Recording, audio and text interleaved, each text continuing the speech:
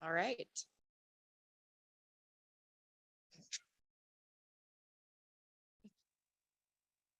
We are going to start off with Basin Director's reports this morning. And starting us off will be the Arkansas Basin. Vice Chair Felt, are you ready? You have the floor.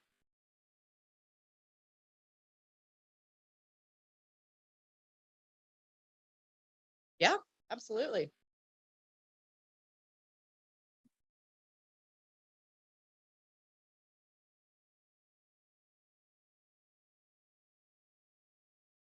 If that works there. This one's good. Yeah.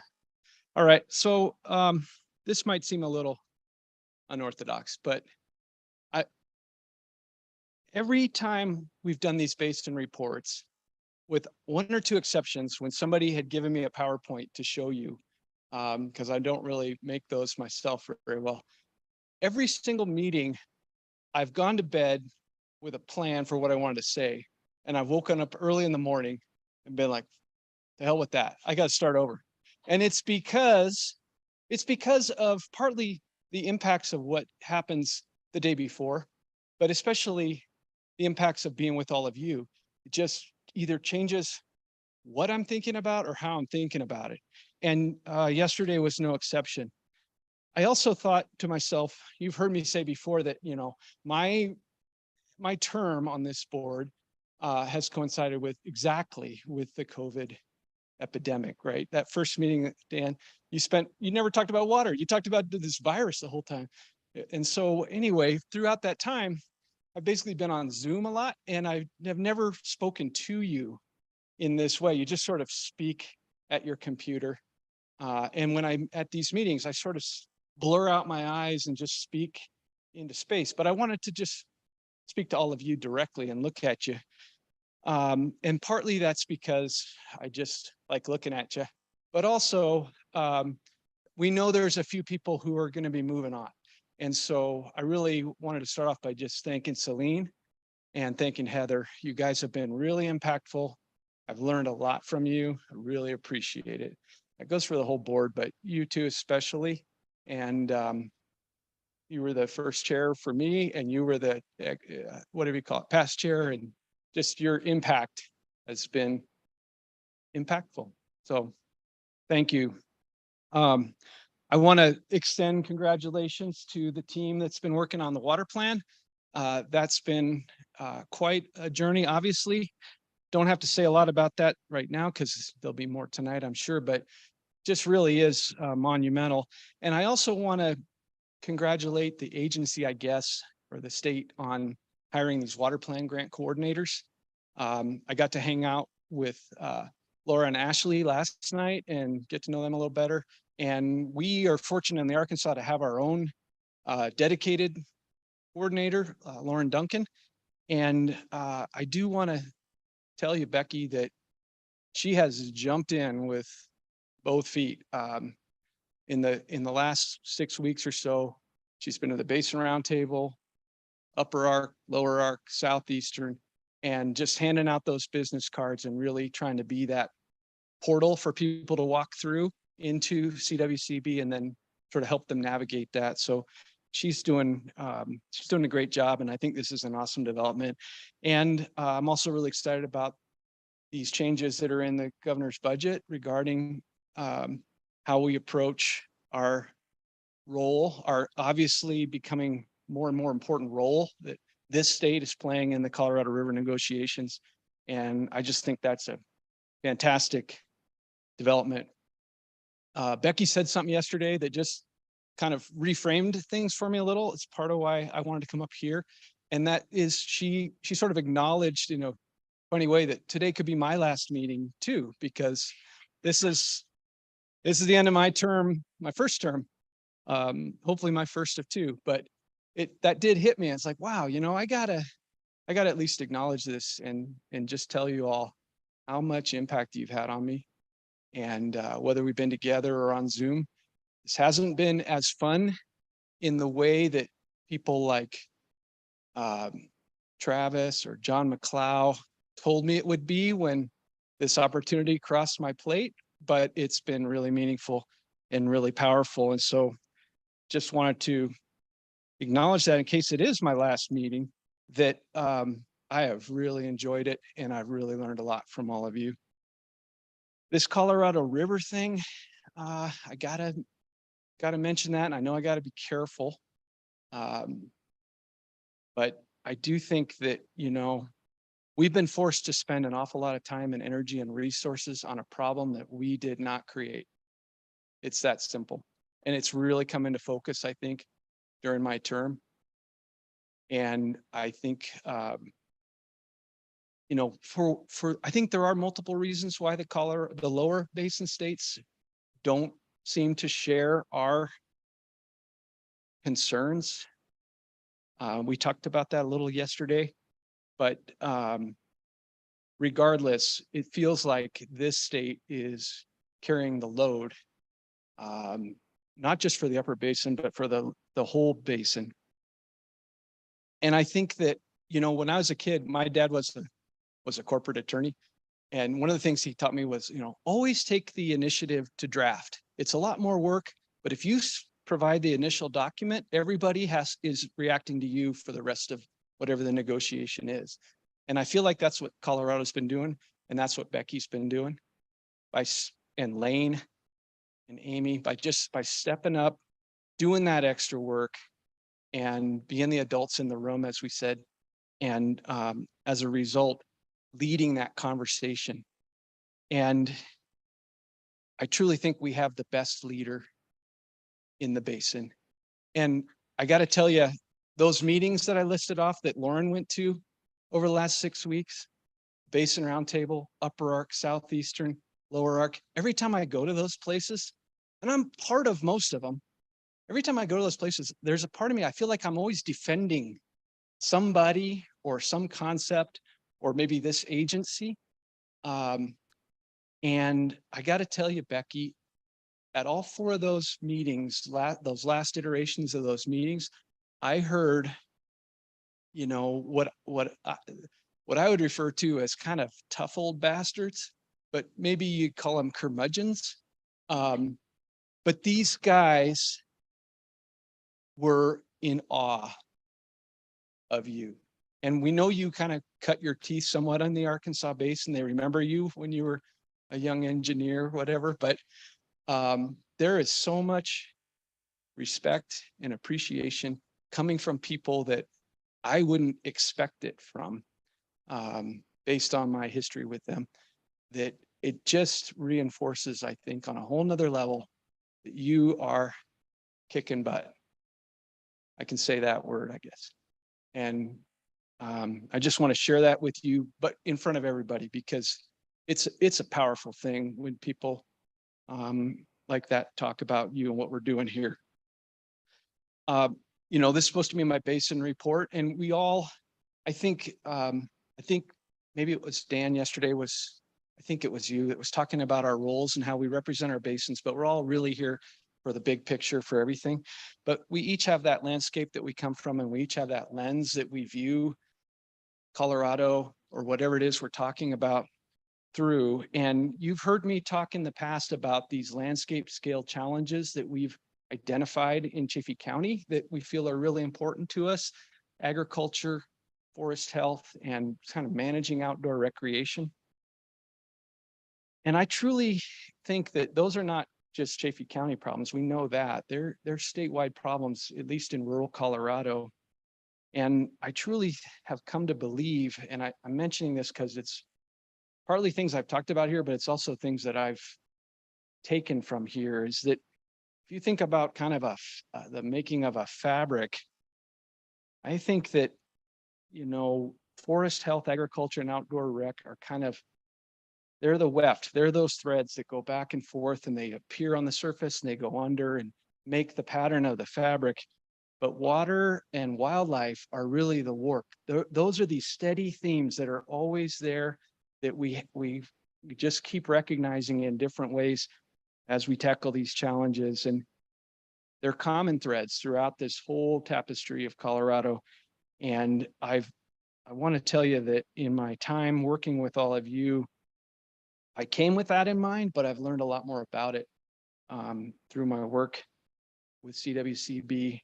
And the fact that it feels to me like this agency is, it may be challenging itself a little bit in terms of how broad of a mission it can handle compared to its traditional mission. But I think there's also a growing realization or intuition that water is not something you can really deal with in isolation. It truly is part of this fabric, and these other elements are critical to it. And so I like talking about some things that I've done in the recent months, just to give a feel for what's going on. And this will speak to that. You know, back in December, we had the Colorado Counties Inc. Winter Conference. And last winter we had Becky and Andy Mueller and several other folks that came to talk about Colorado River issues. And last summer, Russ came and some other folks that we had to talk about the water plan.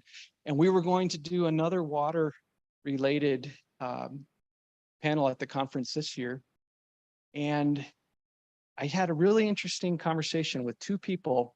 One was Daphne Gervais, who Dan talked about yesterday, recently hired, who was kind of reinforcing for me how there was a lot of tension in the agricultural sort of part of CCI, and how maybe we really needed to kind of open that up and both let some of that steam off, but also maybe try to impart a little more positivity to that conversation. And at the same time, I had a conversation with Kate Greenberg that really reinforced the importance, I think, of positivity and of sort of holding people up and trying to encourage, you know, everybody to move forward together. And so in conjunction with the leadership at CCI, we just shelved the whole water panel. And instead we did a panel about sort of innovation in agriculture and connecting that back to water. And a key part of that was Robert, Director Sakata. He was there as a part of that panel. I gave up being the moderator and handed that to Tony Haas, who's a commissioner from down in Trinidad. And we had I was really sick. I got out of bed after 4 days just to zoom in. I wasn't able to attend the conference. I had the flu, but really good conversation there about agriculture, innovations in agriculture, and tying that water element together with Robert and me. And I want to thank Kate for that encouragement on how to approach things, and also Daphne, honestly, for seeing, I think, a real potential in Tony Haas and wanting to give him that spotlight or that microphone to help guide this. And it's great. He's gone on to be part of the executive team, whatever you call that, the leadership team at CCI.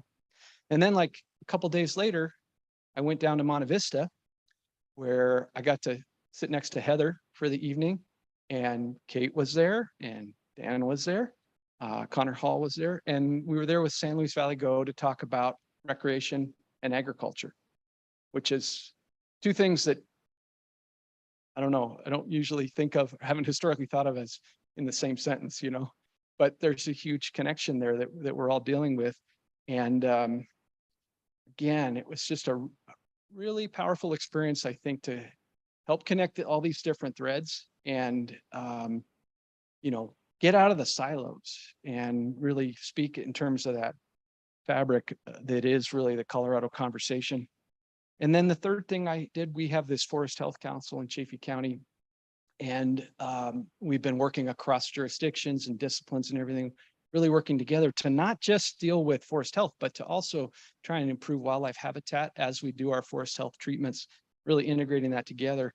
And I just wanted to call out here, we may hear more about him later today, but Mark Shea with Colorado Springs Utilities has been just a really, really great leader in terms of working with us on forest health treatments to support, protect our water infrastructure, and obviously the most important infrastructure of all that forest. I'm shooting from the hip here a little bit, obviously, but I'll just wrap it up by saying that having spent the last 3 years with all of you in this role at this high level, kind of looking at the big picture in Colorado and applying the things that I brought to the table with what I've learned from all of you, it's just more clear to me than ever that this conversation is a complex one, a rich one, and a really important one. It's really, there's no more important conversation, I don't think, about the future of Colorado. And so I just wanted to thank you all really deeply for helping me understand that better and for being such good friends. So thanks. Thank you. You can stay up there. People might have questions for you. Anyone have questions for Director Felt? That was lovely. Thank you for sharing your remarks with us. Always nice when someone goes first and there's the theme of all the thankfulness, the gratitude we have to be thankful for. So thanks for kicking it off, right? We will move on to Director Brody, City and County of Denver. You have the floor. Thank you. And I too want to thank Director Hawkins and Director Dutton for their leadership. It's just been such a privilege to get to sit here at the table with both of you, and we will miss you. And I hope you'll stay involved with the work of the CWC. So I will try to keep this quick. So just a couple of quick updates. Heard a couple of the directors mention the opening of the Hydro building in their director's report. Hydro is a unique collaboration between CSU and Denver Water. Denver Water is actually moving our primary water quality lab to this facility. And the idea is to really strengthen the relationship between academia and industry. I don't know of too many partnerships like this, but we are already starting to kick off some joint research projects and really see a lot of potential to both enrich the work of the academic institution and also for Denver Water to benefit from all of the knowledge and ideas that are coming out of CSU. And of course, this will be a place for the public and in particular students to also come and learn about water, again, you know, from that academic perspective, but also, you know, how it affects everything we do and how we live our lives in the community.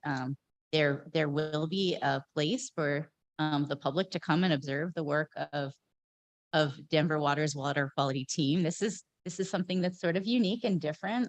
They're used to doing their very important work behind closed doors outside of the public eye. But we really are very intentionally inviting the public come and see what we do. So we are really excited to open this facility. I got to tour it just before it opened, and it is absolutely an incredible space. And I hope we'll have the opportunity to host the board there for a meeting sometime in the not too distant future, Viola. It would be a real privilege to get to host you all and tour you around if you haven't already seen the space. Also wanted to just give a quick update on the lead reduction program. We have now completed 3 years of implementation. And once again, I'm very proud to say that our team did an incredible job and we met or exceeded all of the regulatory requirements. We exceeded our minimum lead line replacement by a few hundred lines. We have to remove at least 4,477 annually. We hit almost 5,100 last year. We are intentionally accelerating our investigation of lines to determine whether they are lead or not, because that data is really helpful in helping to plan our work areas and helping to hone in on how many lines do we actually have in our service area. We started with a pretty broad range, and the more data we have, the more efficient we can be in getting them out of our service area. Also, just a quick update on the federal funding. We are in the process of selecting companies to do the work with the federal dollars that we were awarded last year. And so in the spring, you're going to see that lead line replacement rate start to ramp up. We want to get to a place where we are doubling that replacement rate as long as we have the federal funding to do it.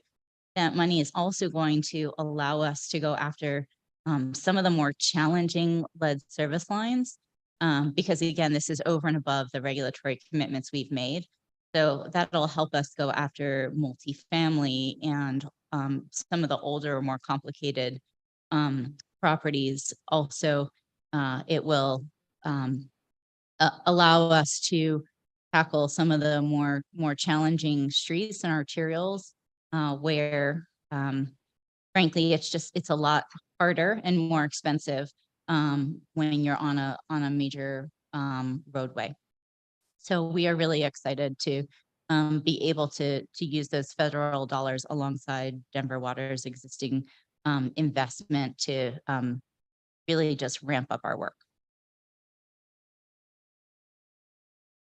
Finally, Jim Lockhead was so excited to welcome all of you to Denver Water in our November meeting. And a few weeks after that, he announced that he's going to be stepping down from Denver Water. He's been our CEO for 12 years. And frankly, I think he felt like, well, there's never a great time to leave a role like that. He accomplished much of what he wanted to do, and the organization was in as good a place as any for him to walk away. On a personal level, I will miss the opportunity to work with Jim. He's been an incredible leader, not just for Denver Water, but frankly for the state. And I hope and expect that he will continue to stay involved, in particular on Colorado River issues, which, has been a career-long focus of his. But with that, our board has initiated the search process to find our next CEO. So if any of you around the table or any of you listening on Zoom or YouTube are interested, I placed the link to learn more about the position and to submit an application. Denver Water is a great place to work. I highly recommend it. And I want our board to have, its pick of great candidates. So any of you are so inclined, that's how you can learn more and apply to be our next CEO. And with that, I'll conclude my report. Thank you, Director Brody. Are there any questions for Director Brody? Congratulations on the progress. Lead lines. It's important. All right. Turn it over to Director Dutton. The Rio Grande River Basin. Awesome. Morning, everyone. I do have some slides. So I'm going to start just with a quick year in review of 2021. You can see it was quite a roller coaster. And so this hydrograph shows 2022. 2021 is in orange. And so you can see that the trend of things peaking higher and faster and sooner in the Rio Grande continues. But 2022 was an especially challenging year for all of us, especially the Division of Water Resources folks just trying to administer the river, because we saw these peaks so early that we couldn't even put that water to use. It ran out so fast in March and April. And so our peak was exactly a month early. And then we had this incredible drop. But you can see those rains at the end where that sure helped us out. It sure saved us from having some kind of fire season. It also meant there was a lot of whiplash with compact administration. And so a lot of kudos to Craig Cotton, our division engineer, who had to kind of chase those storms and keep adjusting the curtailment and the compact deliveries to try to just make sure that we met our obligation to New Mexico, but didn't send more than we had to. And so some numbers for you. On the Rio Grande, the delivery was 25% of the total. And so that's how much we had to send to New Mexico. And then on the Caneos, the delivery was 33%. And so just a little perspective on how much water is unavailable to be used in Colorado so that we can meet our compact obligations. Very interestingly, on the Rio Grande, it looks like we're about 3,000 acre feet below for the delivery, which is fine because the compact has an opportunity to have credits and debits. There we go. But on the Caneos, it looks like we have 3,000 acre feet of over delivery. And so as a state, we're probably going to end up pretty close to zero. And Pat McDermott, who's a longtime Division III employee, is already, I think he's getting a little excited. He's already inviting people to his house for the zero party. We should we should have the accounting here shortly. But if anybody wants to go to Pat's and party like an Irishman, you're welcome to come celebrate that. Craig got pretty close this year. And another neat thing about that is that we, for the first time in years, will have a unified set of accounting, since the 3 states have come to an agreement on the Rio Grande lawsuit. The United States still isn't in our camp and still isn't agreeing with the states, but it is pretty cool that at the compact meeting this year, we're expecting that hopefully, Kevin, I'm correct here, that we're going to have one set of accounting. So that's exciting for the first time in over a decade.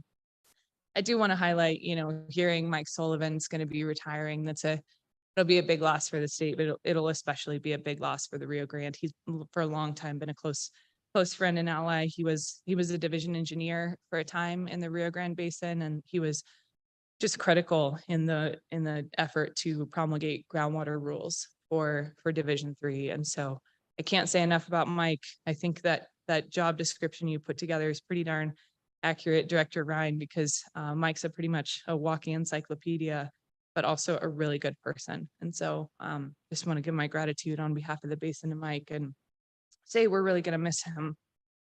Oh boy, here I go, getting emotional. Like I don't know myself. All right, how does this work?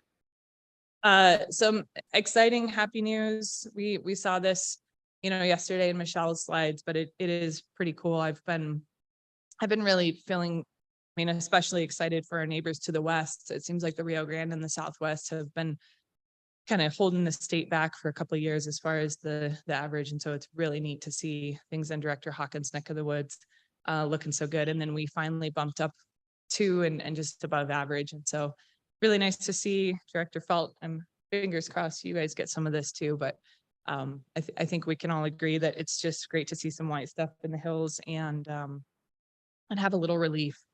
So yeah, just wanted to throw this up because we're having a party tonight and this is also something to party about.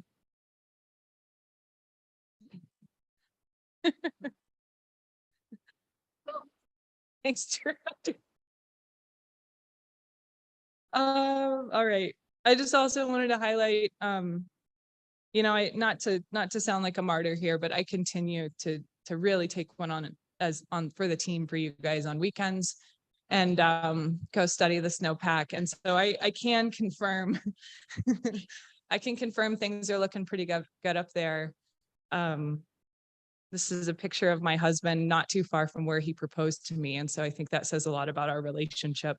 So we're really happy to see the snow and just to be able to experience this as a family. I would put a plug in that, for any of you fellow backcountry lovers, please check out the Colorado Avalanche Information Center's reports, because things are pretty dicey out there right now. And those reports are pretty spot on and excellent. And we rely on them pretty heavily. So I want to highlight a sister agency there and how much we appreciate them. But yeah, we haven't seen this level of snowpack in our basin in January for a long time. So it's pretty cool to be seeing this. I wanted to give you another update. Just speaking of snowpack and snow towels, you might recall that the San Luis Valley Water Conservancy District was able to get a grant, a water plan grant a few years ago to work with NCAR to put in some new snow towels to tie to our data network with the radar. And we've had some pretty exciting developments. And so the yellow dots on there are areas where we're slating for potential new snow lights. Sorry, excuse me. All of those previous times I said snow towel, it should be snow light. But we have had some exciting development where the NRCS has reached out and said, hey, if you guys are putting new equipment in, are there opportunities for some of it to be permanent? And so the orange sites on this map, there are 3 locations where we're targeting for actually permanent snow towels in the NRCS system. And we're all really excited about this because this will expand our monitoring network. It expands our ability to know what we have on the ground. It will hopefully help the Division of Water Resources with their forecast and all of us with just our planning for the years going forward. And So just the opportunity to take what, we were envisioning as a project to increase the data density on the ground and, the amount of data we had out there, kind of on a temporary basis with the snow lights and being able to transition that to permanent, but also putting it on the NRCS network where everybody can log in and see it. It's just really exciting that we're going to expand the public benefit of this project. And, again, I'm sorry, I'm just would appreciate a pat on the back here because the NRCS guys are going to be coming down in a couple weeks to go look at these sites, and they've asked me to take them. And so I just, the second week of February is going to be really hard, but I'll do it for you guys. They were asking if I know about Elwood Pass, and that's kind of like our honey hole. So I'm pretty excited to show those guys, and I've already got my crew lined up to help dig them out. So it should be a great time. But in seriousness, we're really excited and just so appreciative of CWCB staff and helping with this. NCAR, all of the local Valley districts, and then of course NRCS and DWR. It's very cool. We're also, the Rio Grande Basin Roundtable, speaking of snow tells, is planning a tour. So in all seriousness on this too, if anybody's interested, we'll be snowshoeing and cross-country skiing into the Wolf Creek Snow Tell here in a few weeks. To go check it out and learn from NRCS and DWR about snow measurement and SWE calculations. And then we're hoping to go down to Wolf Creek ski area and learn about their snowmaking process and the water rights involved in that. And so I think it's going to be a really fun day and just a great opportunity for our roundtable members and community members. And seriously, anybody who wants to come, it's going to be awesome to experience and learn more about those systems. Speaking of our roundtable, we had elections last couple weeks ago, and so we retained our chair of the roundtable, Nathan Combs. Nathan is just an incredible leader in the basin, and he does so much for all of us, and so it's wonderful that he's willing to take on his 8th year as chair. Nikita Christensen is our recording secretary and secretary of the roundtable. She's kind of an up and comer, wonderful gal who's just really jumping in and doing a lot.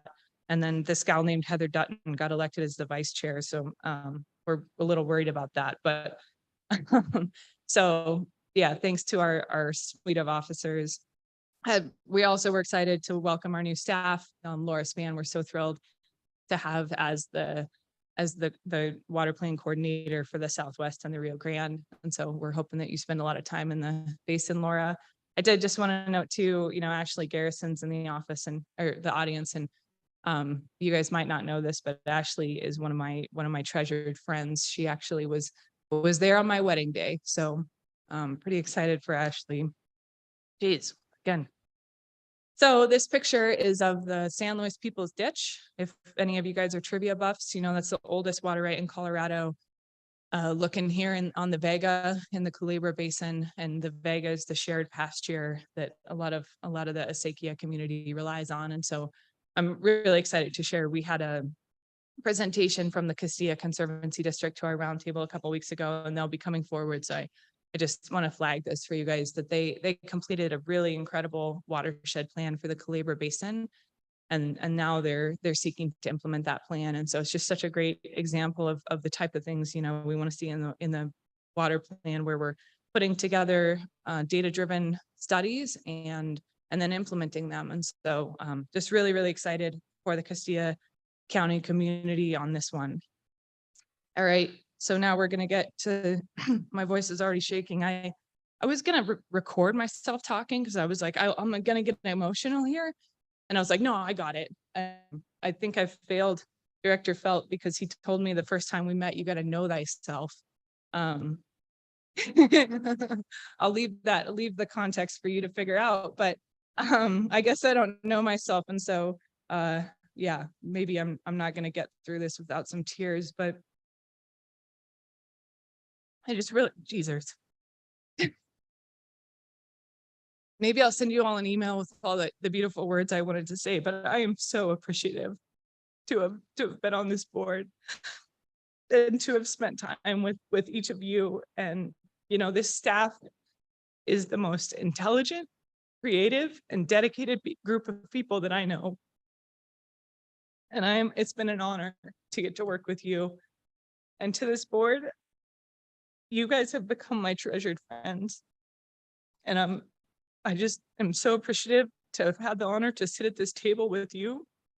And I can't wait for our paths to continue to cross.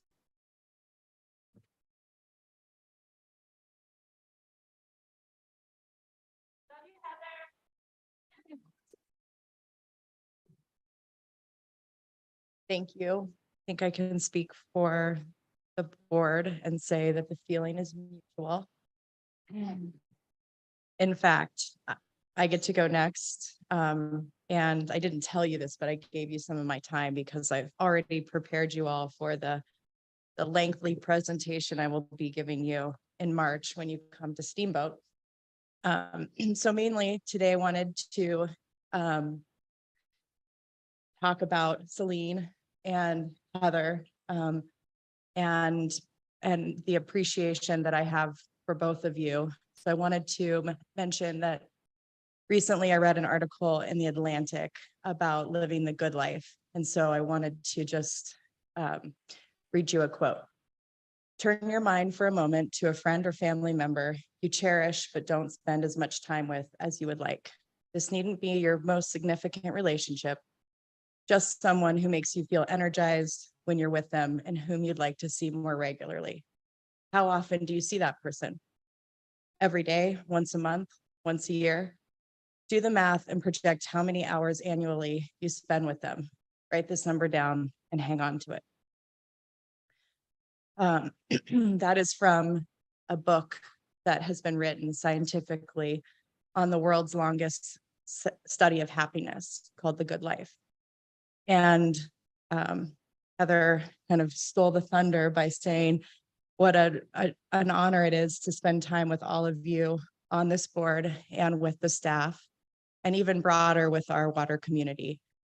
I'm so grateful to be part of the water community, and being on this board and getting to know each of you better is very energizing. It gives my life so much meaning and purpose that I feel like I can carry back to my family, even when I'm exhausted after these meetings, and to my friendships. And it just brings me endless joy. And so I am so grateful to all of you and all of you out there, even those of you that can't join us in person.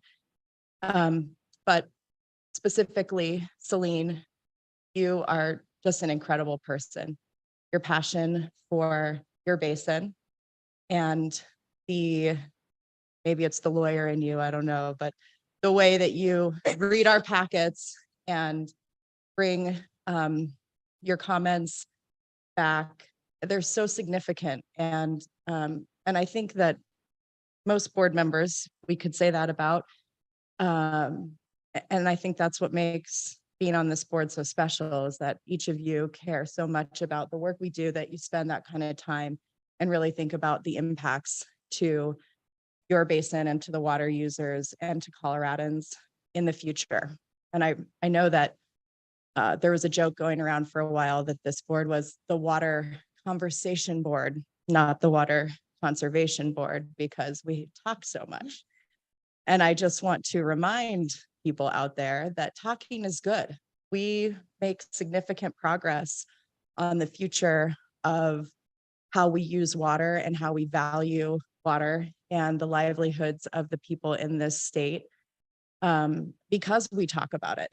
And so thank you for your contributions. It's been a pleasure to watch you become a mother. And that's a really cool part about getting to know all of these board members. You get to know their trials and their tribulations and their family members.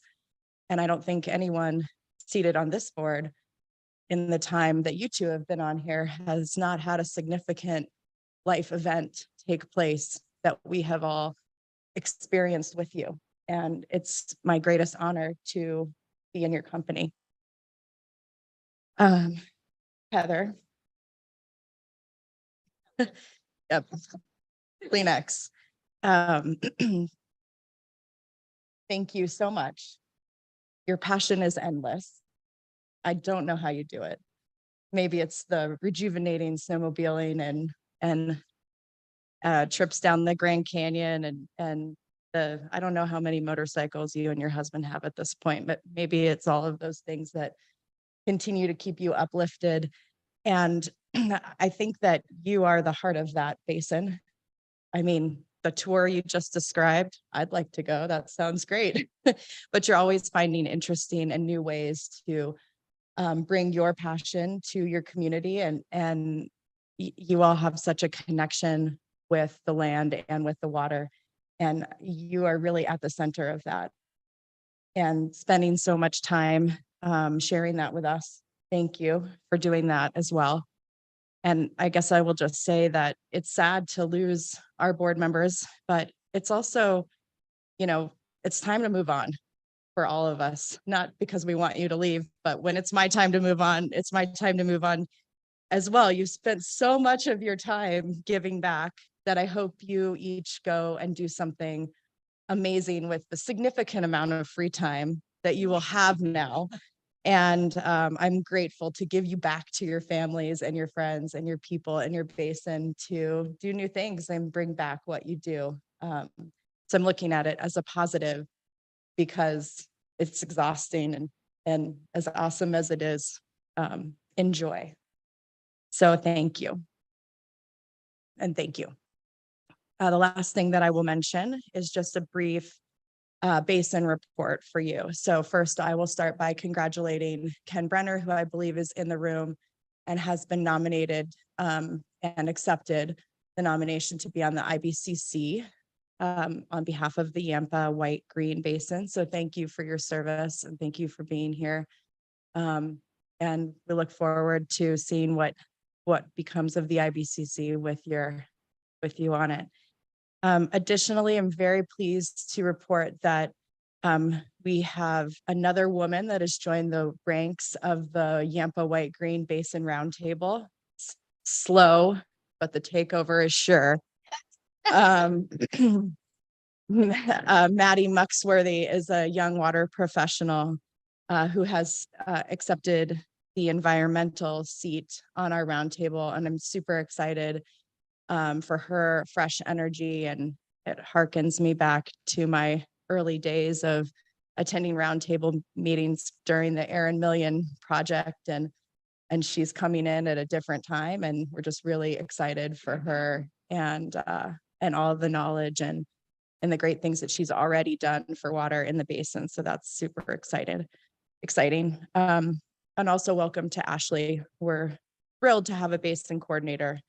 And so that's going to be great. The last thing that I want to share with you, I think goes a little bit back to the mention of community that we've been on. And of course, my document closed, so that's not helpful. My Basin Roundtable has, like many of yours, had a Big River committee that's been going on for quite some time. And we started when the idea of demand management was just a twinkle in somebody's eye. And I remember those early conversations, and the folks that have continued to be on that, including Ken, who's here, just released a draft position statement, which is great. They have spent so much time together, I should say we, but the dedication that they all put in to making this right, I think echoes a lot of the statements of my fellow board members yesterday during our Big River conversation. And I keep playing that. Oh, she just turned it off. So, okay.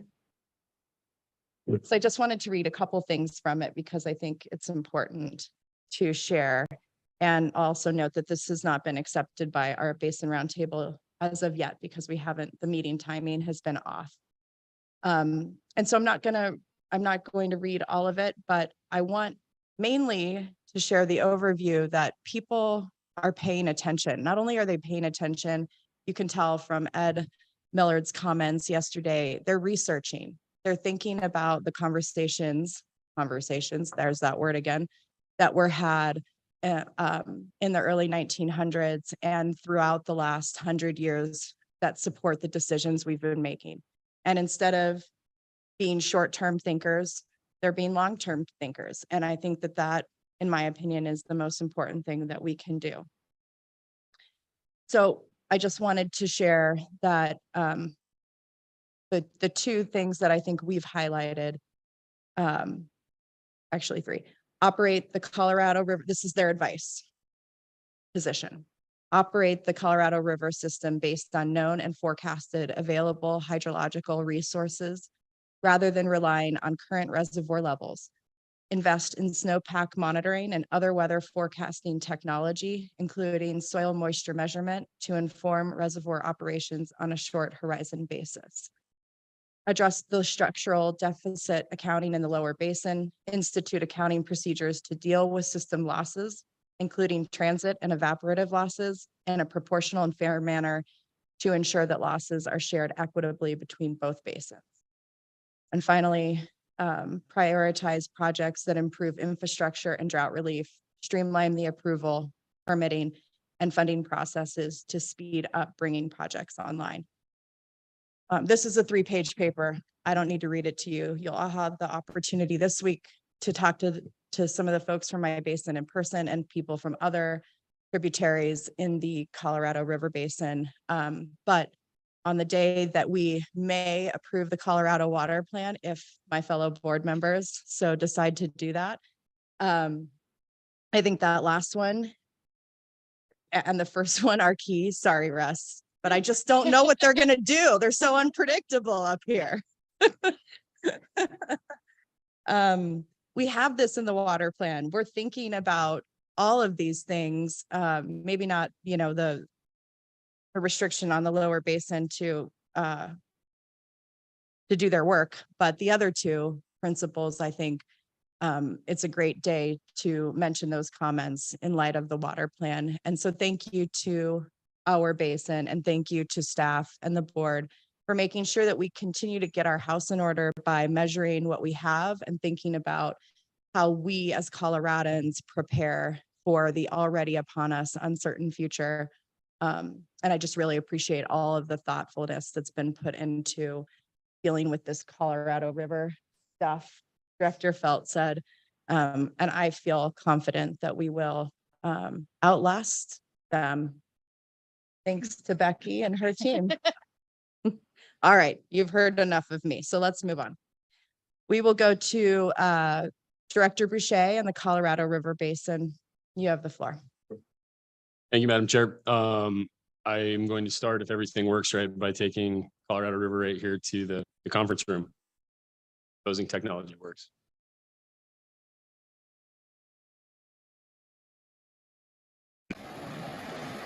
Good morning, directors and staff. At a time where we talk a lot about the Colorado River, thought I'd show you what it looks like on January 22nd in Grand County. It's just above the confluence of the Troublesome, below the Williams Fork. It's a little less iced than what I would say is like normal for a year. Our snowpack, though, generally from the river bottom all the way up, is pretty solid. So this is Colorado River, Grand County, January 22nd.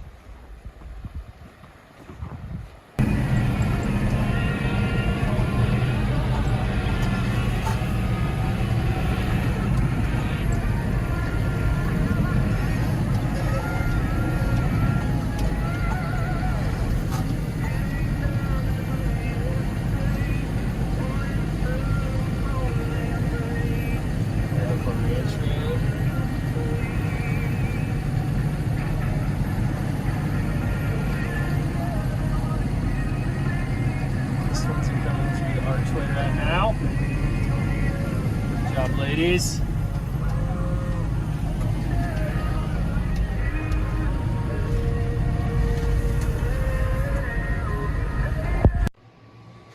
Okay, we're in the shop. January 20th. Shouldn't make films. This is the audio for my next one. This we move cows on Friday. Normally we don't move them until later into February from our. No need to run, Slider. Easy boy. And that's the end of my film career. No one's gonna get hurt. But we had them at about 8,000 feet, and then that's at about 7,500 where you see it. So our snowpack is pretty solid. Pretty neat to see it that way. We got tired of fighting the snow.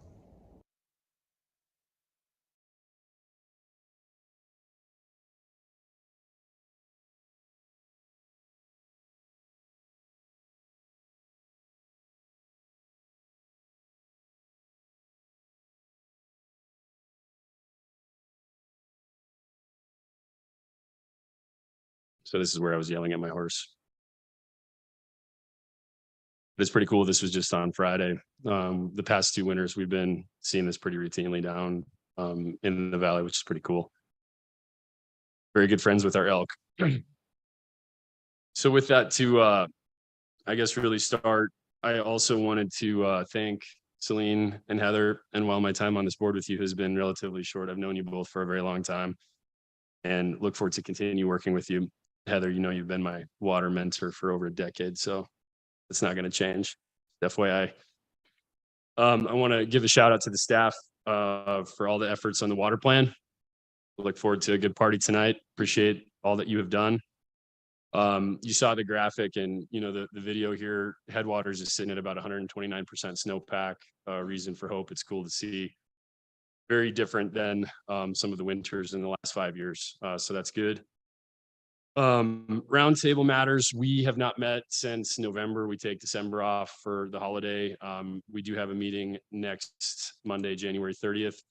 I'm excited about, we have 3 WSRF grants on the table. All of them pretty exciting. A lot of projects moving forward in the basin, including additional work by the River District and ASO on additional snowpack measurements. So more stuff going on there, which is exciting. We're very excited to welcome Ashley Garrison, and I'm so sorry, Steve and Director Anderson and Director Brown, but the Colorado Basin has enough stuff going on. We're gonna have her pretty tied down. So I apologize in advance. And then I like to do my message of hope, and I hope we can connect some dots here. So in 2016, some neighbors and I applied to this board for some funding based on a mess of the Colorado River. This particular landowner, 2 ranches down from my family, 3 irrigation pumps with ownership for 3 different people, a ditch falling in the river on one person's property. That the property ownership was different where it was, a true Hatfield and McCoy kind of situation setting up. With funding from this board, the ditch was repaired. We leveraged the opportunity, applied for a regional conservation partnership program.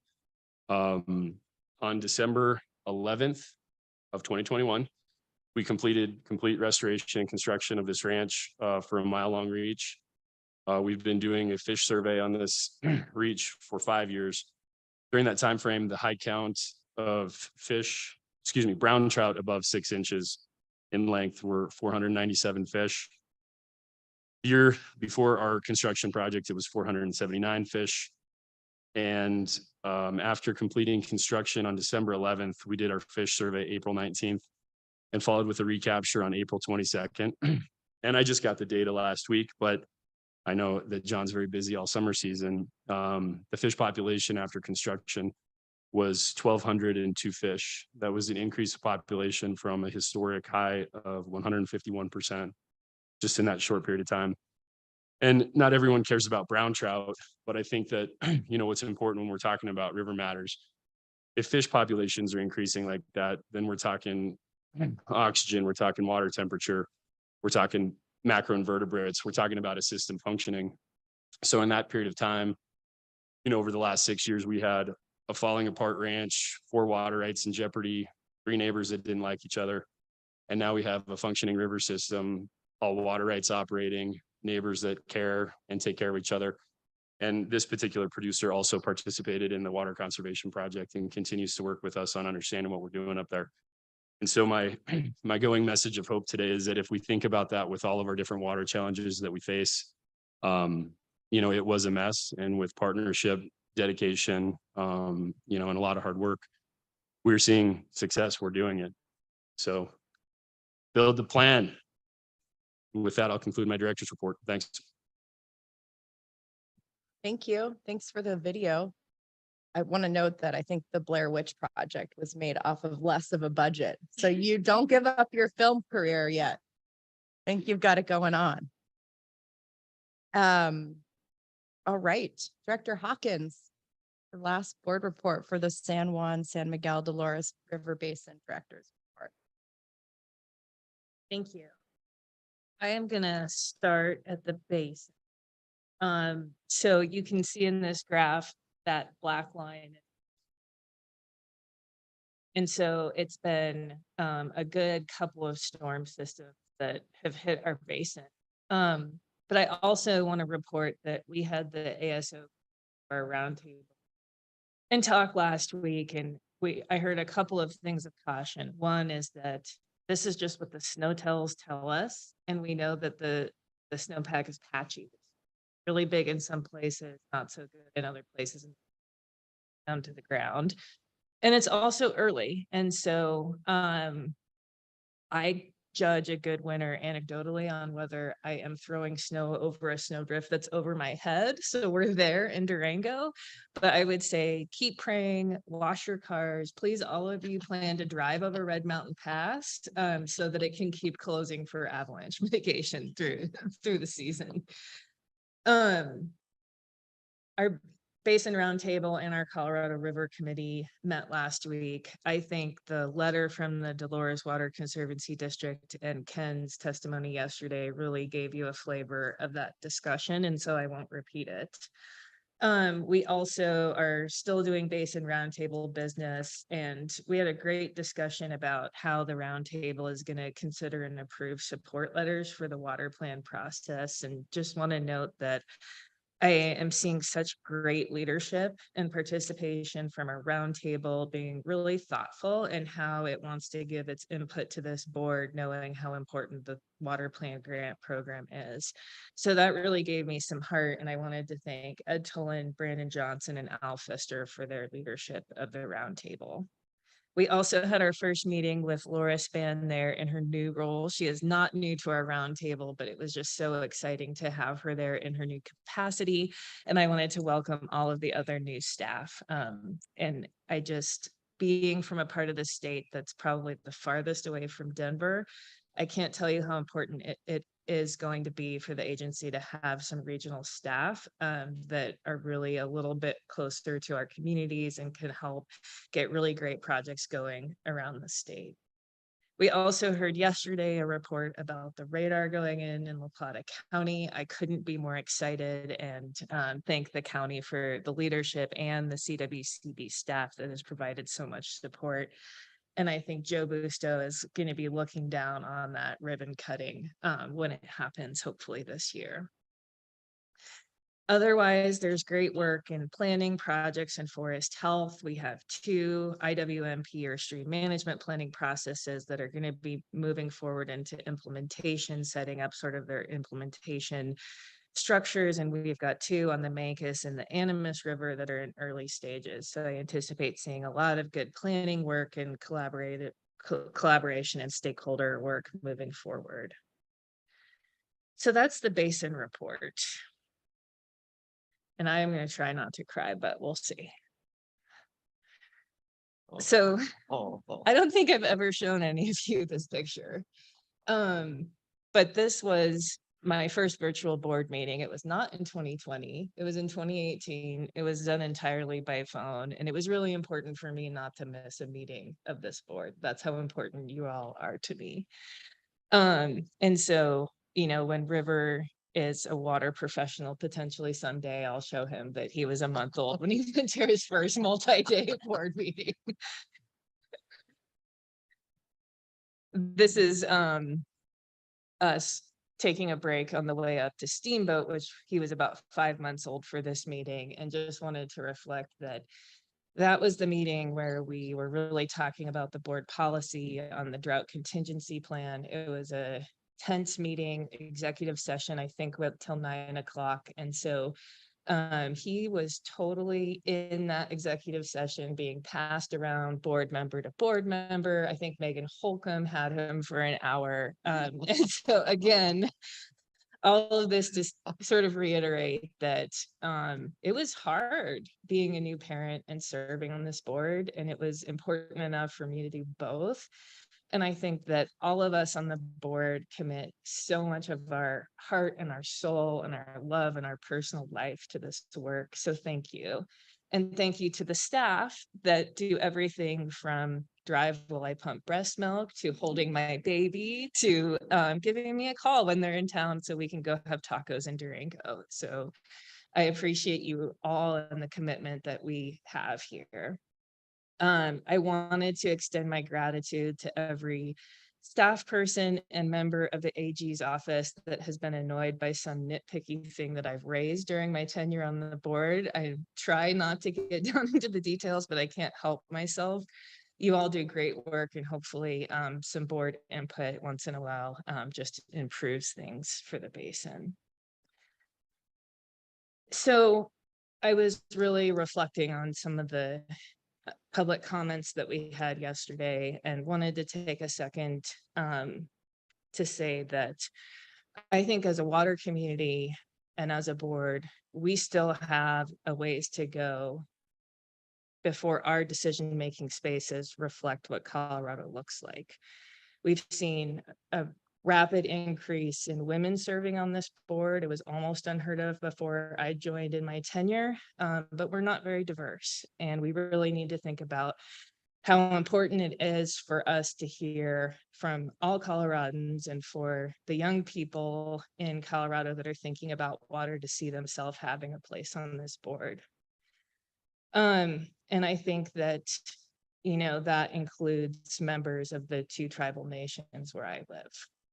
And so I think another part of this is that when decisions are hard and we have to make really hard decisions about the state of Colorado, I think we need to be thinking about how those decisions affect our most disadvantaged communities in urban centers and tribal nations and in our rural communities. I think it's actually going to be easier to find our way forward if we find those solutions that are actually working for the Coloradans who have the least to work with. So please take that with you as you move into decisions in the future. And so I will end with some unsolicited advice to the board. We are in a crisis in Colorado in the Colorado River Basin. Now is the time to be kind, to have hope, and to think about what serves our kids and grandkids. So I know that we're under pressure now, but we're making decisions for decades of the future. So thank you all for your incredible leadership. It has been such an honor to be part of this board. Thank you. Thank you for sharing the photos. Behind the scene, it's important to understand what we're all going through, and that's. I forgot to show the photo of what River looks like now. So slide deck back up, I will show it and then we Actually say, we know he's a lot older, but we know he's skiing.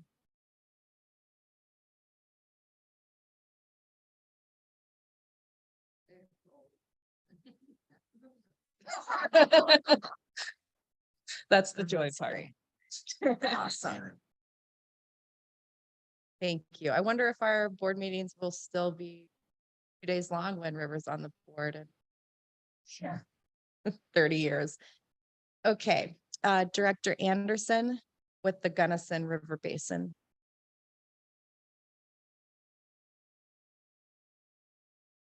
And I thank the chair.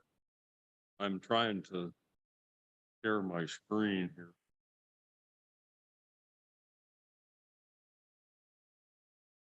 Yes.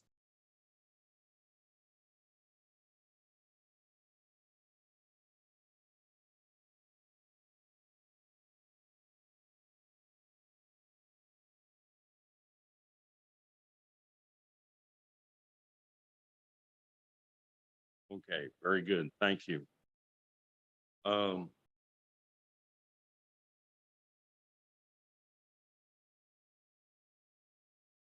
I would like to together.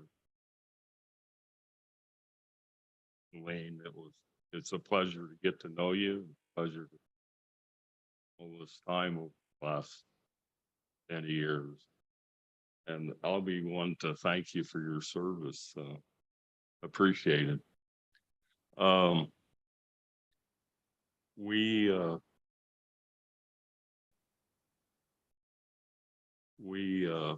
had our Gunnison Basin Roundtable last Monday. The WSR grants, we had two of them, and they're completely different. The Stewart Ditch on the North Fork of the Gunnison, the head gate there is an old push-up dam where you get in the water with a piece of equipment, push it up, and probably add some concrete with rebar sticking out of it and make it really impassable for anybody that wants to raft it, and basically a hazard. So we agreed to approve a WSR grant for them. This is the first of probably many on the North Fork. There's lots of similar dams, diversion dams on the North Fork, so we've got more work to do there.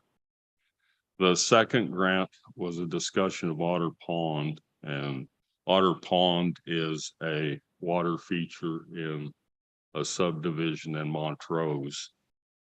And this is the first time I've seen a conflicted WRSR grant for the dam is failing. It does not have a decree. And where we wound up was we didn't think we could approve a grant for an undecreed storage. So, you know, that fell back to their lap to go get a decree, and we'll see. But, you know, you get to thinking about this. There are many subdivisions with reservoirs or ponds for water features, and how many of them were just pushed up with no compaction, and really how big a problem is it out there? Now the decree doesn't bother me so much because I'm certain that many of the reservoirs we have in the hills for the cattle are not decreed. You know, it's just they were there for years. So but it was a interesting discussion. It is a safety hazard. It sits right above the rec center in Montrose, so something has to be done with it. You could drain it, but a lot of people are using it for their hydro source or their cooling source for their geothermal heat and cooling. So just a mess. Ashley Garrison was at our meeting.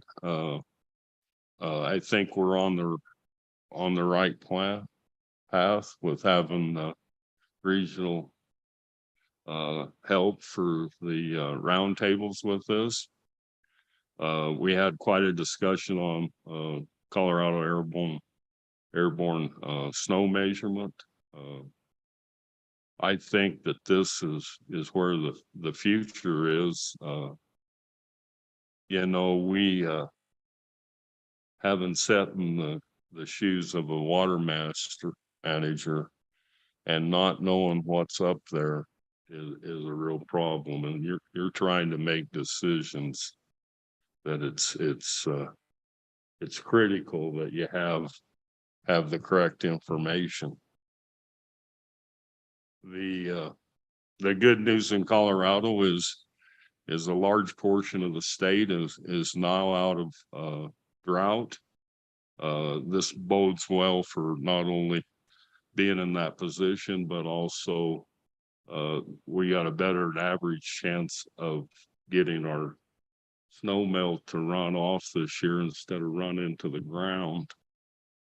The Gunnison Basin is at 83% for a seasonal mean and 154% for the median for this date. I want to call out Columbine Pass. This is on the Uncompahgre Plateau, west of Olathe. It's at 257% of the seasonal mean for this state. Think about if we could have Colorado at 257%.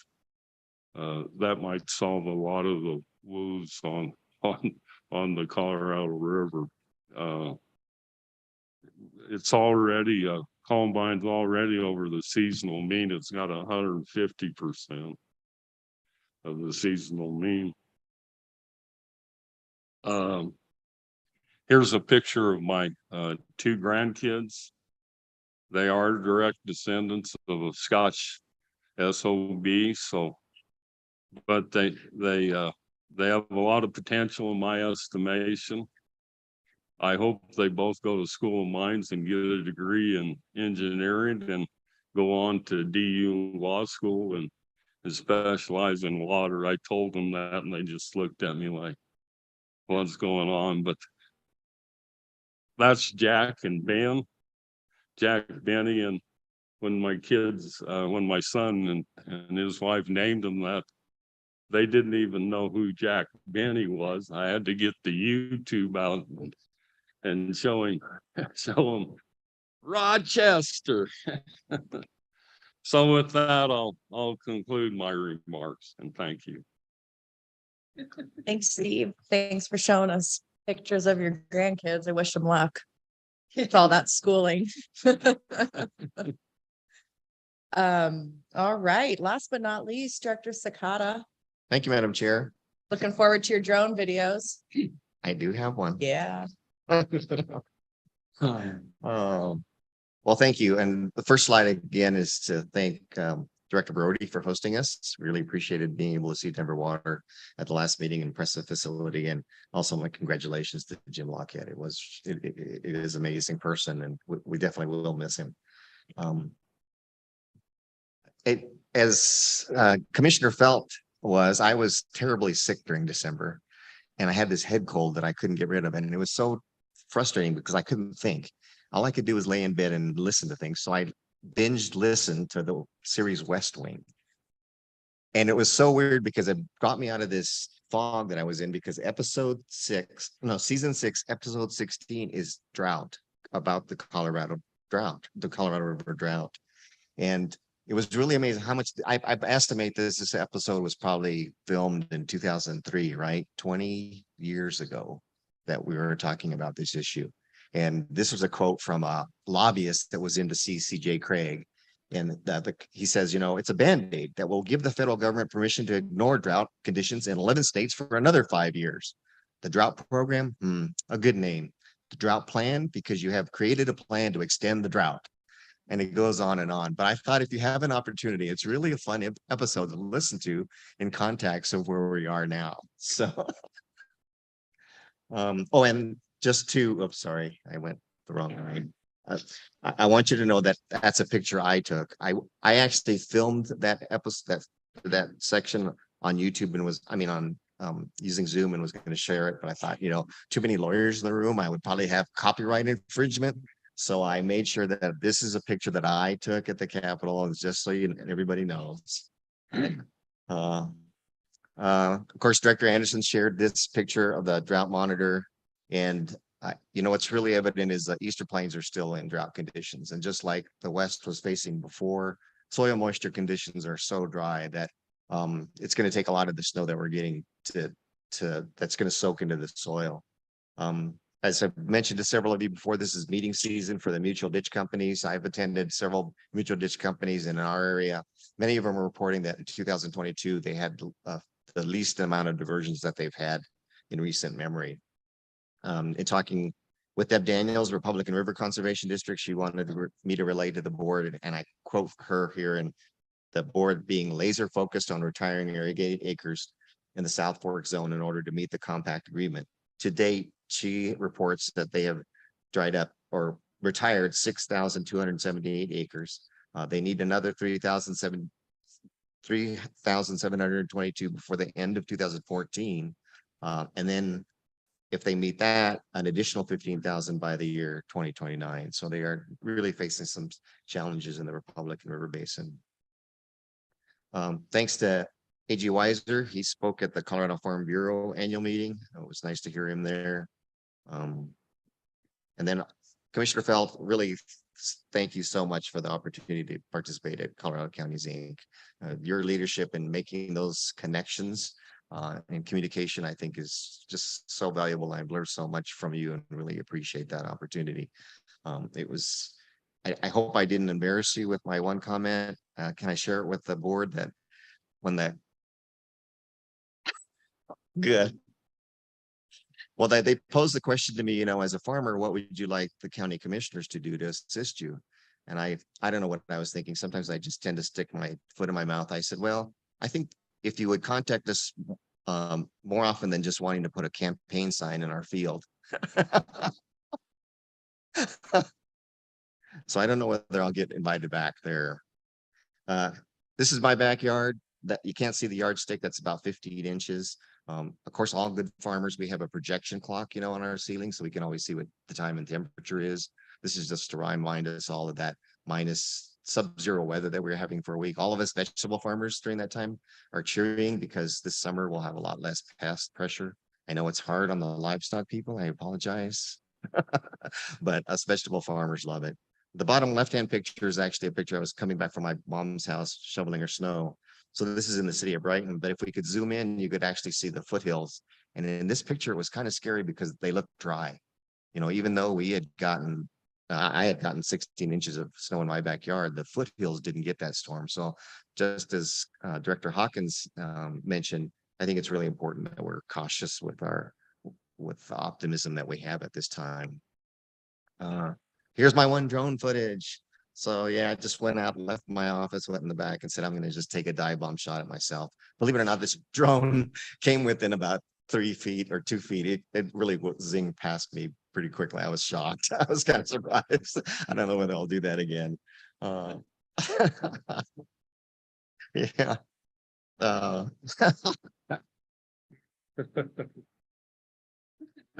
No, not at all. Maybe that'll be next meeting's drone video. Attended the Colorado Association of Soil Conservation Districts. Nora was there. Haven't done much with the conservation districts in the past, so it was really educational for me and really learned a lot at that meeting. You see Commissioner of Agriculture, Kate Greenberg on the right. She joined at the Republican River, had a board retreat. She was there. I was also invited to be there again. Just wanting to emphasize the hard work that they're doing and the tough challenges they have ahead in order to meet the compact. And then this is our Director Ryan speaking at the Four States Irrigation Council a meeting. First time I had ever attended that. I think you did a great job of summarizing what was going on. And as we talked about, it was interesting when Nebraska's report came up, they actually mentioned how they had met with landowners in Colorado, looking for people to see if they would be willing, you know, not making firm contracts yet, but just researching that potential for putting in a canal for their compact, for their winter supplies. Successful Farming is a magazine that I've subscribed to. Is really interesting. The recent two headlines on the left, you can see the one says 2021 land report, who owns the most land in the United States. The top 10 list there, or you can see number 5 is Stan Kroenke, which really kind of surprised me. And then the one on the right says pro athletes purchase Iowa farmland. Another interesting thing. Oh, sorry, I have to take a break right here. And hi, Farm Show people. We are actually, this is the first day of the Colorado Farm Show in Greeley. So they have a water day today. Eric Brown said he would log in. So they're hopefully watching us right now. It's also produce day at the farm show. So they may be on a break and I asked them to log in too as well. But so hi, everybody at the farm show. But anyway, you know, a lot of people would look at this and say, is this threatening to the agricultural, what's going on in agriculture? And from my perspective, I think it's important to look at it and say that it's finally, I think in my mind, it's finally shining the light of the importance on agriculture. that Director Mitchell, as you pointed out in your report yesterday, how everything really is agriculture is so important to everything. You know, that when we talk about water, a lot of that first water plan was devoted to the fact that, hey, in order to help agriculture, we need to see how we can stretch water supplies. And so it's kind of like, I would use the analogy of it's kind of like an engine in a car. We take it for granted that it's driving us, that it's moving us places. And so I think just like we're seeing outside investors say, this is a good investment. I hope that the state would continue to see the importance of investing in agriculture throughout the state in any way that we can. Just like we saw in the drought images, I think, you know, farmers have done, one of the ways that we have survived in farming is always learning how to do more with less. And as we've talked about on this board, and as I talked about how our ditch systems last year diverted less than ever because of the climate conditions that we faced last year, that's the challenges that we're facing, or we're up to that challenge. But I think it's good to have the state help support us in those areas. And then finally, in closing, I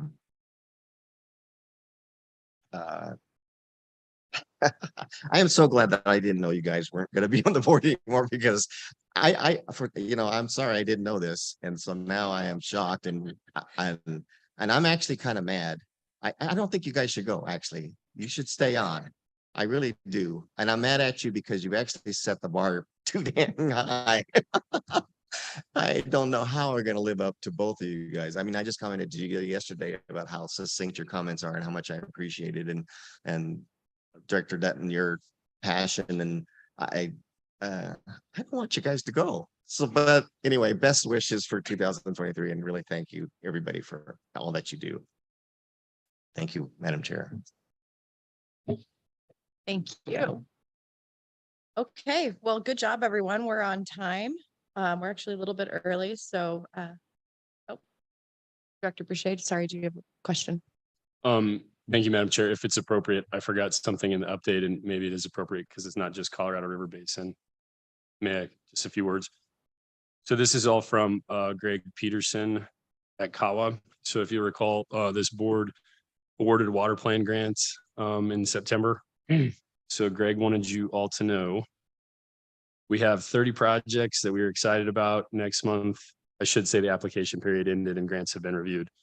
Next month, we will have an online map talking about all the projects. Some are already beginning and sending in invoices.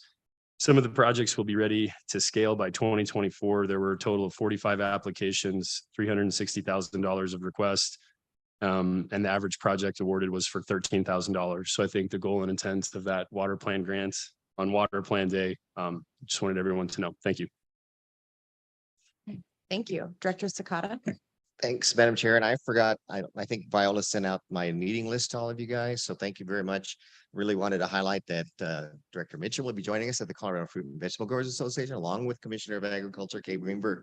We really do have a power panel, because also joining us will be former Commissioner of Agriculture for the state of California, A.G. Kawamura. So we're looking forward to some good conversations there. So thank you for your willingness to attend. We really appreciate that. And then also be down in Monte Vista for the Southern Rocky Mountain Ag Conference. Looking forward to that. Always fun to go down there. I also wanted to highlight the Colorado Agricultural Hall of Fame. We'll be recognizing Ben Raybolt Jr., Jerry Sonnenberg, and Eric Wilkinson this year. So if you have any interest in going, I think that'll be really nice to be able to recognize them. Thank you, Madam Chair. Thank you. Thanks for sharing those things. I forgot to tell you guys something too, so. Well, just take these other minute and a half. So the snowpack in my basin's really good. I don't want to tell you how good it is, because I don't want to tell the lower basin what's going on in the Yampa White Green, but we're at about 156, I think, as of yesterday, % of average. We hit our 400 inches on the mountain just recently, maybe a week or 5 days ago, and surpassed all of the snow we received last season. But with Celine, Director Hawkins' cautionary tale, March is always snowiest month for us. So there is a way for this all to go sideways. So every day I wake up and do the same thing Celine does and shovel the snow up and over my shoulders, which isn't, that tall, but it's tall for me because I'm still shorter than my shoulders. And I think, oh, this is such an amazing winter. And then my brain starts to go back to all the winters that aren't as great. And so it's a practice of meditating in the present to just be grateful for what we have this year, knowing that not all years be like this. So thanks for that advice earlier. And I wanted to just mention things were good. And I'm not going to show you any pictures of powder skiing or snow berms until March when I can say, look, it kept going, I hope. So thanks. All right, now we're on time and we'll see y'all in 15 minutes. Enjoy.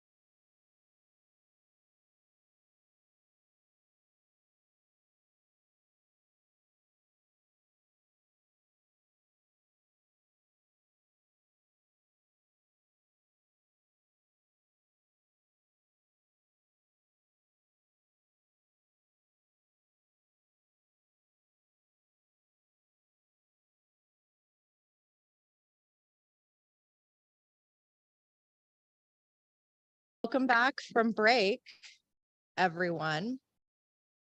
You're so far away, Annabelle. Can you hand this?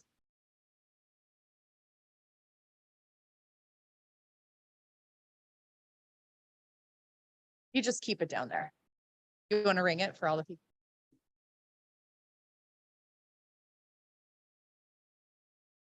All right. Thanks, everybody, for keeping us on track. We will start with Kirk Russell and agenda item 13.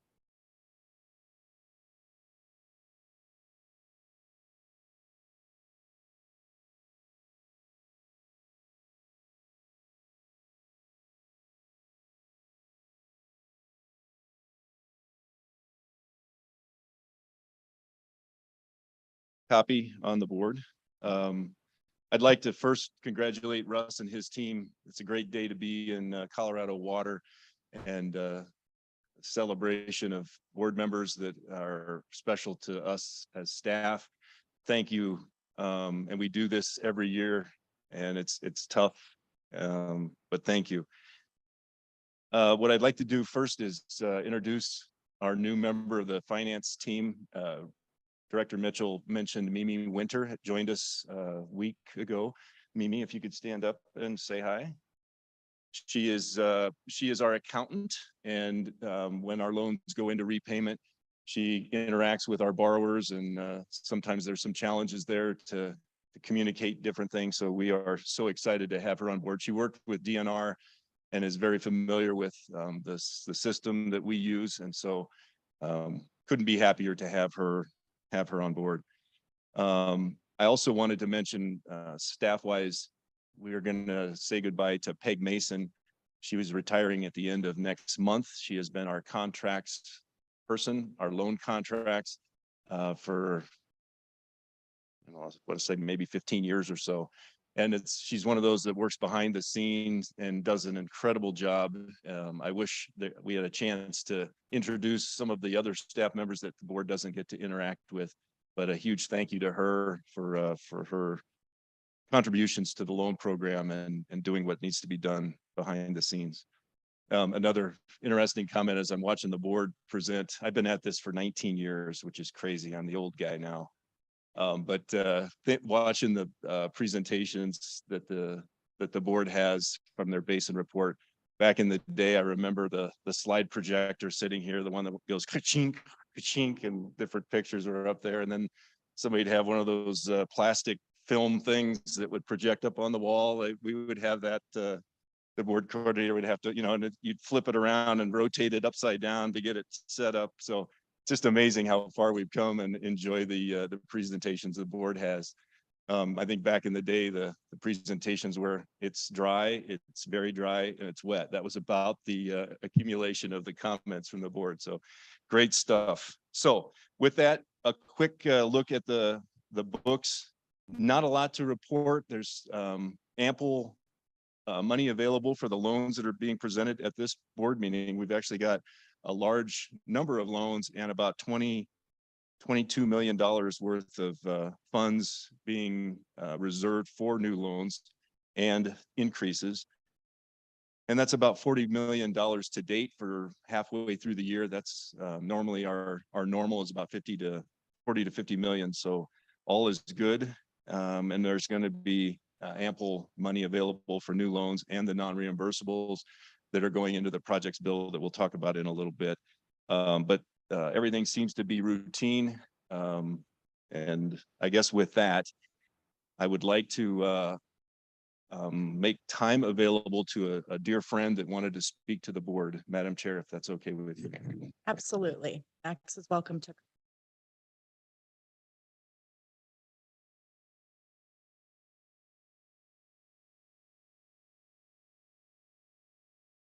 My name is Max Schmidt. I, up until 3 weeks ago, managed Orchard Mesa Irrigation District.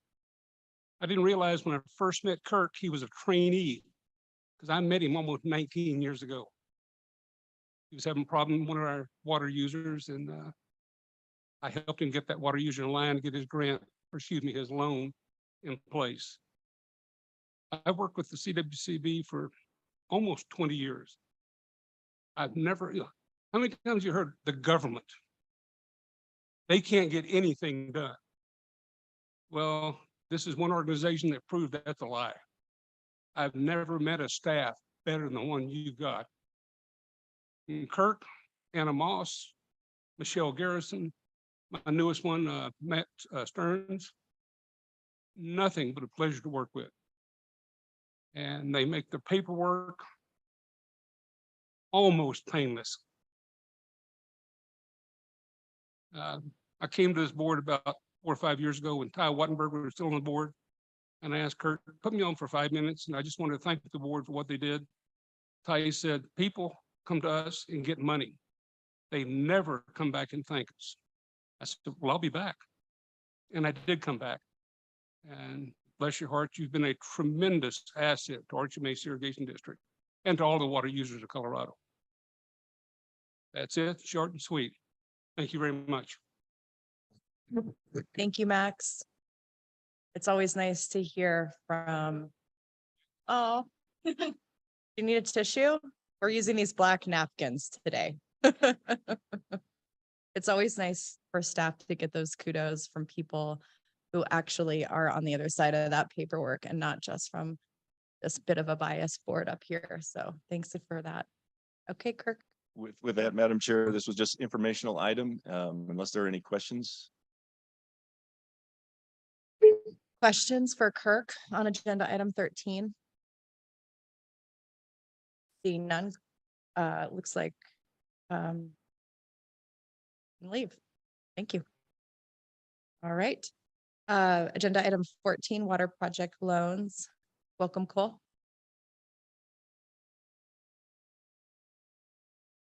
Good morning. This is agenda item 14A. It's a water project loan request for the augmentation pump replacement project. This is coming from the Fort Morgan Reservoir and Irrigation Company out in Morgan County. Here are some of the big picture items on this project. It's in Division 1. Again, the title is the Augmentation Pump Replacement Project, and the borrower is the Fort Morgan Reservoir and Irrigation Company. The company's ditch system serves about 15,000 acres of irrigated land, and it manages an augmentation plan for 90 groundwater wells. Their requested loan amount is $1,770,530. The loan terms are 30 years at 2.05%. And in working on this loan, I've been working with Cynthia Leflever, and she's here in the audience along with Bill Locke, the company president, and Ken Bowl, the superintendent. So back in 2009, the company partnered with Groves Farms, and they built the Groves Farms Recharge Pump and Replacement Project. That's a 3-mile long pipeline that moves augmentation water from the South Platte to some recharge ponds on the south side of the valley. And the map on the left shows that pipeline and project. That was funded by a CWCB loan of $1.4 million and a WSRF grant of $420,000. Construction was finished in 2012, and it's been in operation since that time. But they did have problems with the pumps. That's been pretty persistent. And a lot of that's had to do with sand being drawn into those pumps, and has limited the project's ability to move augmentation water. So this project, then, the pump replacement, will replace the pumps, construct a new pump house, and install some new infrastructure to better protect those pumps. And the image on the right gives you a sense of what that infrastructure will look like. And as far as protecting the new pumps goes, the company has a decade of experience with how this project is operated. And they've got a really capable engineer and contractor on board to make sure that the new pumps are going to be long lasting. Here are the financials on this one. The total project cost is $1,753,000, and the loan will cover the full amount. With our 1% service fee, the total loan is $1,770,530. The interest rate will be 2.05%. That's a blended interest rate based on their shareholders. The financial ratios indicate that the company is a strong borrower, and collateral will consist of a pledge of revenues backed by a rate covenant and the project itself for policy number 5. And then here's the staff recommendation. It's as stated on the front page of the memo. I can answer any questions you have, or if you have any questions for the company representatives, they're here too. Thank you. Does anyone want to come up and make any comments? You don't have to. I don't think so. No? Okay. We have staff recommendation. Are there any questions for Cole on agenda item 14A? Okay. This project is in Fort Morgan. Director Sakata. Madam Chair, I'd like to move staff recommendation for agenda item 14A. Thank you. Director Dutton with a second. Any discussion? Seeing none, all those in favor, please indicate by saying aye. All opposed, please indicate by saying nay. Motion carries. Thank Thank you.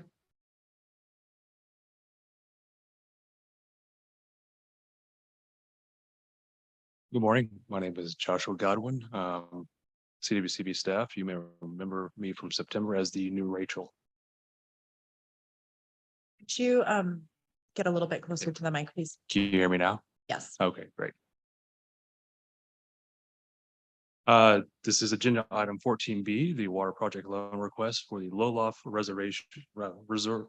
Reservoir acquisition from the Ogilvy Augmentation Company in Will County. Big picture, this is the South Platte Basin, just northeast of Greeley. The Augmentation Company operates the Ogilvy Ditch in conjunction with the Ogilvy Irrigation and Land Company. And the loan amount to the reservoir acquisition and a pipeline connecting the ditch to the reservoir is $1,140,290. The loan terms are 30 years at a 1.8% agricultural interest rate. And in preparing this memo, I was working with Scott Cockcroft, the company president, as well as Doug Seeley, the Ogilvy's engineer. Here you see the project location. It is the Ogilvy ditches, the last diversion off the Cache-la-Poudre River. The Augmentation Company and the Irrigation Land Company operate the ditch here in blue. As you can see, is well placed near the diversion off the Cache-la-Poudre, and this nearly 2,000 acre-foot reservoir is a former sand and gravel mining operation, and was shared by both companies, with the Ogilvy Augmentation Company owning 20% that's being financed by this loan. Here are the project financials.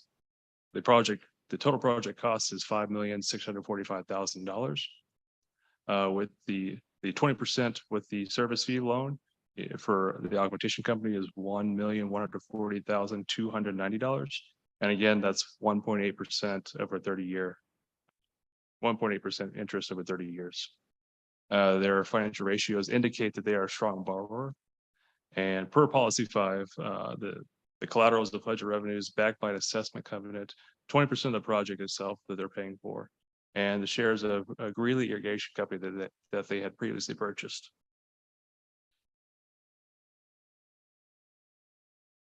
Here's a staff recommendation. You can also see that as the first paragraph on the board memo.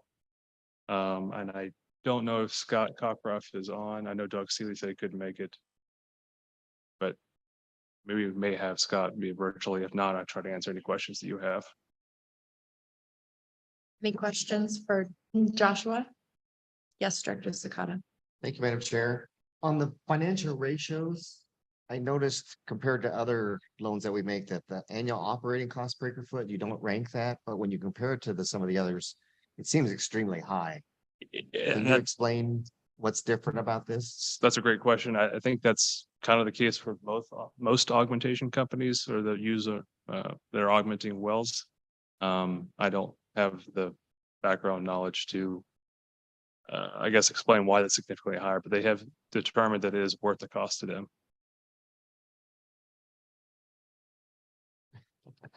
Kirk, are you going to say something? The new Kirk knows.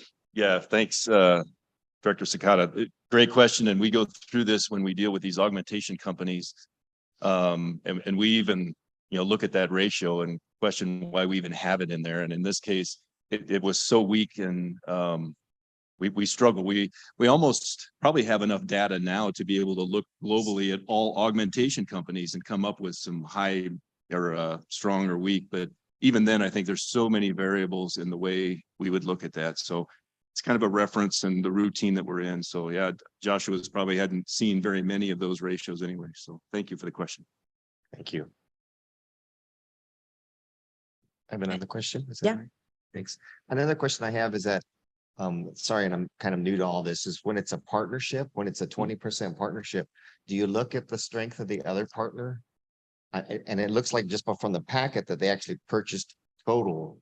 Their 80% is total. It's not a loan, but I was just wondering if you look at that as well. So we did not look at the Ogilvy Irrigation Land Company's finances. The loan is simply coming from the augmentation company. The irrigation land company did pay for their full 80%, and the 20% from the augmentation company was a kind of a bridge loan from the reservoir seller, which they're getting finance from us. All operation and maintenance will be split not equally, but at the 80-20 split. Does that answer your question? Yeah, I think so. Okay. Thanks. Thank you. Any other questions for Joshua? Okay. Staff recommendation is on the screen or in your packet.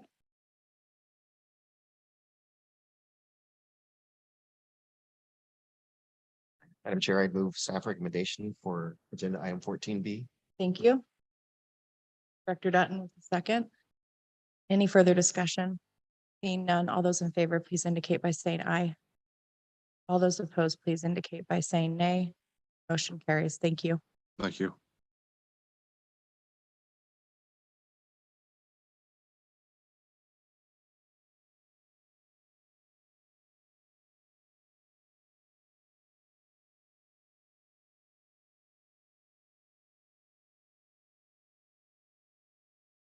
Again, for the record, I'm Cole Bedford, CWCB staff. This is agenda item 14C, water project loan request for the Peachwood Farms Augmentation Aquifer Sustainability Project. And this is for the Special Improvement District number 4 of the Rio Grande Water Conservation District. And they operate out in Saguache County. So both the project and borrower are a mouthful. They're the Peachwood Farms project and Subdistrict 4. The requested loan amount is $3,490,560. The loan terms are 40 years at a rate of 2.10%. And I've been working with Chris Ivers mainly on this project. He's a program manager for Subdistrict 4. He's in the audience with a few other folks. And here's a couple of maps that show where this project is at. The one on the left is the San Luis Valley, and the colored regions show the special improvement districts. Subdistrict 4 is the region in purple in the far northern part of the valley. And that purple area covers 160 groundwater wells that draw an average of 11,400 acre feet of water each year. And somewhat unique to this part of the valley, that groundwater is coming from 2 relatively separate aquifers. One is an unconfined aquifer, and then there's also a deeper underlying confined aquifer. And so because this project has a relatively long history and CWCB has been involved in it for a while, I'm going to change up the presentation order a little. I'm going to invite Chris and Sarah Parmar, maybe Clint. There's a few folks here who can add some context a little bit better than I can.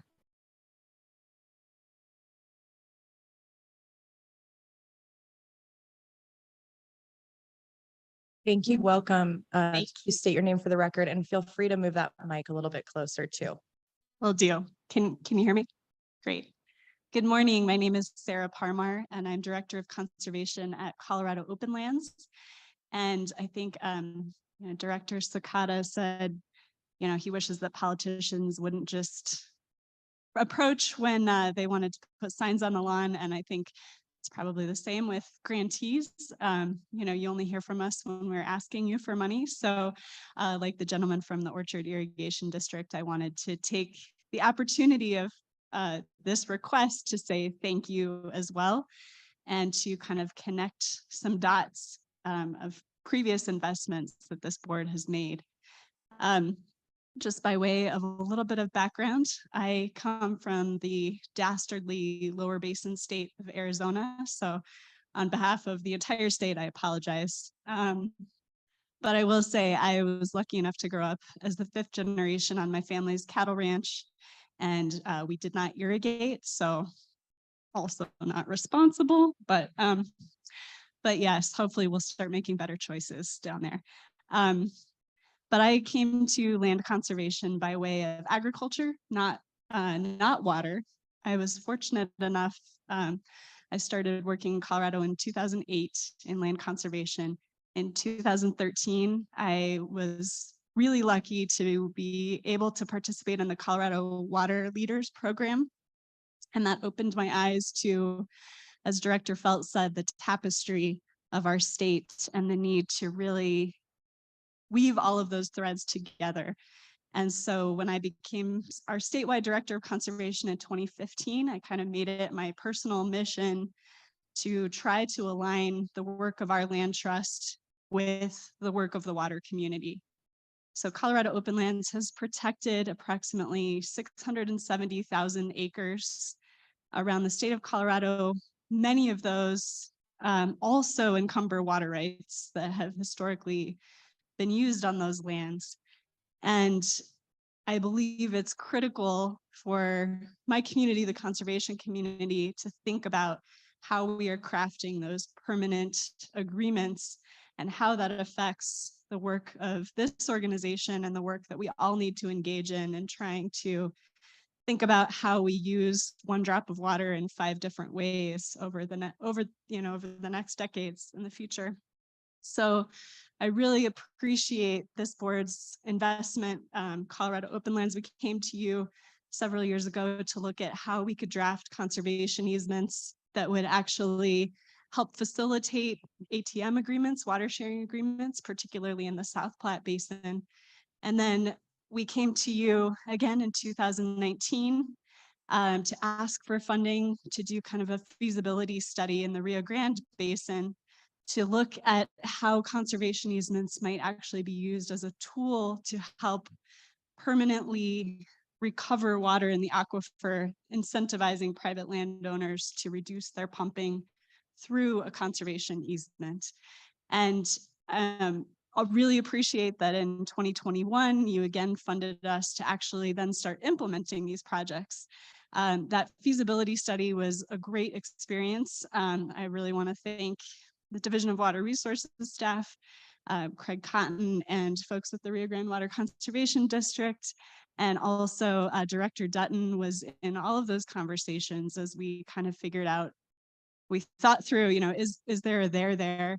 And it seemed that there was. So we continued to move forward, secured that funding, also secured federal funding for both conservation easements and for land management funds to help farmers actually transition after reducing water use.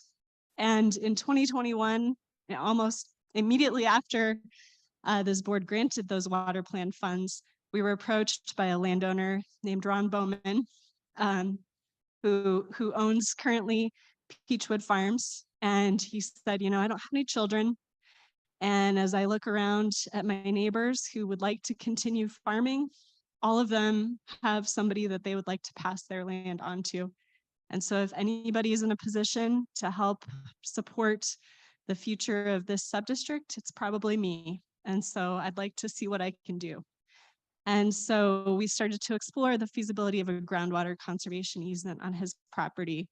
At the same time, we found out that Subdistrict 4 of the Rio Grande Water Conservation District was interested also in the same farm in order to potentially use some of the wells to actually replace stream depletions to Saguache Creek.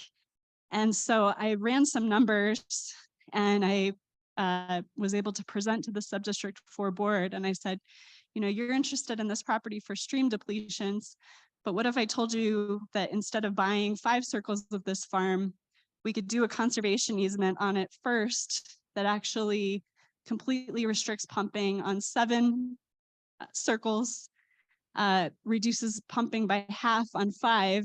And if you're willing to buy all 12, you could buy all 12 circles for less than you were willing to pay for 5. And you could meet your aquifer sustainability requirement at the same time. And they said, let's try to make it work. So we spent the next year kind of making that happen. And in November of this past year, we signed a conservation easement, which we believe is the first in the country of this kind, to look at using an easement to support aquifer recovery.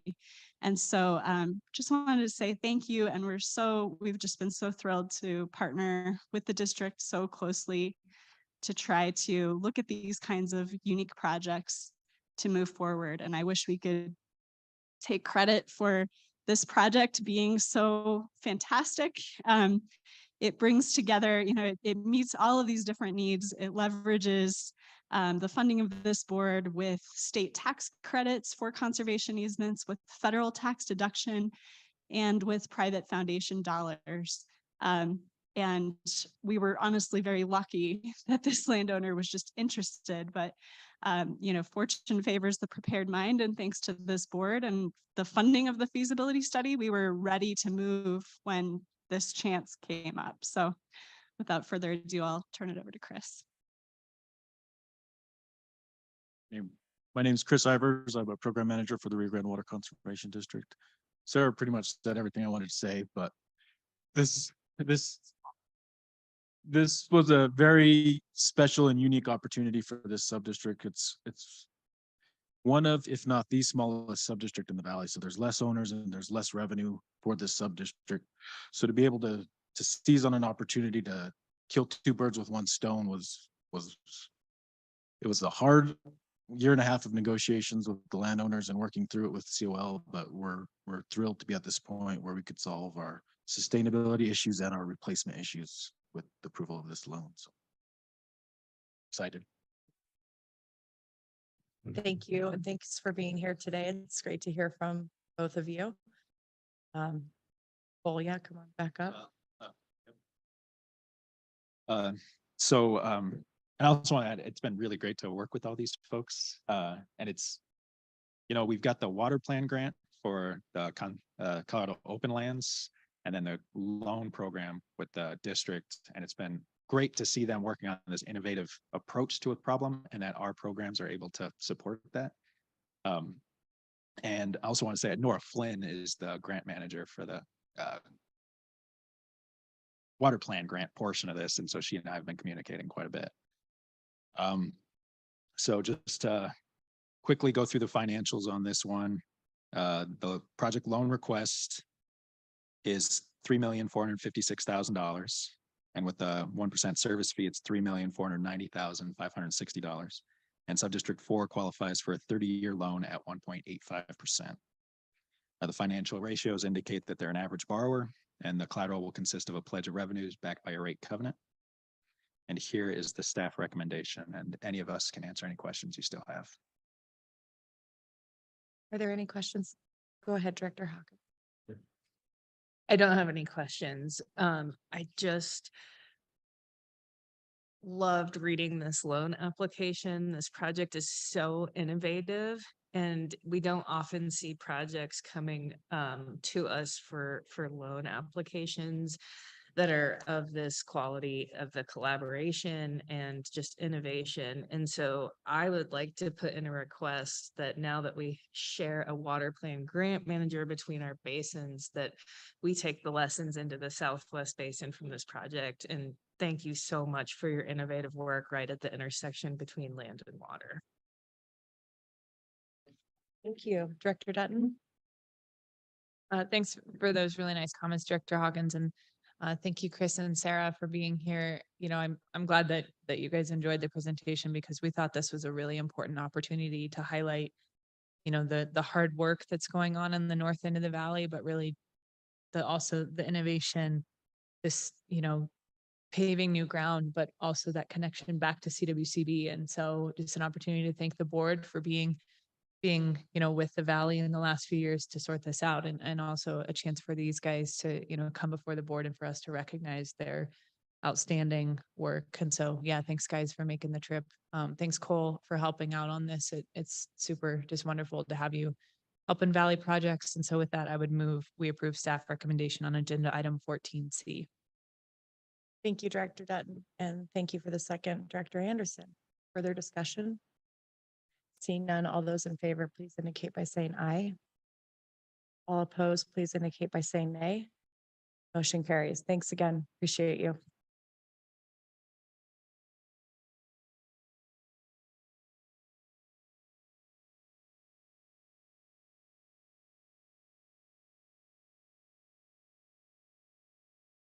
Can you hear me okay? Awesome. Again, for the record, my name is Joshua Godwin, and I'm bringing item 14D, the water project loan request for the Platte Valley Irrigation Reservoir number 1 from the Platte Valley Irrigation Company in Weld County. The project is in the South Platte Basin, just northeast of Platteville. The Platteville Irrigation Company operates the Evans number 2 ditch that diverts off the South Platte near Fort Lupton. The loan amount for this reservoir construction is $4,545,000 at 30 years at a blended rate of 1.85%.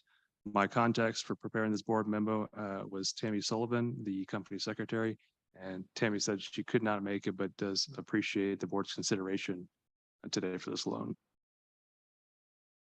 Here we have the project location. Daily fluctuations in the South Platte have made it difficult for water users along the in the Platte Valley Irrigation Company to receive their full allotment of water. And it's especially problematic for those who are at the end of the ditch. They've been studying this solution for a little over a decade now. And they've determined that an equalization reservoir here in this area that lined in red is the best solution for this problem. This land was bought in 2006, and they're coming to a loan now, or coming for a loan now for a 232 acre foot reservoir to help stabilize those fluctuations. Here we have the project financials. The project itself is $6,503,000, $2 million of which comes from their capital improvements accounting, and then the loan they're getting from us or asking from us with the service fee is $4,545,000. Again, that blended interest rate is 1.85% over 30 years. The ratios indicate that they are our average borrower, and the per policy 5, the collateral for this project is a pledge of revenues backed by an assessment covenant and the project itself. Here we have the staff recommendation. Again, it is the first paragraph of your board memo. And I'll be happy to try and answer any questions. Any questions for Joshua?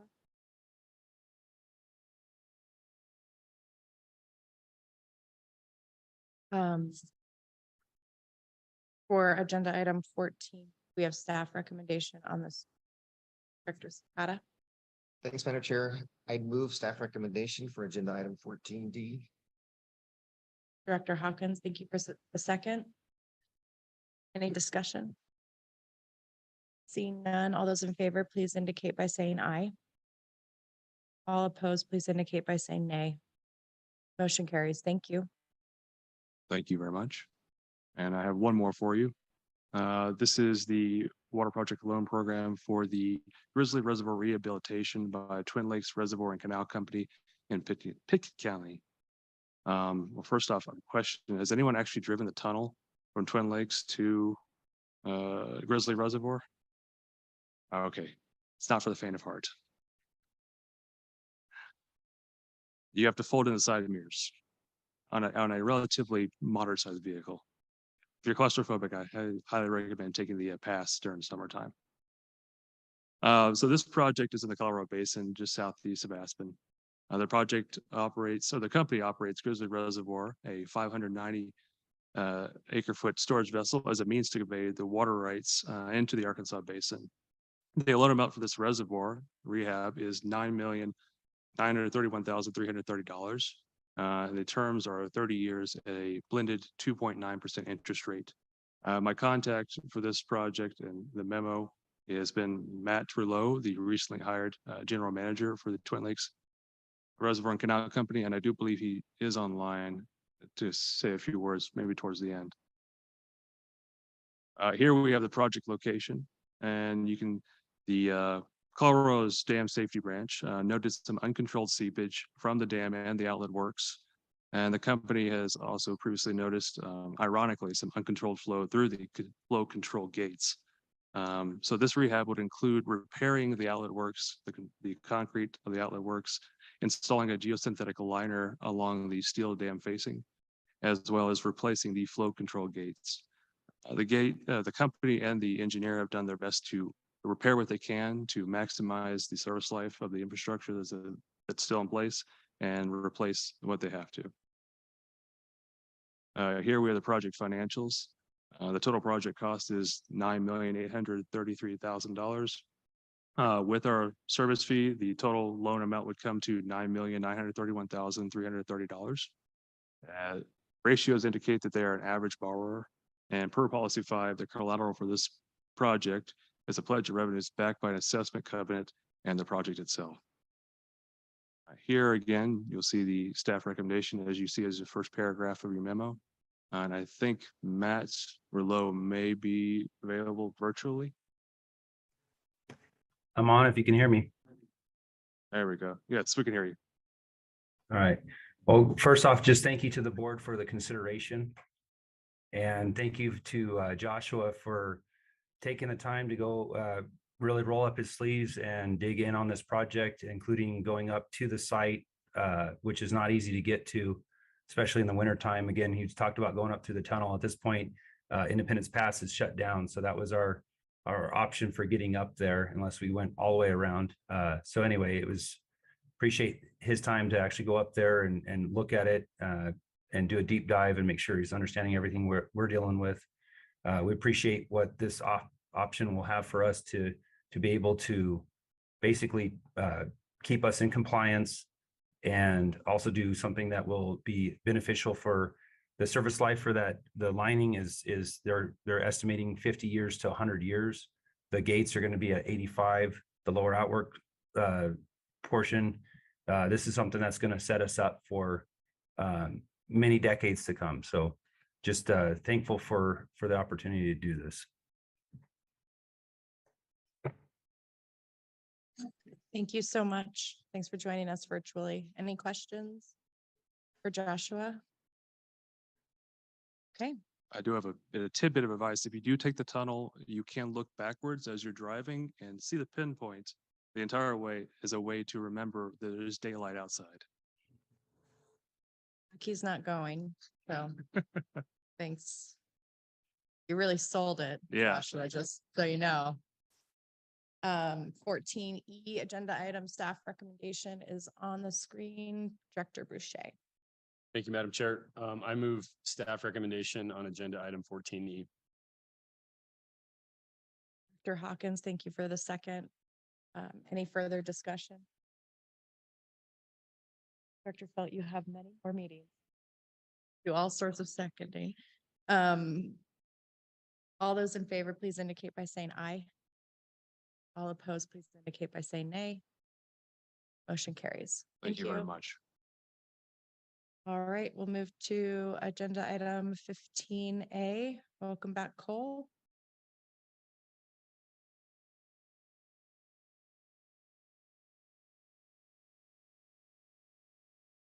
All right, this is the last one. One more time, I'm Cole Bedford, CWCB staff.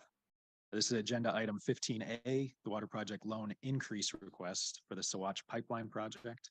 And this is coming from the Special Improvement District number 5 of the Rio Grande Water Conservation District. The project's in Division 3. It's about 15 miles south and west of the Peachwood Farms project we talked about. Again, the project title is the Sawatch Pipeline and the borrower is Subdistrict 5.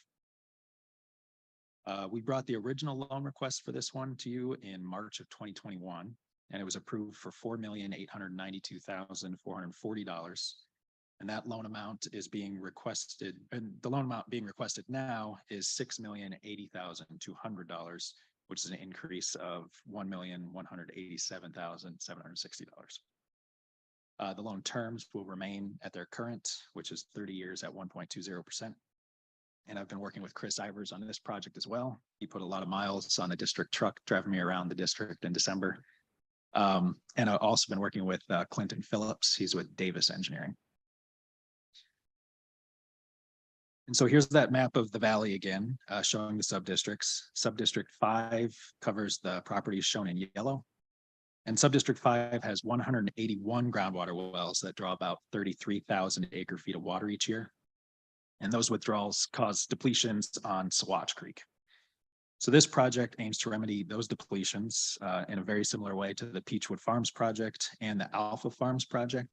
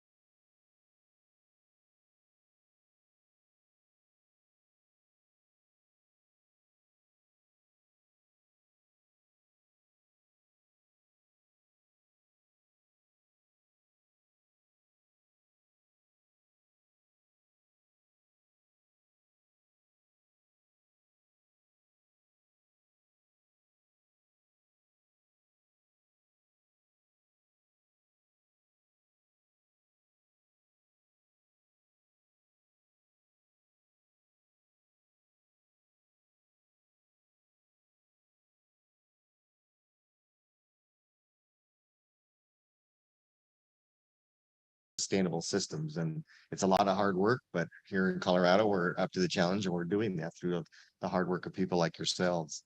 I do have a question for staff, just because, and this is a kind of a general question, it would go toward both of these, the River District's proposals, is that since there's land purchase involved in these, is that part of the collateral package or just the pledge?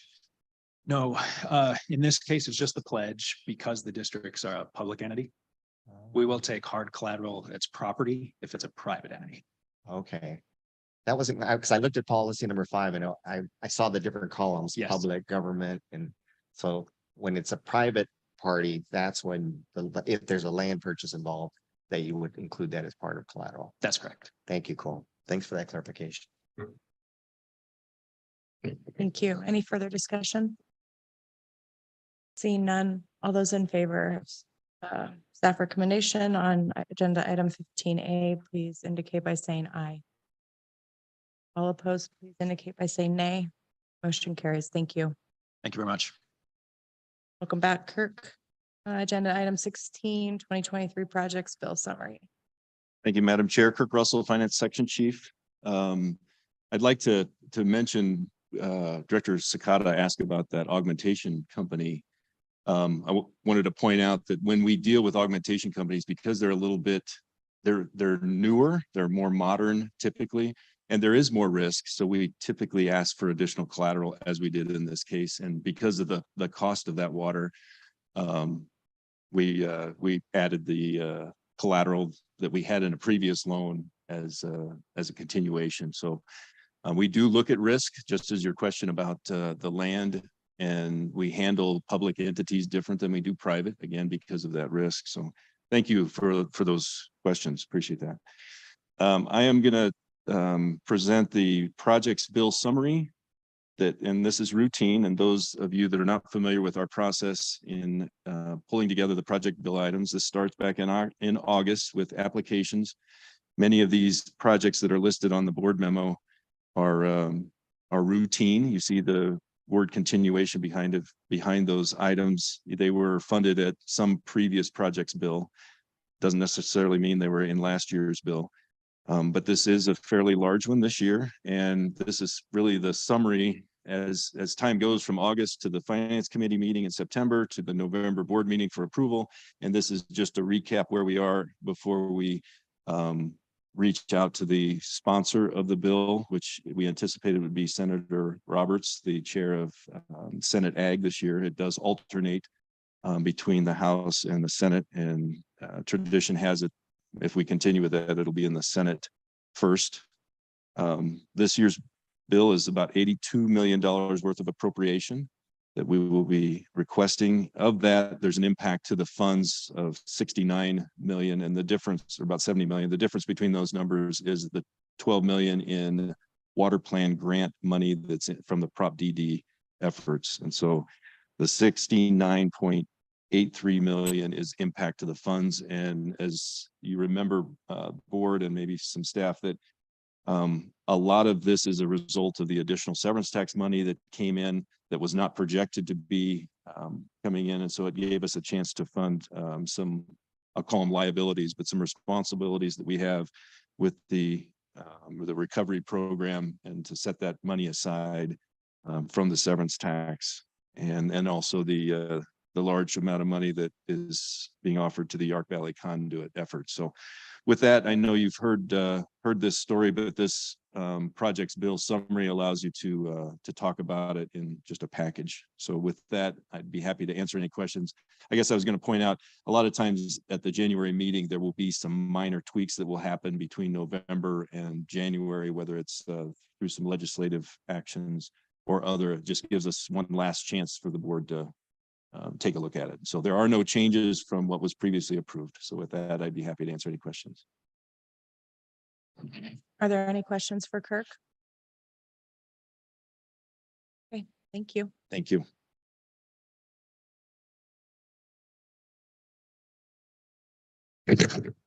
Sorry. Cole, you're a little ahead of schedule. I hope you're ready. I mean, sorry, not Cole, Colin.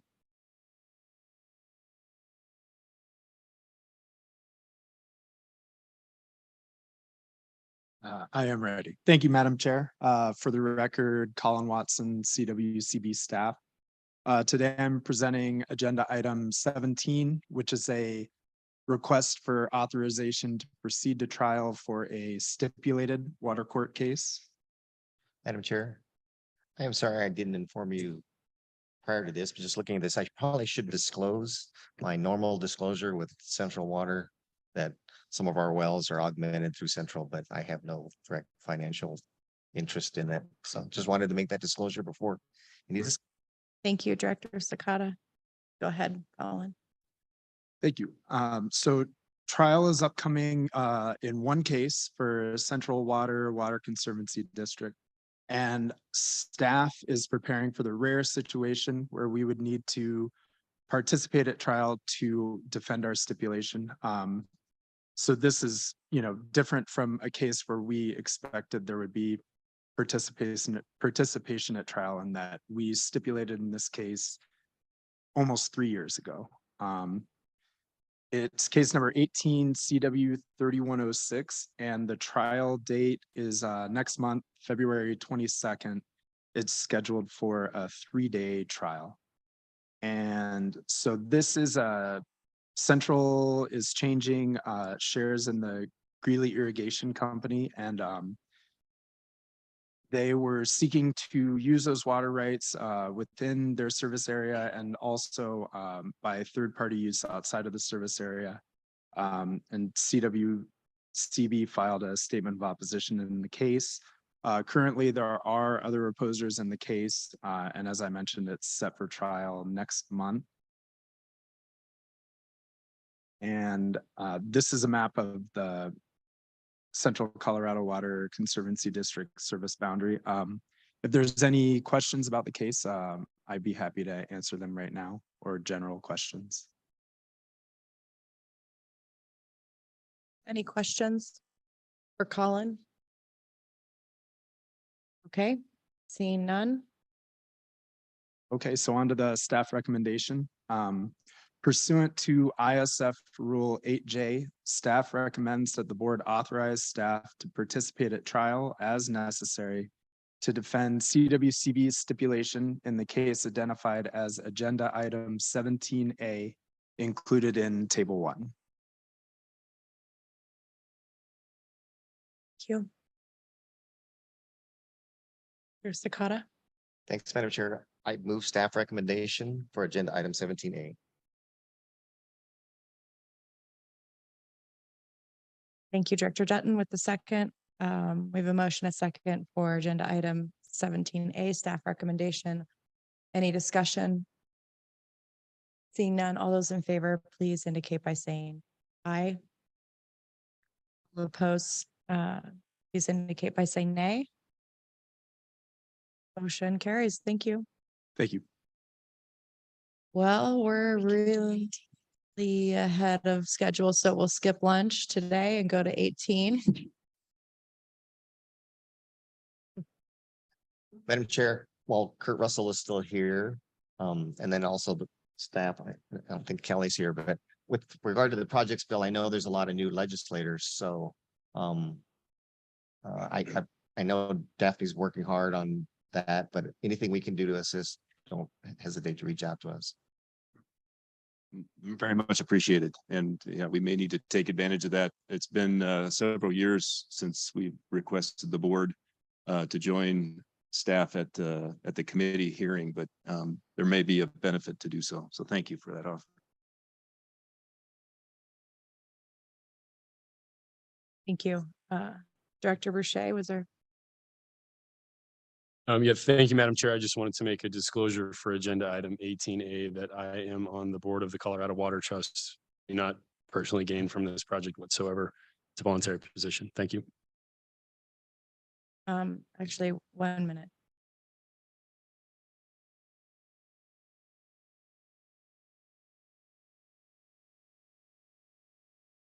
Before we get going, Pete, did we have people that were going to be here in person for this agenda item that might make it? So the only person I'm aware of was planning on attending was Allison Gould from the Water Trust. Okay.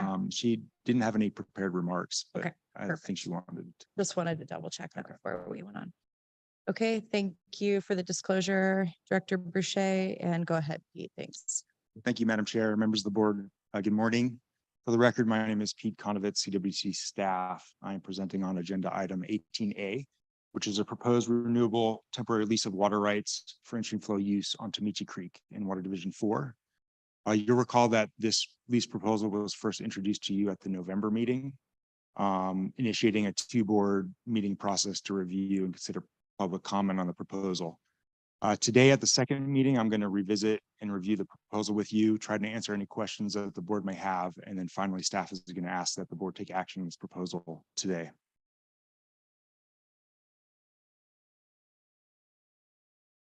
So the general concept is that the Peterson Ranch and the Colorado Water Trust have offered a temporary lease of water rights for in-stream flow use on Tamichi Creek in the Gunnison Basin. The Peterson Ranch is located, Tamichi Creek is upstream of the city of Gunnison. The water rights involved in the lease are 4 direct flow irrigation rights, ditches, the Lewis, Cane Borsa, McGowan, and McGowan Alternate Point irrigation ditches. And under this lease, diversions would be curtailed for certain periods within the irrigation season and left in the stream for in-stream flow use. The lease is being proposed as a 5 and 10 lease, meaning that it could be implemented for up to 5 years within a 10-year period. That being said, the Peterson Ranch is also under a conservation easement held by the Colorado Cattlemen's Agricultural Land Trust.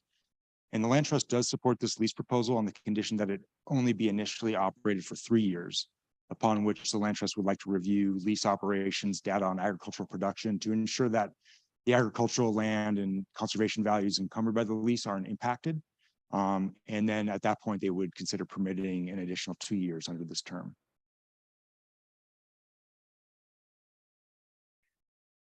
So the lease is designed to operate under a split season schedule in which the water would be, as I mentioned, curtailed for irrigation diversions for 2 separate periods within the irrigation season. In the lease documents, these are referred to as operational windows. So the first operational window would be about a 37-day period from the end of June through July. And then potentially the second operational window would be for the month of September.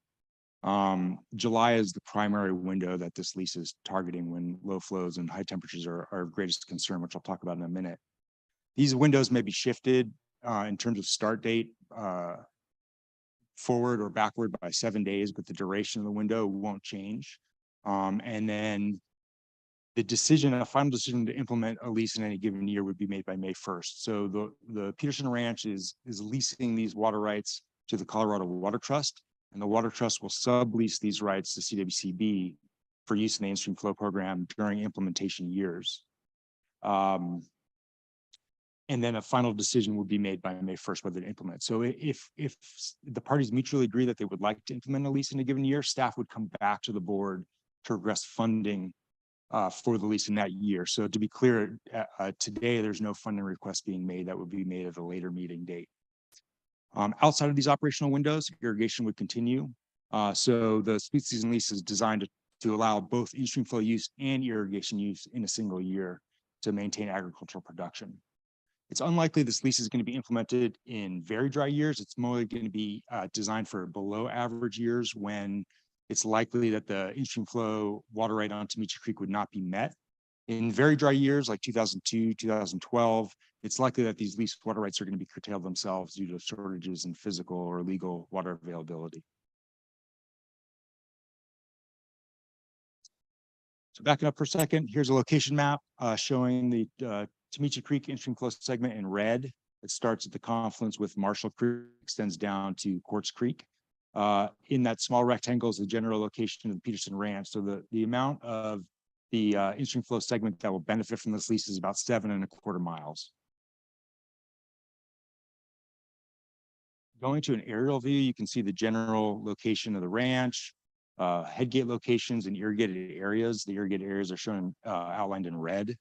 One thing to note here is that all the irrigation is occurring in very close proximity to the stream. So the returns get back to the return flows come back to the creek very quickly, mostly in the same month as irrigation, although there is a delayed return flow component.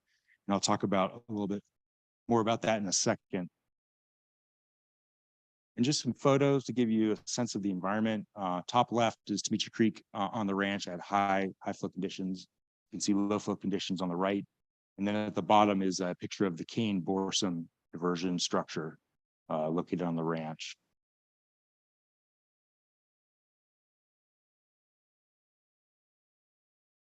So as I mentioned, the split season schedule is designed to sort of target specific periods when stream flow is in greatest need. So if you look at this hydrograph, this is from Parlin downstream. It's a representative hydrograph that shows kind of typical stream flow patterns during a year. Snowmelt runoff begins in May, continues into June, tails off really rapidly. The highest irrigation demand is in July.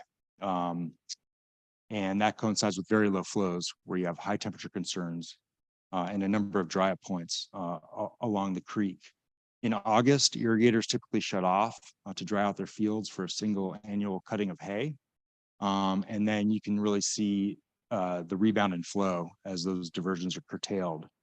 Once harvest is done, irrigation resumes, although at a more limited rate. And you see that decline in stream flow. So you can see that these operational windows, particularly the July window, is really designed to target that specific period when flows are of greatest concern. By increasing stream flow during these historic flow periods, mitigating those temperatures, increasing available aquatic habitat, and providing some cold water refuge for trout, particularly by increasing pool depths.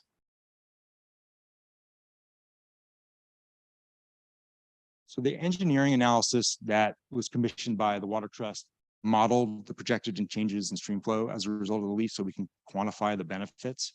It helps conceptually to break up the segment, the benefiting segment into two reaches to kind of understand how the stream flow will be increased. So the upper reach shown in dark blue is where the stream flow benefit you're going to see basically equate to the diversion amount. So it's going to include the historic consumptive use portion, and the return flow component. Once you get lower down below where the point of where return flows have historically returned to the creek, the benefit is going to be the historic use component because those return flows have already been in the stream. So you can see the benefits range, in that upper segment because there's different headgate locations and different patterns of return flow. It varies depending on the exact location on the ranch, but the benefits could range between 3 and 10 CFS in July.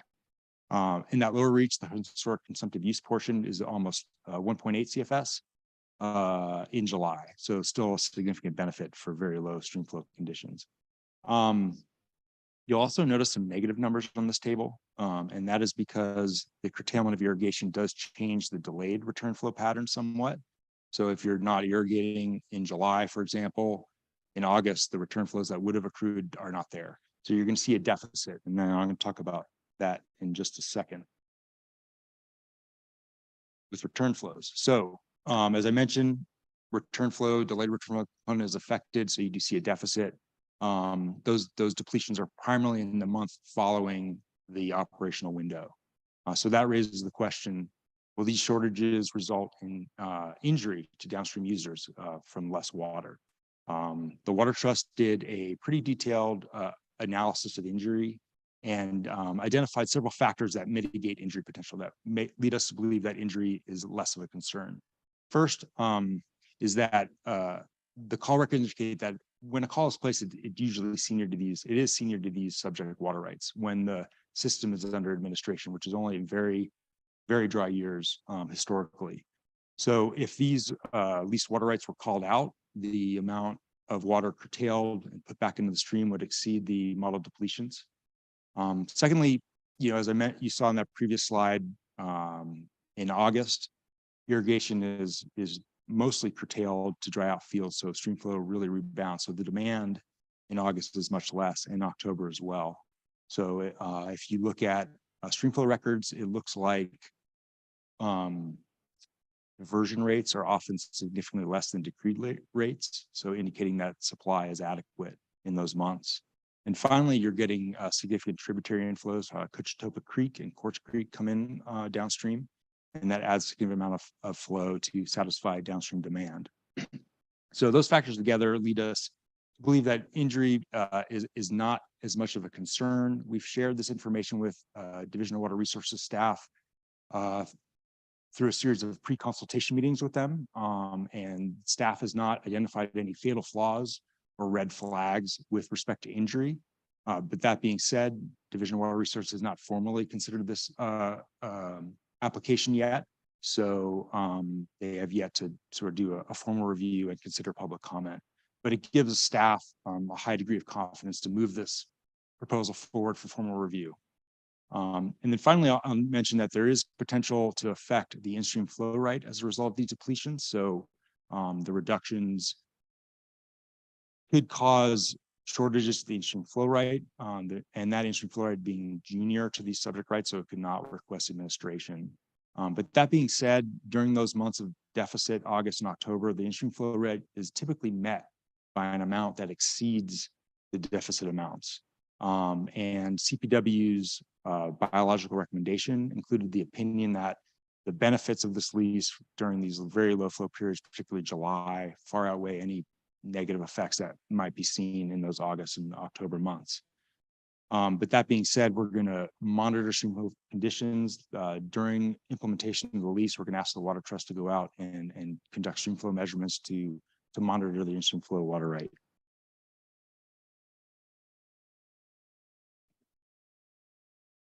So as I mentioned at the outset, today is the second of the two board meeting process to review and consider this proposal. No requests for a hearing were received after that first November meeting.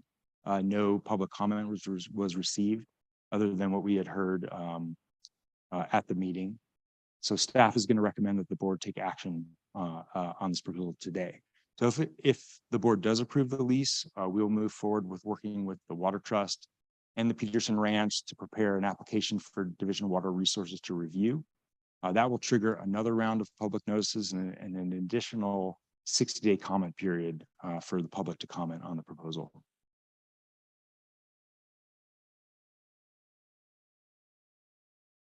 So the staff recommendation is that the board approve the proposal for a temporary renewable lease of water for in-stream flow use, authorize staff to execute a temporary water sublease for in-stream flow use with the Water Trust, and then authorize staff to take any administrative action necessary to put the leased water to in-stream flow use, provided that the state engineer determines that no injury will result from the proposed lease. So with that, I'm going to conclude, and I will ask if you have any questions. I'll try to answer them. Questions? Go ahead, Director Felt. Pete, in August and October, they do resume irrigating? So in August, so yeah, the Peterson Ranch specifically, they will resume irrigation. So they're essentially shifting their operations a month early. So they'll do their cutting in July. And then in August, they'll resume irrigation. Where most other irrigators are shutting off for their normal haying operations, Peterson's shifting their operations early. So they're going to resume irrigation in August for pasture regrowth and some stock watering. So Director Ryan, if there was some injury because short-term delayed return flows weren't happening, is a solution to reduce their diversion a little bit in August and leave that water in the stream? I mean, is this a pretty simple fix if necessary? Thank you. Without looking at that HCU analysis and understanding that could get a little difficult, because then you're taking a component of the water, right, that wasn't changed and using it for augmentation. So I'm really going to bail on that a little bit. I know that our expert staff will be looking at that, and they do, of course, look at that HCU analysis and return flow obligations on a monthly increment. So they'll be able to deal with that. But I think that might be a little bit too much of an easy button to just reduce the diversion to make up that return flow deficit. Gotcha. Yeah. Also, just we can finish discussion and then we'll go ahead and take a break for lunch before we vote on this. I think we will have public comment from one of the owners of the ranch. So I just wanted to hold off on any motions. Thank you. Yeah, Director Felt, just to follow up a little bit. This system is rarely under administration, only in very, very dry years and typically not in August when it's under administration. Because of that, most irrigators are curtailing for harvest and hay cutting. So the expectation is that supplies during that August period where you would see a small deficit are going to be more than adequate to meet the irrigation demand that does exist on the creek.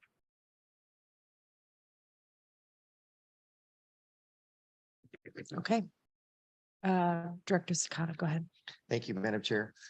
Pete, with regards, since there's 2 windows per year, what goes toward counting toward the 3 and 10? I mean, if I saw in the agreement where there was or if either one of those is used, or is it both of them has to be used, what counts toward that? Right. So my understanding is that if any of those windows are implemented, that would count as an operational year. Only if for some reason there was some discussion about implementation in a year, but then it was decided not to. And if notice was given that we were going to implement, but if it was decided that, hey, we didn't need it because of streamflow conditions or monsoonal moisture conditions, then, and if none of the operational windows were actually implemented, then it would not. Okay. Take a look at their draft, their water trust new draft agreement, section 6.2.3, and maybe since we're going on break, I can share this with you. Yeah. And see if that language needs to be changed to make it so to what you're explaining to me. Sure. Thank you, Pete. Thank you, Madam Chair. Of course, thank you, Director Sakata. Like I said, we're going to take a pause. So if you think about this and have some other questions or comments, we can pick it up after lunch. Anything else for now? Okay. We'll see you about 12:45. Sounds good. Thank you. Okay, thanks for being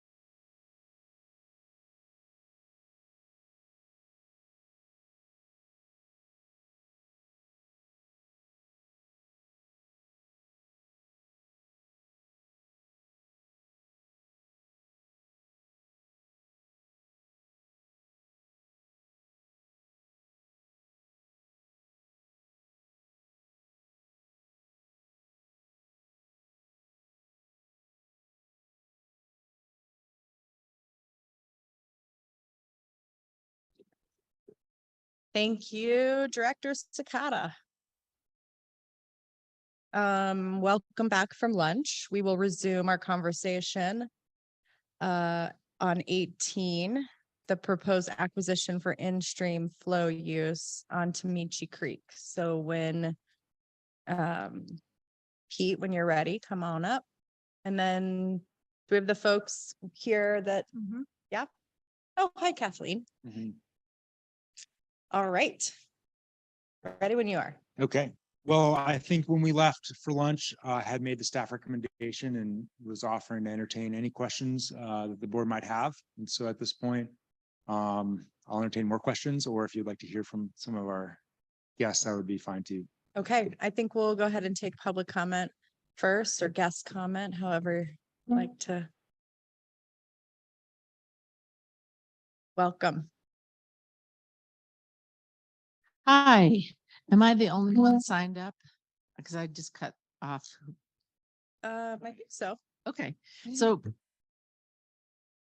my name is Kathleen Curry, and I'm sorry that I didn't know you were running early. And I would have come here earlier if I'd known. I apologize. But I just wanted to thank you for considering this proposal. This is our ranch, even though it says Peterson Ranch. That's my husband, Greg Peterson. And we were really excited. We started working with the Water Trust on this a couple years ago. And it's now coming together, and it looks like I think a win-win for the creek and for us and for the in-stream flow decree. And I just wanted to let you know that the process has been really good. It's very thorough, and any of you that know me know that I bring up the injury question a lot. And I feel like there was a really good process for making sure that we didn't cause an injury if we changed the timing on the creek. And so that's important, you know, from a lot of different perspectives, but certainly the downstream water users are of concern. And I think we end up with actually supplementing the creek at the time that it really needs it and in the years that it would need it. We also worked our way through the process of having an easement on a conservation easement on this ground, not knowing, you know, how that was going to work out. And CCALT did I think a thorough review of the proposal. And I know we need to continue to keep them up to date regarding ag production and the ag values on the ground. But I do think this will be a great example of a win-win. And I wanted to thank you for your time and the energy that the staff put into this and that you've put into it. And if I can answer any questions, I'm happy to. Thank you. Thanks for coming and sharing your perspective and good experience. Any questions for Kathleen or Pete? Yep, Director Anderson. I thank the chair. Let me be the first to congratulate Kathleen. She is the local hero for the Gunnison Basin. It's a very well-deserved role. Thank you. Thanks. Kathleen, I'm just curious how this was received by your neighbors. Any thoughts or concerns there? Well, I didn't do a really scientific study, but at our Christmas party where we all had a couple that, you know, beers, I got some input there. And the question I got from the neighbors between us and Kruthops, so up the creek, was how was the state to work with and how was the Water Trust to work with? And because they're kind of curious about whether it could work for them too. And I said, you know, we had a positive experience. It didn't happen overnight. It took time and a fair amount of back and forth, but Greg and I didn't have to do very much work at all. It was everybody else did all the work. And that, of course, that appealed to our neighbors. so we had a positive reaction from the neighbor up above us, and the one directly below had their property for sale and just was worried about what it could mean to their ground. And frankly, it won't have an impact for them. So so we had we've had positive conversations with the other people nearby. Great. Anything else? Go ahead. I would move to accept staff recommendations on item 18A. Thank you, Director Anderson and Director Dutton with the second. Is there any further discussion? Go ahead, Director Hawkins. Thanks, and I guess I could have just done this during your question time. Just want to acknowledge that you are one of our respected water leaders within the state, and it makes a difference when private landowners who are also water leaders partner with the board. So thank you so much. Thank you. Any further discussion? Yes, Director Sakata. Thank you, Madam Chair. Pete, I was wondering, I didn't get a chance to visit with Allison about our proposed wording changes. Have you talked to the Water Trust about? the Yeah. Changes? Alice and I spoke over lunch and we're going to make a few clarifying changes to that paragraph, so there's no confusion at all. Okay, thank you, Pete. You're welcome. Okay, so it sounds like there's no edit to the staff recommendation, so we're good there. All right. We have a motion and a second to approve staff recommendation. All those in favor, please indicate by saying aye. All those opposed, please indicate by saying nay. Motion carries. Thanks to you both. Thanks, Kathleen.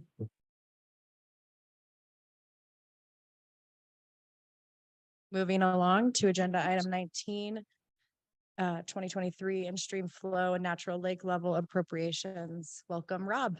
Thank you. For the record, Rob Veal, CWCB staff. I am presenting agenda item 19A, 2023 in-stream flow and natural lake level recommendations. This is an action item, and staff is requesting the board to form its intent to appropriate in-stream flow water rights on 12 stream segments that are in water divisions 1, 4, and 6, and one natural lake that is located in water division 5.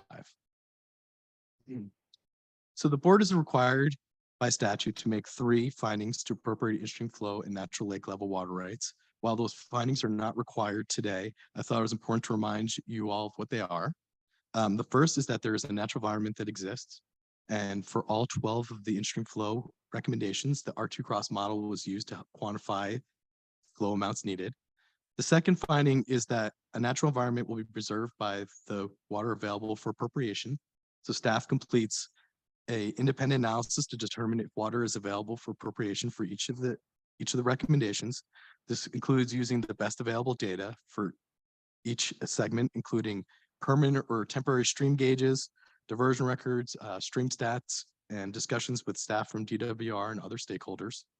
And the third finding is that there's no material injury to water right owners.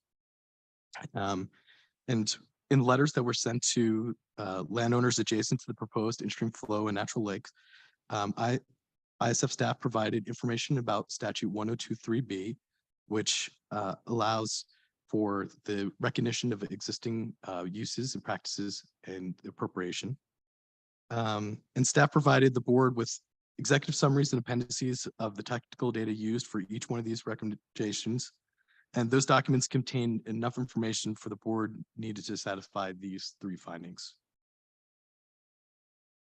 So before we get to the recommendations, I just wanted to go through real quickly again what R2 cross is and the R2 cross parameters, which were used to quantify all the in-stream flow recommendations today.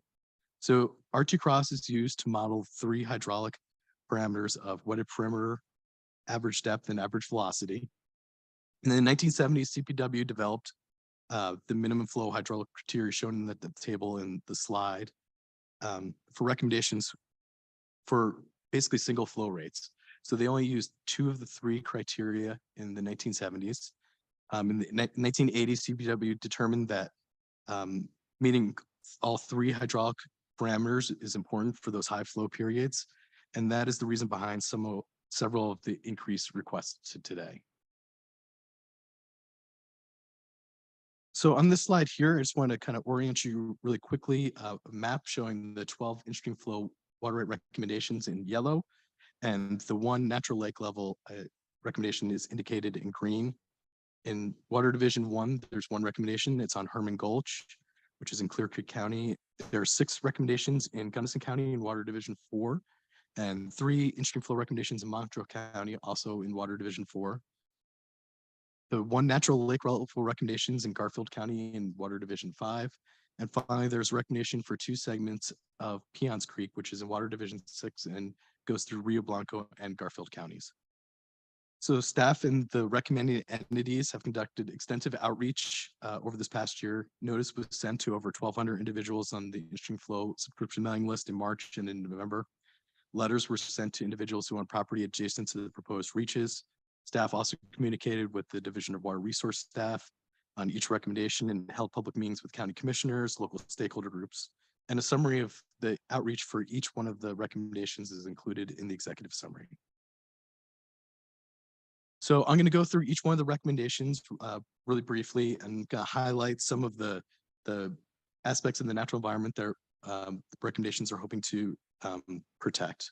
So first up is Herman Gulch, which is located about 2 miles east of the Eisenhower Tunnel. And CPW recommended this 3.6 mile segment from its headwaters down to the confluence with Clear Creek for an increase to the existing in-stream flow water rate, which was decreed in 1984. So Herman Gulch is a high elevation stream that CPW reclaimed to support greenback cutthroat trout in 2016. And in 2022, CPW staff observed natural reproduction of those introduced greenback cutthroat trout, making Herman Gulch the 2nd known population of self-sustaining greenback cutthroat trout in the state.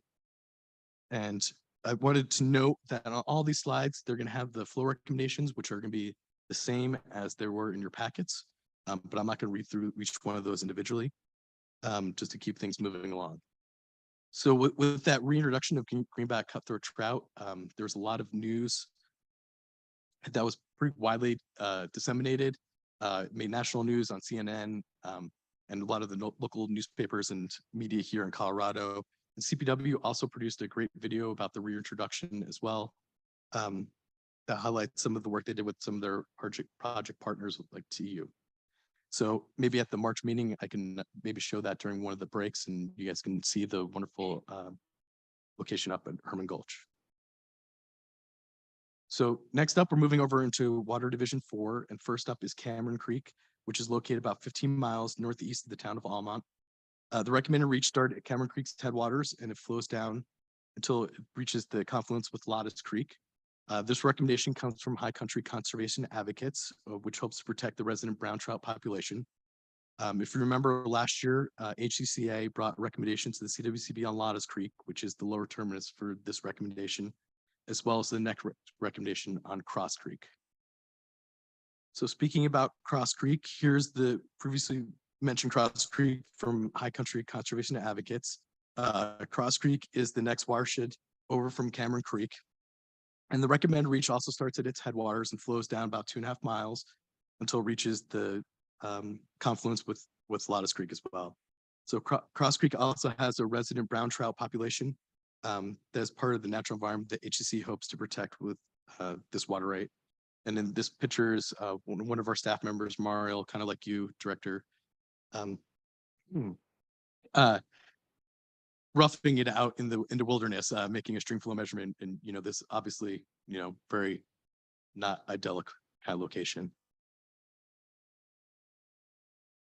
Okay, so moving along, still in Water Division 4, the next 2 recommendations are for Cure Conte Creek, which flows into the Gunnish River above the Black Canyon. First up, CPW recommended this upper segment, which is an increase to a previously decreed in-stream flow that starts at the headwaters and flows downstream to the confluence with Commissary Gulch. This is for the same reach that was decreed in 1984 for 3 CFS year-round. CPW started working with on this recommendation in 2020 with the National Park Service, who also provided letter support and are fully supportive of this in-stream flow recommendation. And this upper segment is primarily a brook trout fishery with several different macroinvertebrates identified during the visits by staff. Downstream on Cure Conte Creek, right from the lower terminus of the previous recommendation from Commissary Gulch down to the confluence with the Moore Point Reservoir. This is also a CPW recommendation with Park Service support. And the lower segment contains a more diverse fishery than the upper segment and has brook trout, rainbow trout, and Colorado River cutthroat trout as well. Staying in Water Division 4, but moving over into Montrose County is recommendation for BLM on Monitor Creek. So Monitor Creek is located about 10 miles southwest of the town of Delta. And this recommended reach starts with the confluence with Little Monitor Creek and ends about 8 miles downstream with the confluence with Potter Creek, which flows into Rubidoux Creek. So Monitor Creek supports bluehead sucker and flannelmouth sucker, which are identified in Colorado states of species of greatest conservation need and by the BLM as sensitive species. Monitor Creek provides important spawning habitat for these species during runoff and nursery habitat for young native fish. And biological surveys have also found speckled dace, white sucker, and rainbow trout. So on this specific creek, staff maintained a temporary gauge for 5 years to kind of help in staff's water availability analysis, which concluded that there was only enough flow for a seasonal recommendation, which you can see on the slide. Staying in Montrose County, but jumping over into the other side, into the San Miguel Basin, is CPW's recommendation on Kelly Creek. So Kelly Creek is located about 18 miles from the town of Nucala, and the recommended reach starts at Kelly Creek's headwaters and flows for about 1.5 miles until it reaches the confluence with Red Canyon Creek. CPW recommended this segment of Kelly Creek because of a self-sustaining population of Colorado River cutthroat trout of the Gunnison lineage. Colorado River cutthroat trout are native to Colorado, and its tributaries, and it's designated as a species of special concern and species of greatest conservation need in Colorado. And this population is a core conservation population of Colorado River cutthroat trout, meaning that the population is 99% pure. And CPW works to enhance and secure watershed conditions in Colorado River cutthroat trout conservation populations as part of a multi-state agreement, multi-state and multi-agency conservation agreement aimed at preventing listing of these subspecies under the Endangered Species Act. So right next door to Kelly Creek is Red Canyon Creek, which is Kelly Creek is one of the tributaries to Red Canyon Creek. It's also recommended by Colorado Parks and Wildlife, and this recommendation starts at the headwaters and flows for about 3 miles downstream to the confluence with Big Egg Creek. Not surprisingly, this creek also has the same population of cutthroat trout that were mentioned with the Kelly Creek recommendation.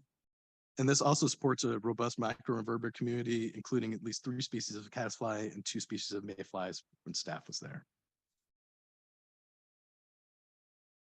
Staying in Division 4, the next recommendation is from the BLM for an increase on flow rates to Van Boxel Creek. Van Boxel Creek is located about 10 miles south of Moore Point Reservoir.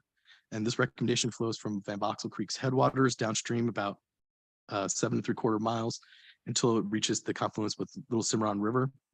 The original ISF was decreed back in 1976 for a year-round rate of 2 CFX. And Van Boxel Creek has a self-sustaining population of brook trout along with a varied macroinvertebrate community. And BLM sought this increase on Van Boxel Creek because the R2 data indicated that the current in-stream flow water rate does not provide sufficient physical habitat during the warm water portions of the year when the fish population are feeding and growing.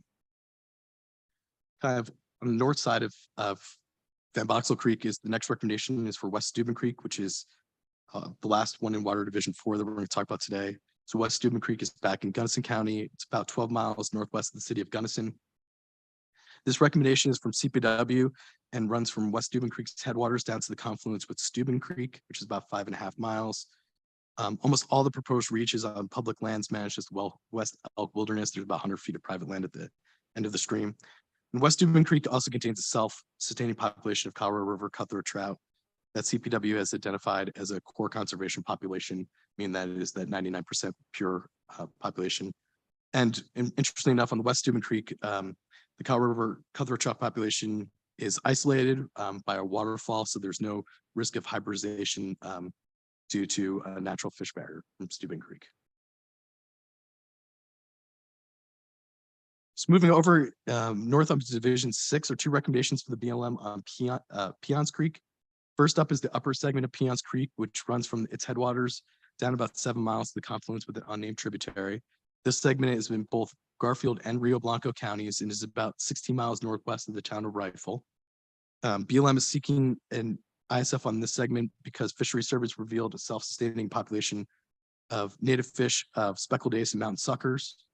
And to assist with the water availability analysis, the BLM installed a temporary gauge on Pinos Creek, and they maintained that gauge with some help from CWC staff from 2016 to 2020. So this is a rather old recommendation. And it's interesting that the BLM gauge, included multiple years with exceptionally dry conditions compared to the previous 30 years that were used. And that helped form the ISF recommendation we're seeking today. Just directly downstream of that, the BLM also recommended a segment of Pions Creek that starts from the lower terminus of the previous recommendation at that unnamed tributary and flows down a little less than 4 miles down to the Pions Ditch head gate. Fisheries surveys in this segment also revealed a self-sustained native population of speckled ace and mountain suckers. And mountain sucker is identified as a species of greatest conservation need and of special concern. So switching gears a little bit, we're going to move back into Division 5. We're going to talk about recommendation for a natural lake level recommendation on Hack Lake, which, I think in my tenure here at the CWCB, we've only done a handful of those in the last 15 or so years. So Hack Lake is located about 12 miles northeast from Dotsero in the Hack Lake Wilderness Study Area, and it's adjacent to the Flat Tops Wilderness Area. It's directly next to a very popular hiking trail. And Hack Lake supports cutthroat trout that are stocked periodically from Colorado Parks and Wildlife. And the lake currently doesn't support natural recruitment of the cutthroat trout because of the lack of suitable spawning area. So BLM and CPW are proposing or considering minor modifications to the lake bed to provide for a suitable spawning area. But protection of water levels is a prerequisite for them kind of seeking further investment in those habitat improvements. So with this natural lake, the quantity of the amount of water was determined through a bathymetric study, which determined that at full pool, this lake stores about 8.92 acre feet of water. So those are all the recommendations that staff is seeking the board to form their intent to appropriate on today. This is the proposed timeline that would occur if the board does take such action. So notices will be sent out before the 1st of February. Public comment would be available at the March board meeting. Any notices to contest would be due before March 31st, and notices of party status and hearing participant status would be due on May 1st. The board may take any action on any uncontested appropriations in the May board meeting. And if there's an issuing flow hearing required, that would take place at the September meeting. And the Attorney General's office would file these applications before the close of the year 2023. It still seems a little weird saying 2023, but so Roy Smith from the BLM is here in person. Katie Birch from CPW and Julie Nania from HCCA are available online if you have any questions about the specific recommendations. I can also try to answer any questions that you may have, but here is staff's recommendation. Staff recommends that pursuant to ISF Rule 5D, the board declare its intent to appropriate an in-stream flow or waterway on each stream segment listed in Table 1 in staff's memo, and natural lake level waterway on the lake listed in Table 2, both included in staff's memo, and direct staff to publicly notice the board's declaration is intent to appropriate. So with that, I or the recommenders can take any questions that you may have. Thank you, Rob, and thanks for joining us, Roy. Are there any questions for BLM or also CPW, Katie Birch? Right, is that what you? Yep. Okay. Anything? Yes, Director Felt. I do have a question, Rob. I'm not sure that you may be best able to answer it, but I guess I'm not totally familiar with the lake level approach. It sounds like you're not filing on the stream that supplies the lake, but I guess maybe protecting. Are you protecting just the amount of water that's in the lake, or are you protecting the lake against somebody, say, lowering the outlet, the natural outlet, so to speak, and draining it, or to take that water, reduce evaporation, something like that? Or all of the above. Yeah, I think it could be all of the above. I just try to protect the amount of water that's naturally in the lake. On the natural lake level appropriation, there's no natural lakes, there's no man-made infrastructure that's been put there. And so having the appropriation will help keep it natural so that someone can either one, as you described, kind of training the lake for use of water, or building a structure and building it up and impounding even more water in the lake. The intent is to keep it as it naturally occurs. And so typically on those filings, there's a volumetric amount that's included, so that 8.92 acre feet, and there's also a surface area elevation that occurs. And typically there's not any administration of these type of water rights either, because they're pretty remote and out there, and there's no other water users involved as well. Okay, thank you. Director Sakata. Thank you, Madam Chair. Rob, you went through that packet so effortlessly, but how many hours of work did it take to get to this point? Or should I say years? I don't know. Yeah, like I said, I think the appropriation on Peons, the recommendation on Peons Creek became in 2015 or 2016. So at least on that one alone, that's 6 years. There was a temporary gauge there, and I think staff went there, at least CWSU staff went up there at least a dozen or 2 dozen times just to make measurements and stuff like that. And so, yeah, it's a lot of work just for one little presentation, I guess. So, well, thanks for all your hard work. Thank you, Madam Chair. You're welcome. Is there any public comment? Okay, excellent. We have staff recommendation. Director Hawkins. I would move to approve staff recommendation on agenda item 19A. Director Dutton. Any further discussion? Seeing none, all those in favor, please say aye. All those opposed, please say nay.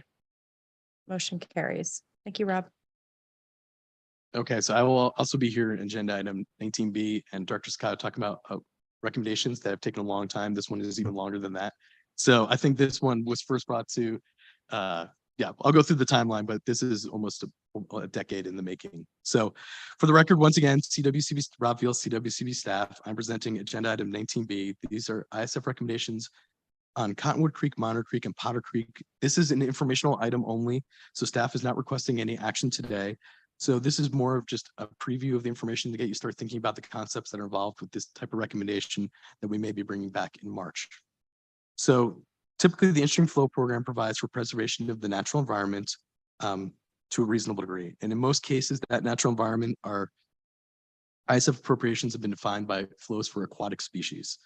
However, in some cases, the board has appropriated ISF water rights that provide protection for other aspects of the natural environment, such as riparian vegetation. And this presentation kind of goes through the history and proposed structure of BLM's recommendations for ISF water rights on Cottonwood, Monter, and Potter Creeks to protect that riparian community. So just to kind of orient you a little bit, these 3 creeks are located on the eastern side of the Uncompahgre Plateau and are tributary to Rubidoux Creek, which is tributary to the Gunnison River. They're about 5 to 10 miles southwest of Delta. And in the map, you can see here, most of the land in the watershed is federally owned. The green on the map is the U.S. Forest Service land. The light brown on the map is BLM land. Kind of the gray area, which you can kind of see more towards the Delta area, but there's some inholdings in this area, are private land. And then finally, the blue area is state held land. And so these creeks do have some existing water rights. And the goal of this ISF recommendations are to leave some water available for appropriation while still protecting the riparian resources that have been identified by the BLM. And so most of the flatter irrigable private land has already been developed. So there's a little bit of limited opportunity for future uses. But it's also important to note that in the future, any water that's protected through these appropriations would be available for diversion and use downstream on Rubidoux Creek and the Gunnison River as well. So speaking of a timeline of events, so in 2004, the ISF program appropriated water rights on Potter Creek and on Cottonwood Creek in 2006. Those were both for BLM recommendations to protect the the aquatic species there, which I mentioned a Monitor Creek recommendation before, which are the sucker populations. And in 2014, there was a request from the CWCB, from Director Eklund to the BLM to work together on an ISF water right to protect those riparian ORVs. So in lieu of getting a federally designated wild and scenic water right, CWCB asked the BLM to work with the CWCB staff to come up with a water right that would protect those ORV values that would through an ISF water right. So that's what BLM did in 2017. They submitted a formal recommendation to appropriate ISF water rights to protect that riparian vegetation. And then 2017 and in 2020, BLM completed a suitability study on Cottonwood Creek and then on Monitor and Potter Creeks in 2020. CWCB staff installed a temporary gauge on Monitor Creek in 2017. And then in the last couple of years, we've done some contracting with some engineering firms to kind of get more handle on this recommendation as well. So we contracted with AECOM in 2021, and they did a HEC-RAS study to survey the stream and develop some hydraulic models. And then in 2021, staff worked with SGM on the creation of a development allowance, and that was at the direction of the River District after some consultation with them as part of our outreach process. And as I mentioned, we may be bringing this to the board in March to have the board form their intent to appropriate ISF on these 3 creeks. Okay, so that was kind of a mouthful. And now I'm going to get really in trouble trying to pronounce some of these plant names, but I'll give it my best shot. So when formulating, Sorry, Rob, I'm just going to ask you, will you move that mic just a little bit more in front of you? Thank you. Okay. So when formulating its recommendation for ensuring flow water rights to protect the riparian species and communities, BLM relied heavily upon information collected by the Colorado Natural Heritage Program, also known by the acronym CNHP. So CNHP is a nonprofit organization, and it's a sponsored program of the Warner College of Natural Resources at Colorado State University. CNHP is also a member of the NatureServe network. And so that's an international network of partners that use the same scientific methodology to enable scientists to monitor the status of species and natural plant communities from state, national, and global perspective. So CNHP tracks and ranks Colorado's rare and imperiled species and habitats and provides information and expertise on these topics to promote the conservation of Colorado's valuable biological resources. So CNHP surveys revealed these creeks support numerous occurrences of healthy, intact riparian plant communities that fall within the Rocky Mountain, Lower Montane foothills, riparian woodland and shrubland ecosystems. On Cottonwood Creek, the global impairment rank for the narrow leaf cottonwood skunk brush sumac riparian community is globally and state vulnerable. On Monitor and Powder Creeks, support an occurrence of the critically imperiled narrowleaf cottonwood, strapleaf, silver buffalo berry riparian forest. And CNHP surveys also revealed that Monitor and Powder Creek support occurrences of globally vulnerable narrowleaf cottonwood, skunk brush, sumac riparian communities as well. So for these reasons, CNHP has designated the Cottonwood, Monitor, and Powder Creek watersheds as potential conservation areas because of the importance of the riparian community. And potential conservation areas are identified as landscapes that possess numerous elements of biological diversity within a concentrated area, making them candidates for protection if land and water management objectives include preservation of biological diversity. So this is just a picture taken of a Monitor Creek that's just showing the wide expanse of the riparian community that fills in lots of the lower areas of these canyon areas. So a lot of the species I just mentioned before are not uniquely rare by themselves, but it's the combination and their occurrences together that makes this a really rare assemblage of riparian species. So as part of the work that the BLM did, they also conducted a literature review to kind of find out what the riparian community flow needs are going to be. So they need to produce and persist. Species that comprise the riparian communities need the following functions performed by overbank flow events. So that was one of the key findings, that they need these overbank flow events. They need clearing areas so that new plants can germinate, carry seeds, sprouting branches into flood prone areas so that new plants can start, temporary saturate, upper portions of the alluvial aquifer so that roots of new plants can chase groundwater as it slowly recedes, and provide recharge to lower portions of the alluvial aquifer so that there is water sources during hot and dry conditions for established plants, and cycle nutrients into the riparian zone. So as I said, that was, some of the main findings from the literature review that the BLM did. As I mentioned, that there's a HEC-RAS model conducted and surveys conducted by AECOM in 2021. And that helped with determining what flows are needed to reach bank full in all these streams. Flows are needed to inundate those floodplains. So then we also had gauge data on Potter and Cottonwood Creeks. Some of that we collected from our temporary gauges. CPW has also been maintaining temporary gauges on that area too, as their studies of the native fish. And then, as I stated, about a year and a half ago, we started working with SGM on water development allowance to at the behest of the River District. So real quickly, here's just a slide showing the existing water rights and R2 cross flows on Potter, Monitor, and Cottonwood Creek. So Potter Creek and Cottonwood Creek were decreed in 04 and 06. As you can see, those are only seasonal recommendations on Cottonwood Creek, but a year-round recommendation on Potter Creek. And then the Monitor Creek recommendation is one that we just discussed in the previous agenda item. So we kind of discussed a little bit of the history. So now I want to delve into more of the structure of the water right that is being proposed itself. So in the past, the ISF program has protected specific riparian communities with a water right that was for all the inappropriate flow for 365 days a year. So the goal of this proposed recommendation was to do something less restricted than all the inappropriate flow at all times, while still protecting those riparian values. So the recommended structure of these water rights would only be in effect from April 1st to September 30th, which corresponds to the most active time, active growing season for these riparian communities.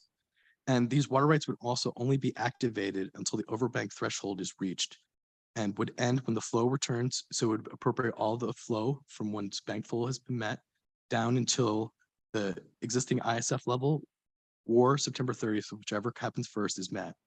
So the table below is derived from the AECOM HEC-RAS study, and it kind of shows those overbank thresholds that would be needed to activate this type of water right. So you can see a Monitor Creek, that's the smallest one, and it starts at 111 CFS. And the largest one is on Potter Creek down below Monitor Creek, which would only be activated if those in the creek are at 225 CFS. So those are your pretty substantial flows, especially when you consider the in-stream flow of water rights that are decreed for those. So I think it'd be a little easier to kind of show an example of what a hydrograph would look like so that you can kind of see how this would function. So this is an example taken from gauge data that we collected on Potter Creek, and this is from 2017. And here you can see the ISF rate would not actually be activated until that 225 CFS bank full amount has been achieved, which in this case happened on April 20th. And then from that point on, all the appropriate flow would be protected minus the development allowance until flows receded to the existing issue flow rate, which in this case happened on June 7th. So it's kind of important to note that the expectation is that these types of water rights will not occur every year and would be more on occurrence level of 3 to 5 years. And the length of each time would be extremely variable. So most of this would occur from snowmelt runoff.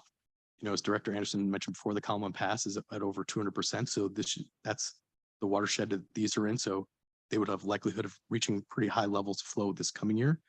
But it also can happen in the later parts of the season during thunderstorm events as well.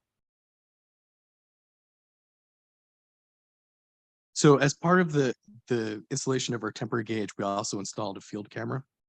And so the next few slides will show how fast the system can go up, in this case, near bank full levels, and just as fast as how fast they can recede. So I'm going to click through these. So we start at 8 o'clock a.m. and this is in 2019 in July. So 10 a.m. you can see it's starting to rise a little bit. 12:15, it's getting even higher. 12:30, it's almost at bank full level. So about 4.5 hours later, it's gone from, single digit flow rate to something approaching triple digits. 1 o'clock, this is the highest amount we recorded here. This is just about at bank flow level. And then by 1:15, it's already starting to go down. And then by 8 o'clock that night, it's already gone. So it's a very flashy hydrologic system in this area.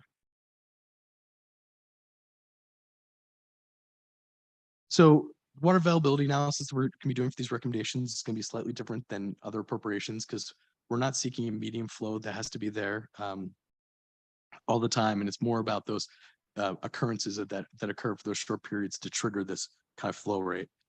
So as I mentioned, these overbank flow rates, these overbank events are infrequent and have short durations, but they do provide the critical needs to the riparian community. So the water availability analysis will evaluate the potential for these flows to occur. And we'll be using the available stream gauge data that we have, including historic gauges and the temporary gauges. We're going to use stream stats for predicted peak flow occurrences and amounts. And we've also, some of the studies that the BLM has conducted determined evidence of those high flow events and how much flow is required to get out to those areas. So in conclusion, this presentation was just to get you familiar with kind of the background of these recommendations and to have you start thinking about these concepts before the more thorough presentation is going to occur in March. But Roy Smith is also here from the BLM. And Roy, I don't know if you want to say anything in addition to that, or if we can try to answer any questions you may have. But if you have no questions today, or if you have additional questions later on, this is an opportunity for you to be able to reach out to staff before the March meeting too, to kind of talk through some of these ideas, because it's a new kind of concept that we're working through. And so there's been some stumbling blocks, and that's part of the reason why it's taken 8 years and kind of 4 or 5 different kind of models that we've been trying to use to try to kind of quantify these flow amounts. So with that, I can try to answer any questions for you today, but this is not an item that needs action.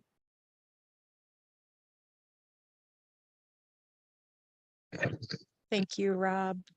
Kevin, was that a no? Do you have your hand up? Okay. Be careful. No scratching of the ears. No flinching. Time of day. Anyone have any questions for Rob? Sure.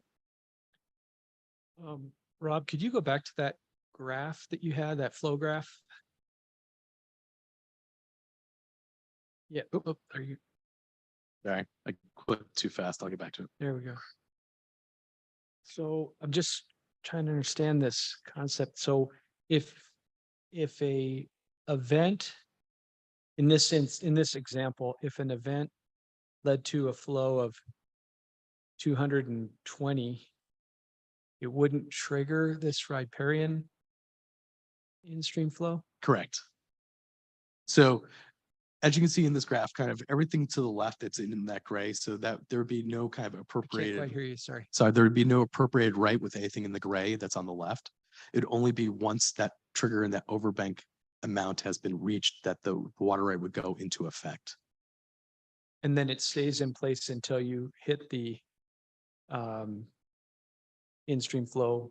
Either the in-stream flow or September 30th, whichever comes first. Yeah. And yeah, part of the okay. discussions we've had with that is, it's a lot of the receding limb of this kind of event is really important for those riparian conditions. But we've also had a lot of discussions with CPW. And one of the concerns they had is that they wanted to make sure that that water is protected so that a lot of the native fish wouldn't get stranded if there was a big diversion that kind of took them and stranded them somewhere on the stream, opposed to having it go down naturally. So that was part of the reasoning for that as well. Okay, thank you.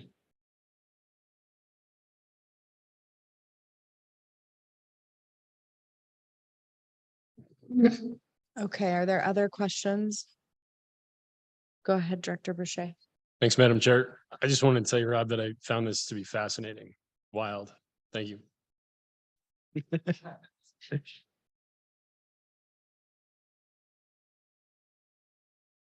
There's a couple wild and crazy scientists, right? Yes. So you're just help me with process. So So- we are going to you're going to come back in March. You'll have an update on the WDA Yep. So at at that point. And then will you also envision having public comment or some of these stakeholders that have given you feedback come in and talk to us too? Yeah, yes. So at the March meeting, the expectation is that we'd be bringing in, go more into detail about the riparian community itself, the agency needs of BLM, why they're seeking this kind of water right, going through having discussions about how we determine those hydraulic parameters for those bank full amounts, to have discussions from the engineer about how the water development allowance was crafted, and what the input was that was provided for that, and then have more thorough presentation on kind of the concept about the legal and administrative processes that would go forward, protect this right too. Okay. We look forward to it. Sorry, one more. Director Dutton, go ahead. Okay, this isn't at all about the presentation. Did you catch any cool animals on that camera? So, no, we were really disappointed this year that we didn't have any cool animals to show you these recommendations. And, you know, one of the cameras that we had going for a while has some really great wildlife on it, but we haven't moved forward with it yet. But when we do, it's pretty amazing. There's some bears and they're very charismatic. So I'll make sure to forward that to you. Thank you very much. That was a great presentation. Thank you. Takes a lot to fascinate Director Boucher, but you've done it. So I'm sure he'll be an expert in no time. Yep, severance tax and this. Yep. Okay, so we are moving on. We're doing really well with time. And agenda item 20 is the appointment of CWCB representative to the Closed Basin Project Operating Committee. And that is you, Ms. Mealy. Thank you, Madam Chair. I will kick this off and then quickly pass it over to Director Dutton. I hope the board members saw my. Thank you. Thank you, board memo on this. But I'll just quickly say that the Closed Basin Project was established in 1972 by the Reclamation Project Authorization Act. Under that act, there is an operating committee who is tasked with making sure the requirements under that act are being complied with. And then on that operating committee, there is a CWCB representative. We've had a long time representative on that committee for the CWCB, but now we're needing to make a new appointment. So that is this agenda item. It is an action item. And I will turn it over to Director Dutton. Thank you. Thank you, Councilor Mealy. Yeah, so with this item, we recognized in the San Luis Valley that while we talk about the Closed Basin Project quite a bit, the rest of you probably either don't think about it much or aren't even aware of its existence. And so just to be able to inform this item, I asked some of my colleagues to join us today. And so we have Clinton Phillips with Davis Engineering here who's going to give a presentation about the history of the project. And if you read the packet, you'll note that Clinton is also the recommended individual to be appointed to the committee. Also in attendance is Amber Pacheco, the Deputy Manager of the Rio Grande Water Conservation District. David Robbins just slipped in, General Counsel for the Rio Grande Water Conservation District. And who's that guy behind him? Senator Cleve Simpson, General Manager of the Rio Grande Water Conservation District. And so we've got quite a room full of experts who will be able to answer any questions that you may have. Thank you, Director Dutton, and welcome esteemed members of the public. So thank you for presenting to us, Mr. Davey. You have the floor. Oh, Mr. Phillips, I'm sorry. That's okay. Thank you very much. So Clinton Phillips with Davis Engineering, and we're going to give you a quick overview of the Closed Basin Project. So it was authorized by Congress in 1972. The project is designed to salvage groundwater from the shallow and confined aquifer beneath the closed basin, which would otherwise be lost to evapotranspiration. Water is pumped through a network of wells into a approximately 42-mile conveyance channel and then into the Rio Grande.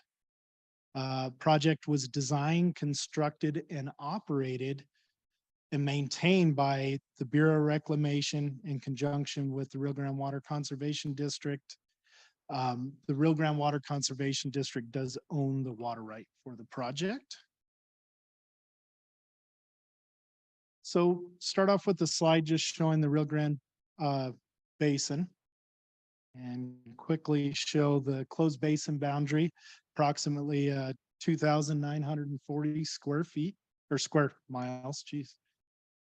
And then inside of that, showing the closed basin project boundary, approximately 195 square miles. And then showing the channel, the conveyance channel that stretches from the north end of the project down to the Rio Grande. This is the project boundary with kind of the surrounding streams and irrigation diversions that end up in the sump or the closed basin project area. One of the main creeks that flow into the project area is the North Crestone Creek near, this is the gauge near Crestone. And it just generally kind of showing the water levels. As we know, we've been in a drought lately. You know, you can see those higher levels, 73, 87, 95, 2007, and then 2015 was a good year. And since that time, you know, we're knocking on 7-8 years of below average there. This slide depicts the other boundaries that are either encompassed by the closed basin project area or adjacent to it. Groundwater Management Subdistrict number 1. To the west there, Baca National Wildlife Refuge, the Great Sand Dunes National Park, the San Luis Lakes State Wildlife Area, the Baca Wildlife Habitat Area, and the Alamosa National Wildlife Refuge. So water deliveries with the closed basin project. So one of those is gets delivered to the Rio Grande for compact delivery, compact credit.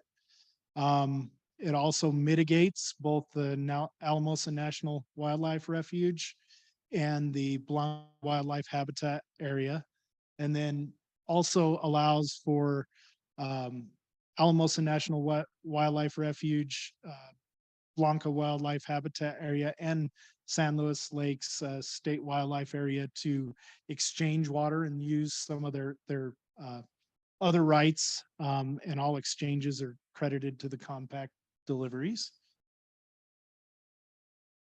The project is broke into 5 stages, stage 5 being on the north end and working our way down, stage 4, 3, and 1 and 2 on the far south end of the project area. So go over a few of the project features. So the total project includes 170 salvage wells, 115 miles of pipeline laterals, 42 miles of PVC line conveyance canal, 80 observation wells, and I will note those are measuring both the shallow and the confined aquifers, 237 miles of access roads, and 169 miles of electrical distribution system. So pretty big features in this project. So also part of the closed basin project is the water quality laboratory. So part of the requirement is they have to put the water back in the river at certain standards. So part of the operation is to have a lab that go out and they sample water before it goes into the river for various things, pH, TDS, alkalinity.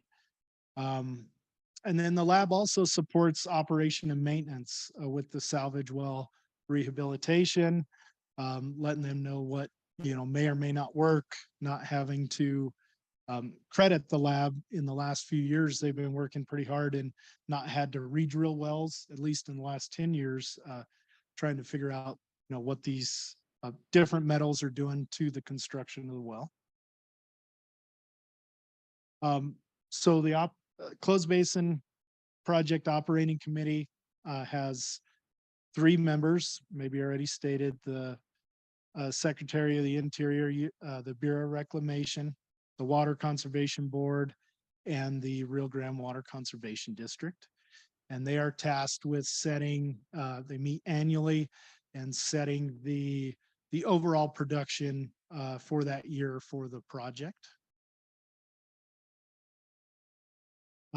Just really quickly, kind of a neat observation is all of it is remotely monitored and controlled. So 250 sites, communication via radio, so they can collect data, turn on and off wells, look at monitoring wells literally from the office.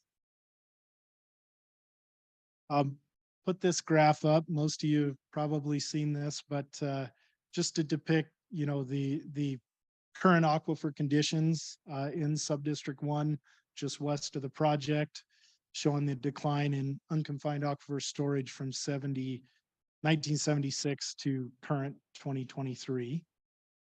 And that is important because I believe the operation committee is tasked with making sure that the project does recognize the current hydrologic conditions.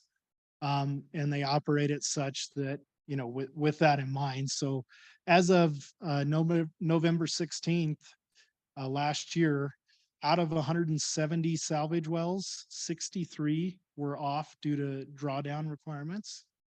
13 were off due to total dissolved solids, TDS, too high. And then I highlight the 5 Baca wells on the boundary. Those are not pumped at full capacity. Those are used to mitigate water quality. They're deeper wells and they're used to kind of get a little bit better water quality in that as it goes down the canal. And then final slide here. This is just the overall production in the orange there, going back to 1986. And then the composite average water level for all the monitoring wells in the project. And just mainly trying to show, you know, the project does respond when, you know, as those water levels or that composite water level, you know, began to fall in the late 90s and early 2000s, that the, you know, the project did have to, and the operating committee had to respond and lowered the production to level out that average water level.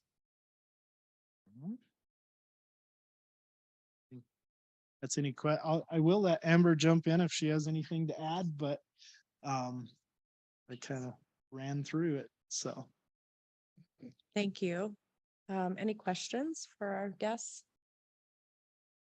Or for Heather? Excuse me, Director Dutton. I just had one question. When you were talking about the water quality, so in the compact, there are standards for the water quality. That's what you said, right? There are standards based on the project itself, and Okay. when it was created, certain water quality standards had to be met. Gotcha. But those are different than our state water quality standards, so they're not regulated necessarily to. I do believe so. Okay. Yes. So when you test the water, are you just testing it as it goes into the river, or are you testing it and then determining if treatment is needed? Like you don't have a treatment center, right? Yeah, well, they actually, mainly it's the treatment would be adding those other wells that have better quality. Got it. Okay. And so I think they are testing prior to it hitting the river to make sure when it does hit the river, it meets the standards. Got it. Thank you for that clarification. Yep. All right. Well, great presentation. This last chance. Oh, would you like to say something? Madam Chair, the Yes, please. standard is 350 parts per million when the sodium ions exceed 40%. So it's 100, at a minimum, 150 parts per million lower than the Safe Drinking Water Act secondary standard for TDS. Okay. So the penalty is just that you don't get to count the water on the day or days in which the TDS exceeds 350. Thank you.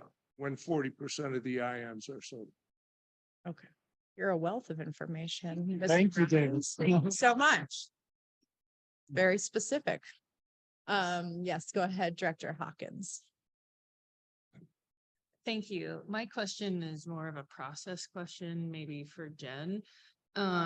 So we're being asked to make an appointment for the CWCB. So would we be retaining Davis Engineering on behalf of the CWCB, or how does the appointment actually work?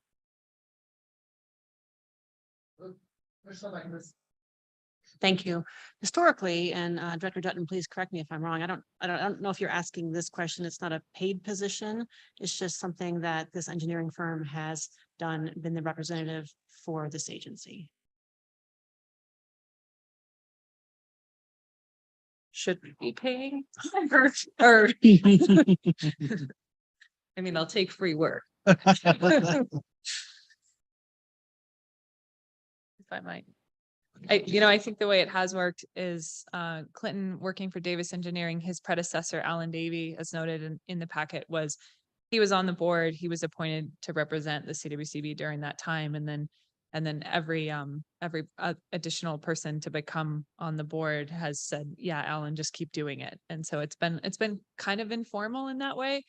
Alan also represented the San Luis Valley Water Conservancy District, which I manage, and the Rio Grande Water Conservation District, which Amber and Cleve manage. And so, Alan was there kind of in his capacity as being an expert. And now, with Alan retiring, Clinton really has stepped into his shoes and taken over the groundwater monitoring study, that graph that makes us all real depressed, that shows the aquifer going down over time. That's now Clinton's bailiwick, and he does a lot of work for the district and the valley. And so it's kind of in his capacity as being this expert. And I believe, he bills his time to the conservation district, but then would be acting as an expert kind of for the state in that role. And maybe Cleve and David, if you have anything else to add, but I believe that's kind of how it's worked historically.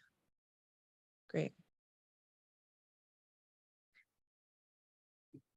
So Director Hawkins' question was if we need to consider paying Mr. Phillips, and it sounds like that's being taken care of through the process you described. I believe so. Okay. This is a unique opportunity to ask for money. Yeah. Okay. Any other questions? Solicitations? All right. Yeah, I would note this is it's pretty funny on here. It says Director Dutton recommends Mr. Phillips be appointed. And so I believe this is the first time I can remember that it wasn't staff, but a board member making a recommendation. So that's kind of fun for my last day on the board. But yeah, that I would recommend that we, kind of carry on and have Clinton serve on the committee. He, like I said, he's incredibly intelligent and really an expert in the valley's water and geology and just systems. And so I think he would serve well on the committee. And so I would move that this board appoint Clinton Phillips to the Closed Basin Operating Committee. Okay, we have a motion from Director Dutton to appoint, I'm sorry, it's getting late in the day. Your first name is? Clinton. Clinton, I'm sorry, Clinton Yep. Phillips, to the Closed Basin Project as our CWCB representative. And I believe we had a second from Director Felt. Is there any further discussion? Seeing none, all those in favor, please indicate by saying aye. All opposed, please indicate by saying nay. And the motion is carried. Congratulations. Thank you. Appreciate it. I don't know how this has happened, but we are early. Shocking. I'm wondering, let's go ahead and do the turf program rollout. Do we need to be doing our water plan recommendation on time, or we can just keep rolling through early? Okay. We'll move to agenda item 21, turf program rollout plan. And Russ, you're up, my friend. Nope. Kat, okay. Thanks, Kat. Of course. I think Russ will join me in just a moment. Kat Weissmiller, CWCB staff for the record. And I will be walking you through agenda item 21. It's informational only, talking about the Colorado Turf Replacement Program, which is imminent. To provide a little bit of context, I want to first talk about the Landscape Summit findings. You may remember that we hosted a Landscape Summit on November 8th. It was a really great event. We had over 100 people, maybe closer to 150 people attend. And we at the summit, we had a number of different presenters, one of which was Doug Jevons from BBC Research and Consulting. And Doug was working on an exploratory analysis of turf replacement, both water savings and costs and benefits. So I want to share a few of the findings from his work. The first being that Colorado's water savings from turf replacement may be around 1/3 of the water savings that are achieved in Las Vegas, which is kind of a program that we're often looking to for comparison. Additionally, outdoor municipal use accounts for just 2.8% of total Colorado water use. So just putting it into context, it's a very small fraction of total Colorado water use. And of that, non-functional turf removal has the potential to save approximately 10,000 to 20,000 acre feet per year. But that savings could take more than a decade to achieve, according to his findings, and could cost $1.8 to $3.5 billion, depending on how you assume the cost of removal. And lastly, a really interesting finding I thought was that water rates, water budgets, and other land use policies have shown themselves to be faster and more cost-effective ways to reduce outdoor water use than the turf rebate programs that are out there today. So all of this to put into context the various tools at our disposal as we look to talk more about water savings. So how much can we save through our turf replacement program? It'll depend on a number of different factors, but we know that the savings will probably be lower than what we've seen in Nevada for a number of different reasons. It's still a really critical piece. It's a tool in our toolbox, but we have a wider suite of tools that we'll need to consider.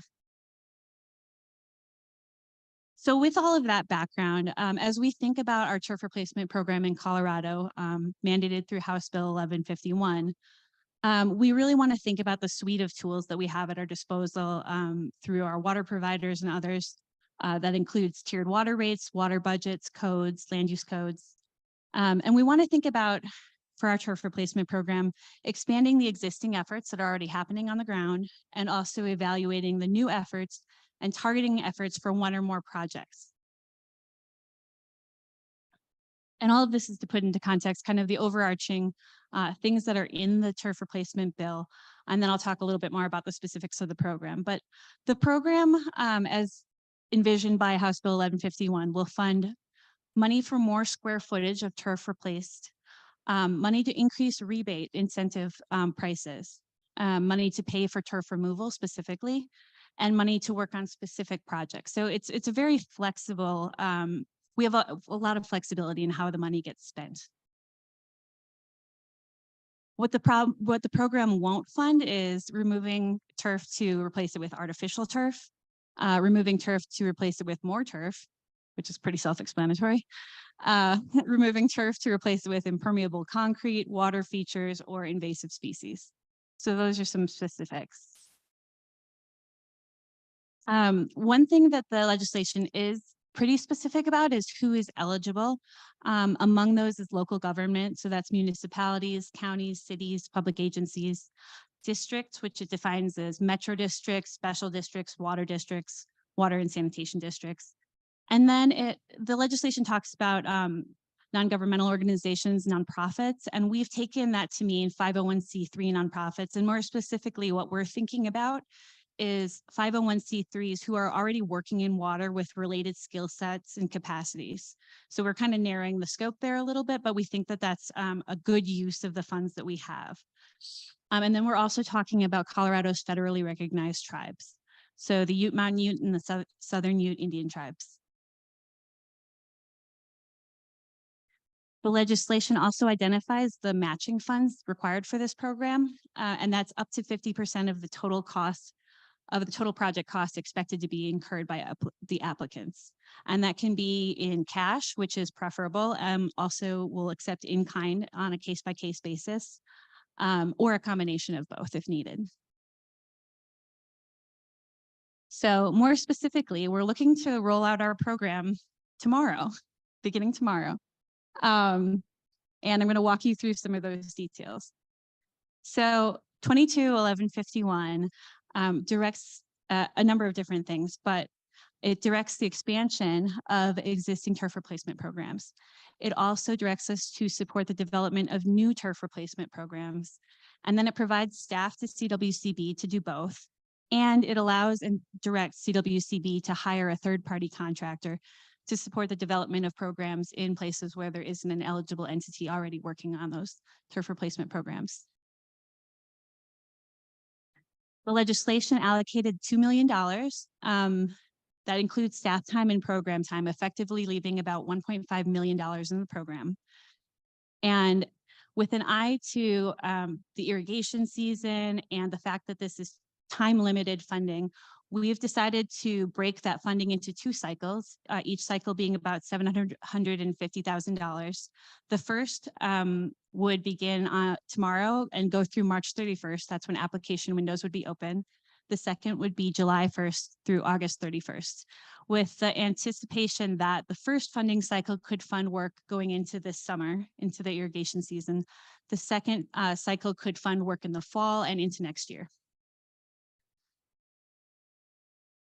And that $750K will be broken out to have $550K supporting the expansion of existing programs. Right now, we know of 22 existing programs. There may be more. So that $550K will support those. We also have $200,000 that'll support the development of new programs, and that includes our third-party contractor programs. I want to talk a little bit about applying across both cycles, because we anticipate a lot of the eligible entities may come in for funding twice. We're anticipating up to $25,000 per cycle for eligible entities with existing programs. It could be less for new programs. We're anticipating kind of a range with those new programs. Given that there are 2 cycles, there's the potential to combine funding across the 2 cycles for eligible entities that maybe know that they're going to come in twice. We could put it under one contract for ease of contracting. This will focus both on the new and existing programs. And we're also going to talk a little bit more about the third-party programs. And what you see in this slide here is a handout with some kind of information and facts about the turf replacement program that we're hoping to share starting tomorrow at Water Congress. We've developed an online application form. It's really kind of a screening form that asks applicants about their existing programs, any information about their eligibility criteria. So that online application will go live tomorrow. It'll be open throughout the whole application period, and then contracting will start in April. And I want to talk quickly about our TLC challenge, which is our Transformative Landscape Change Challenge. And this is a contest that we're partnering with Resource Central to hold. We're asking communities that do not already have a turf replacement program to pitch us their best community project, up to 2,000 square feet of turf removal. Resource Central is going to help us make it happen. They'll remove the turf and they'll provide all of the new plants. And we're asking these applicants to explain how standing up this program will benefit their community. We're looking at single sites to try to use the funds as efficiently as possible. And we'll select 3 winners.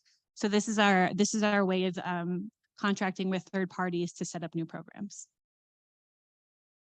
And with that, that's a really kind of quick overview of the program, but I'm happy to answer any questions if you have them. Thank you. Are there any questions for Kat? Go ahead, Director Hawkins. It's not a question. I'm just so excited for the launch of this program. So thank you all for your work on it. And this is like the no-brainer thing we can do to tighten up water use. So let's get at it. Thank you. Yes, we're excited too. Director Sakata. Thank you, Madam Chair. Can you use this if you take out whatever you call non-functional turf and put in vegetables? Well, I mean, like an urban garden, maybe there's a grass space that's not going for anything, and maybe they want to put it in a garden. Yeah, we've contemplated that, and I do think that that's something that would be. It's not really specified in the legislation. I think it's something that could certainly be considered. I know Kevin Reedy's done a lot of research around whether vegetables are a better use of water, which, you know, I would think that they certainly could be. So yeah, probably evaluate that on a case by case basis, but I like that idea. Good one, Director Sakata. Yep. Anybody else? Questions? Yep, go ahead, Director Brody.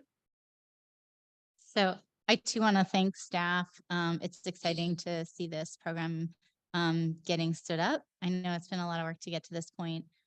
In terms of the challenge program or opportunity, I think it's a great idea.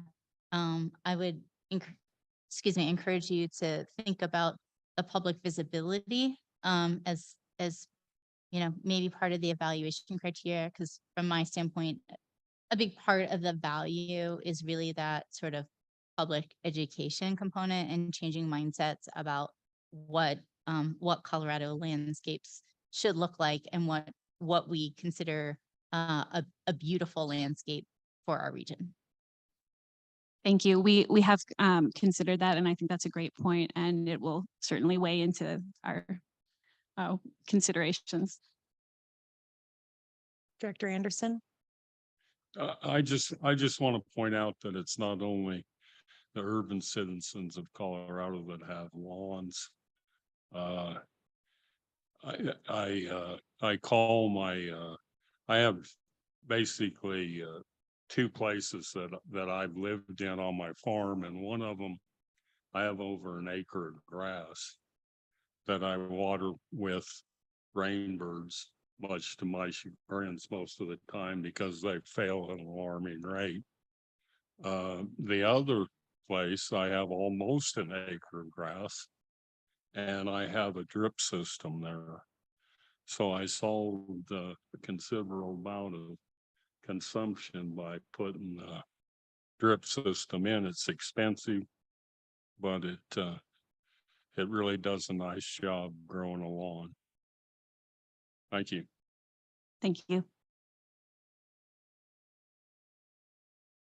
Anyone else? Okay, thank you so much. Thank you.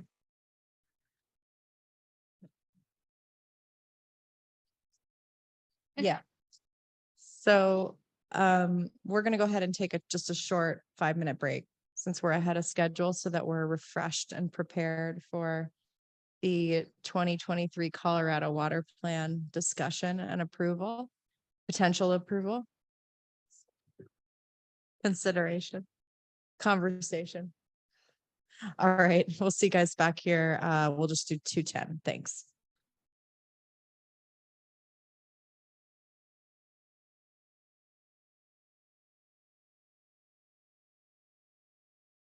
Recording stopped.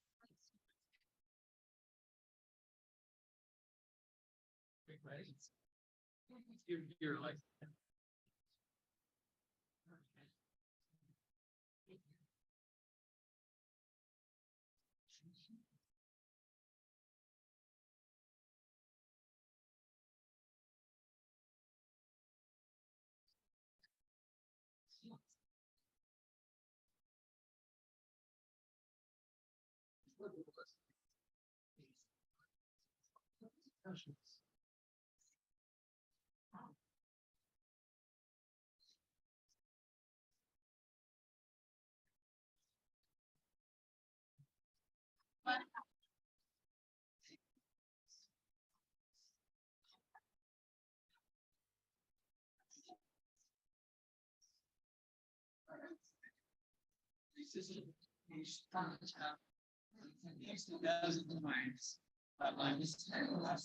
I know he's not.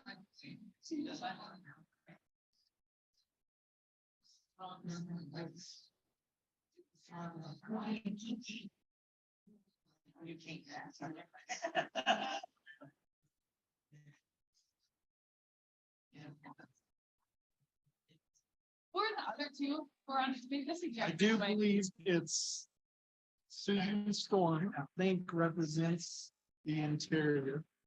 And George Whitten represents the river. Yeah. Is she? We should double check. Did she run water quality? Right, but she's or acting, that could be one. We should.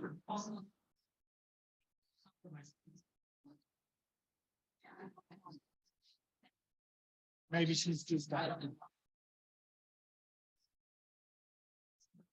He also,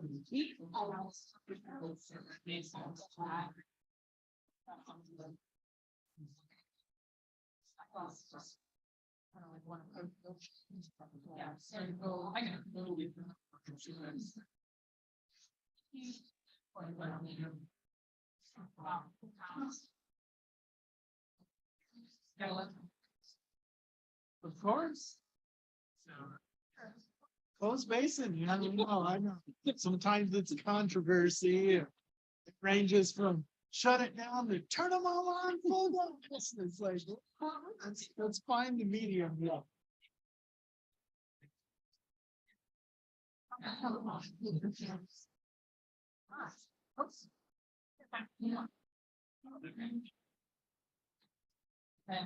Yeah, you're, yeah. I gave her this. Oh, she said, thank you. I'm like, if I.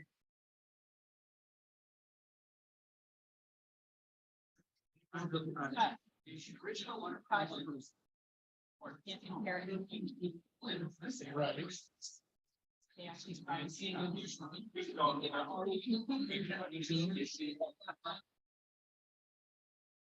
No.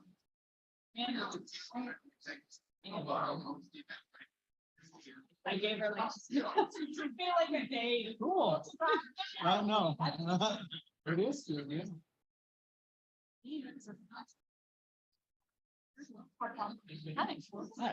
Okay. Sure. And we've got, here's the.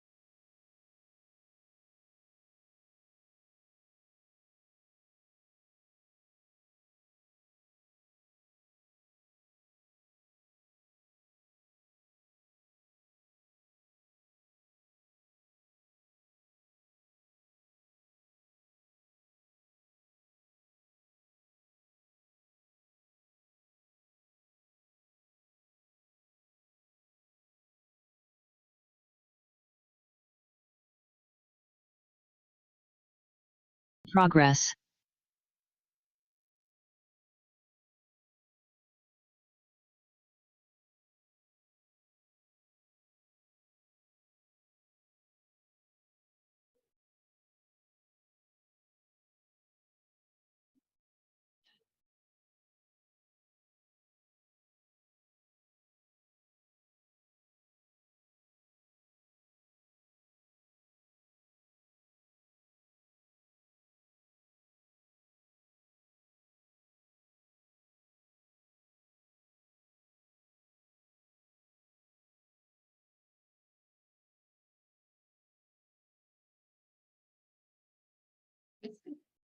Well, the moment we've all been waiting for has arrived. Director Sakata, do you have a? Yes, Madam Chair, was wondering if you'd entertain a motion to adjourn at this time. Oh. Russ, Kat, this is your big moment. Let's give a round of applause for Russ and Kat.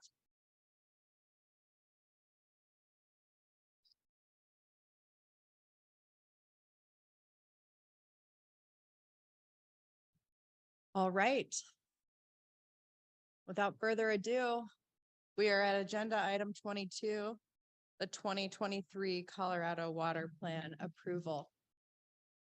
Thank you so much, Russ and CWCB staff, for the record, and maybe the last water plan presentation for some time, which is good.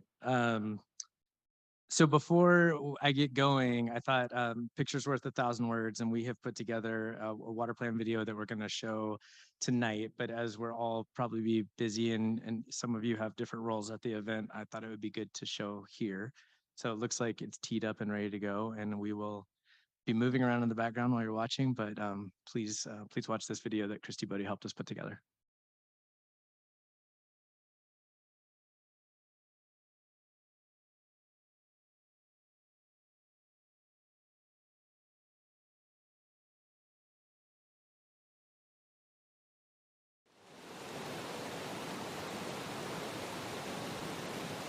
It's a place that people turn to hear things in terms that they understand and to hear how it connects to their lives. When I get out on the water, I'm just like everyone else. I'm not Black, I'm not a woman, I'm not a person with a disability. I'm just a whitewater kayaker.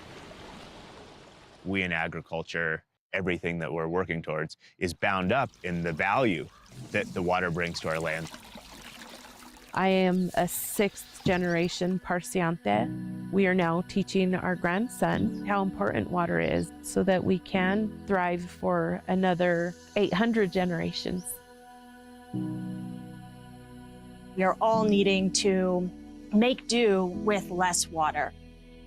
The demands for that limited resource just continue to grow in Colorado, whether they're recreational or environmental or ag or industrial. And the Colorado Water Plan, that's the mechanism, the tool that does a wonderful job of helping us identify what those gaps are. As the plan has moved from ink on paper to work on the ground and seeing the evolution of different funding sources, partnerships have been critical on this. Projects that benefit not just one water user, but many. Whether it's the boom of monsoons and flooding, or if it's the bust of dryness and aridity, we as Colorado have been adapting.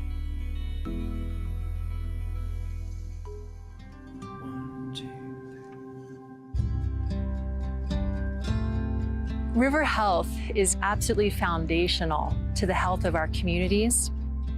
We do our best to take care of our land and water in every aspect of our acequia system. It was very important for us to include every organization in our community to sit at the table to create what we thought were the important aspects of a watershed assessment. We were able to get that assessment done because of the funding through grants like CWCB. We're really grateful that we were able to find those resources to help our community. All of the functions of these ecosystems support healthy, reliable, clean water quality for all water uses. And so when we manage for wildfires, we're actually managing for watershed and river health along the way. Creating resilience to impacts in our watershed only prepares us for an uncertain water future even better.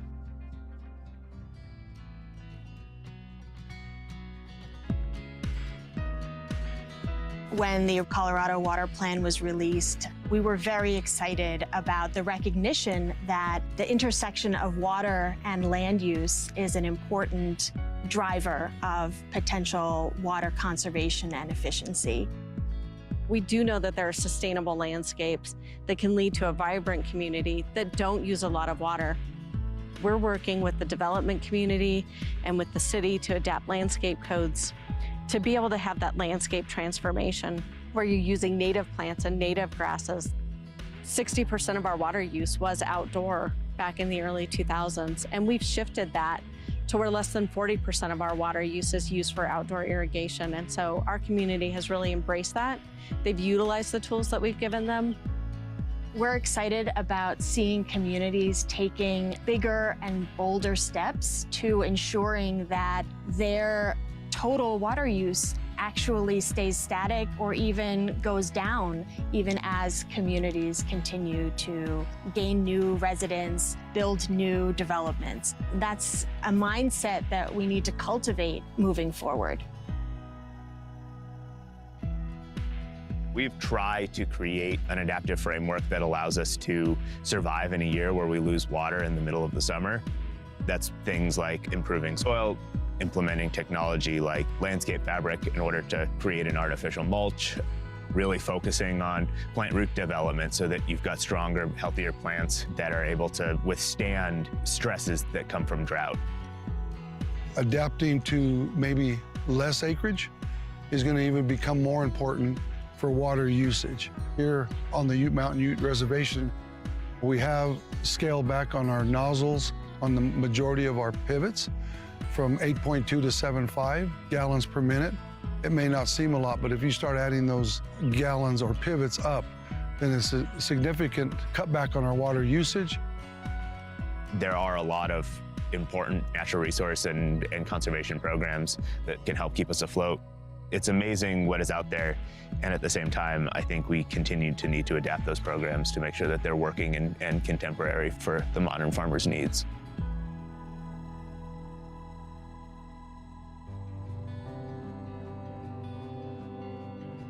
I think we really need to have a water fluent community. And that's one of my goals, is to start with the kids so they understand the importance of water and the limitations of our water supply. With the river being so close, I like to take the kids down and we sample once a month the water quality. And that's to provide some baseline data for the community, but also expose kids to what science is, where we collect data over time. It's critical to bring people into the outdoors, to have them deepen their connection to nature before you can ask them to take care of it. The same barriers that keep people from recreating also keep them from participating in the conservation movement. And I wanted to change that. We took 15 youth, most of which have never been out on the water, and taught them how to fish, kayak, stand-up paddleboard. We created conservation ambassadors, people who can talk authentically that make sense within their own communities about conservation, and invite their peers and family members to join them.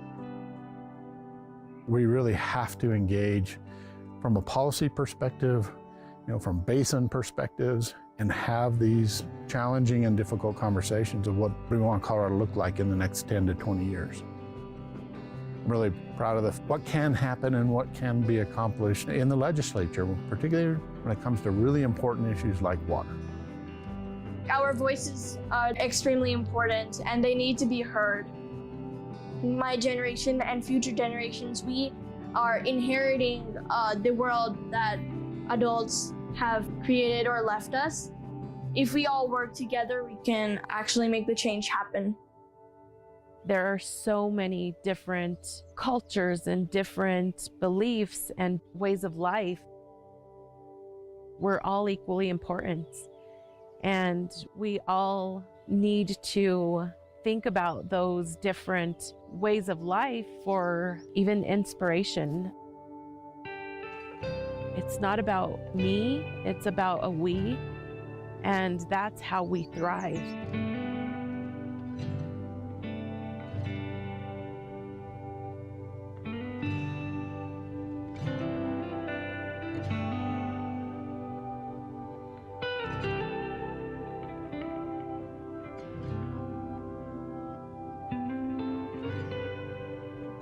Just the water plant. I don't know why I spend all the time writing those, but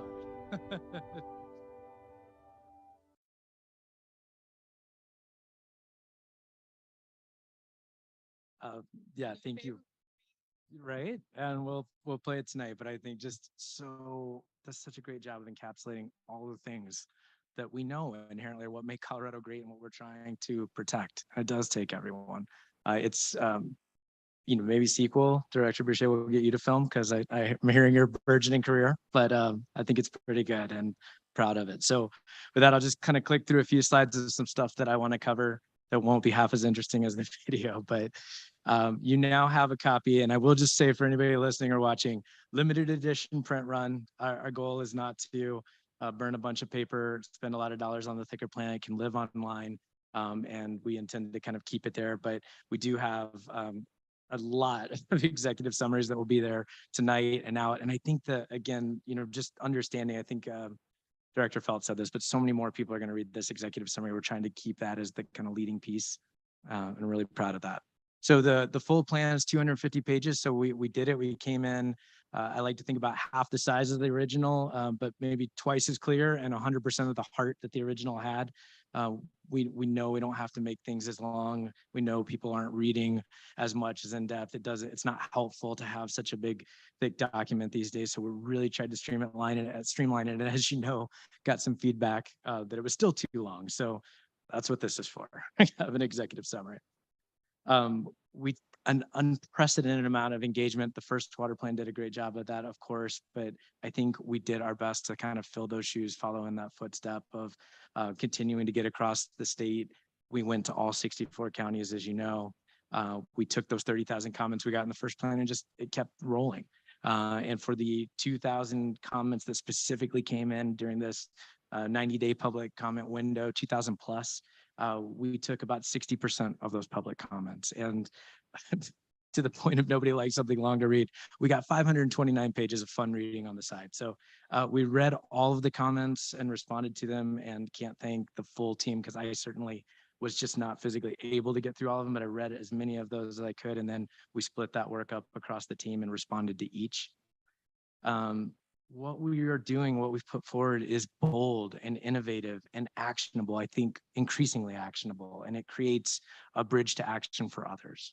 So again, understanding that we might get this 10x readership of the executive summary, we really wanted to take all the good stuff, whittle it down into the need to know pieces. I think those first 2 pages that are shown here at the bottom really do a good job of just highlighting the water plan on a page, what it is, maybe what it isn't, what it wants to be. I heard, I think, Director Felt say something to that effect this morning in his comments that, this board, I think the water plan tries to outstrip just its specific mission, understanding that the water plan is bigger than us. And we need to get everybody working with us, our partner agencies, all of our partners across the state.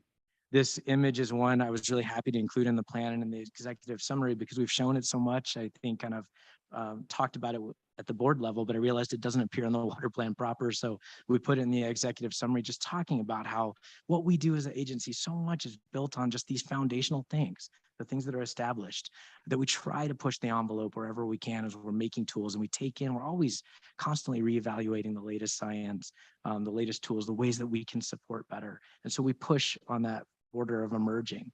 But a lot of times when we get into that very exploratory or theoretical space, that's where we have power with grants to explore things that maybe we can't immediately run with, but others can help us explore. And of course, our partners can work across this full spectrum and do all the time. So that's why we have this 50-50 split. And I think just conceptually, even that concept of just owning that this plan is going to take all of us to get there. And it's both of us working together, both of us, meaning all of the public, us as an agency, all of our partner agencies, the legislature, the governor, all of us have to play a role in this to make it a success. I wanted to talk a little bit about the launch materials, maybe outside of what I've just placed in your hands, but what we will put up online pending approval. As I told some of you, if you don't approve, we'll have a big bonfire at the event tonight. But we will have the Colorado Water Plan up online. We've also translated it. We're working to get a deeper kind of quality translated version that will come out probably in a month, but we'll have a kind of Google translated version that we put up now. We also have the executive summary, and that has been professionally translated into Spanish. Those will both go up. Director Felt, you talked about agency actions and or no, sorry, Director Dutton asked us about agency actions, I think in one of the final comments of, hey, wouldn't it be nice? And I think that we showed that in a very early draft, I think, to you all, and thought maybe it just lives better as a separate one pager. I'm using that very liberally because it's about 6 pages, but we consolidated all the agency actions and have that translated. That's going up online. And then Director Felt, I remember really clearly when we sat down in Salida and you talked about just having those partner actions as kind of a bit of a call to action. What's my role? Just so you don't have to, again, dig into the full plan.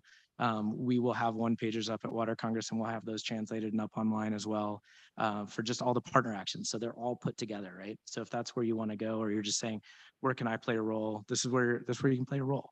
And I think what we tried to hit on in that sheet too is, so much of what we focus on in the water plan is partner actions through the lens of water plan grants, and that's true. But if you just kind of take a step back from that, very clearly, the legislature, the governor, everybody in Colorado is a partner. And if you have the wherewithal and you want and the interest and desire, and you can move a grant forward, by all means, these give you those project level examples that you can do that with. But there are things that all of us can lean in on, no matter where we're coming from. Some other items of note, so we will, again, pending approval, put out a press release. We have web pages that will be magically changed overnight. There's so much work that goes into the back end of this, and I just cannot thank both the people that you're used to seeing all the time and those that you don't, like Carolyn Kemp, who does all things website for the CWCB, and I'm sure would just, when she decides to retire, the web pages will collapse and we'll have to figure out plan B. The video that you just saw, we'll put that up online.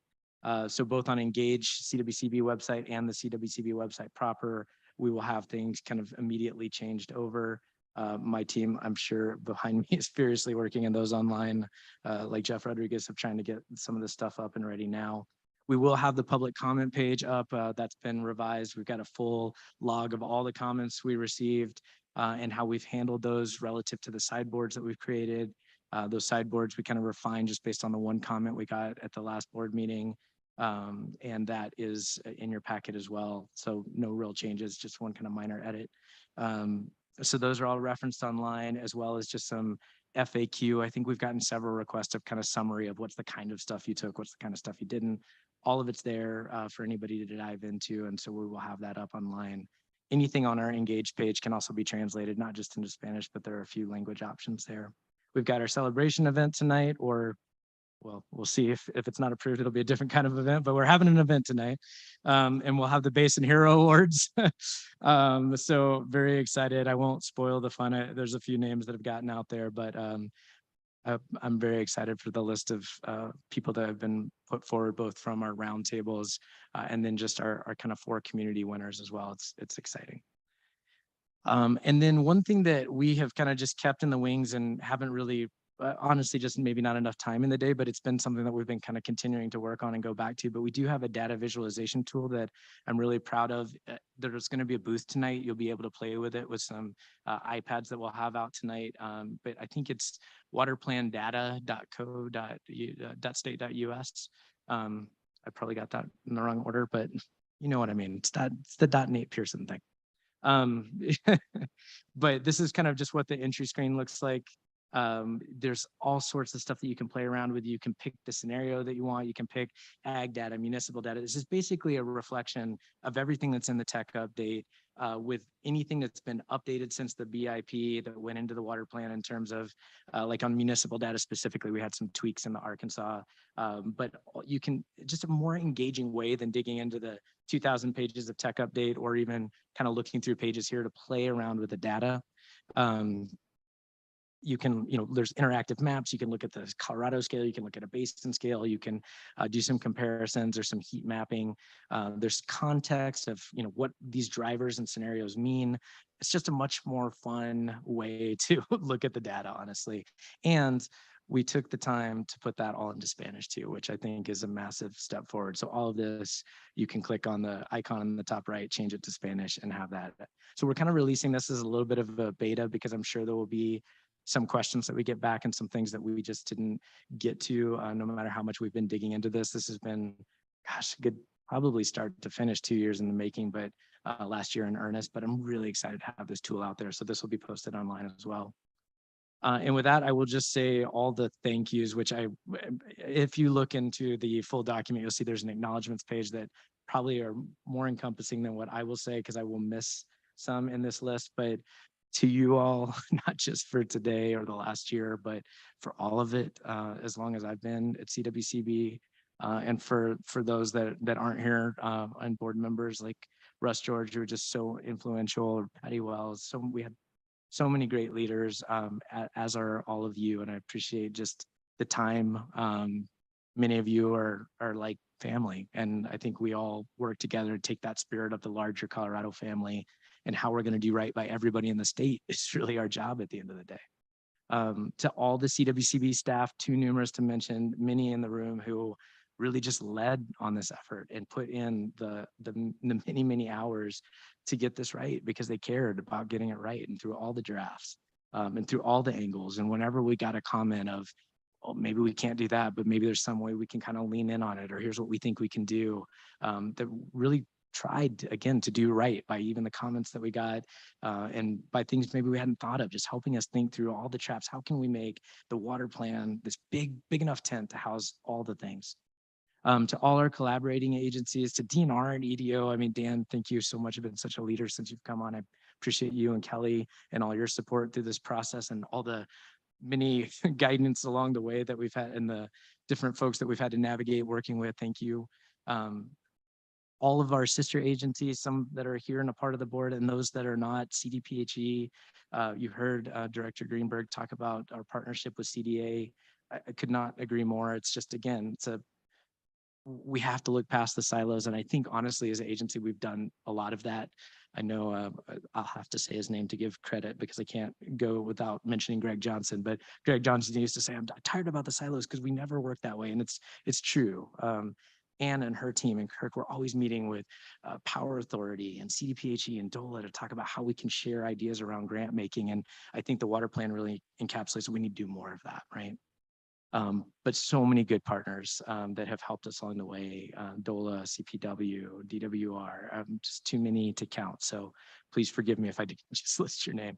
All the roundtables, how often have I heard, we're a volunteer board, or we're tired of the endless planning cycle, or, when do we do the implementing, right? Well, the truth is we do that all the time. And it is what Director Gibbs says: we plan, we implement, we plan, we implement. And that's because even the data that we're putting forward, even the data that you get to play with us in this fun, cool tool, is still like baseline is 2015, right? And the farther we get away from that, the older it seems, right? So we got to re-up that and see if we're still on the same track. Are we trending better? Have we gotten more than a 5% gallons per capita day reduction over time?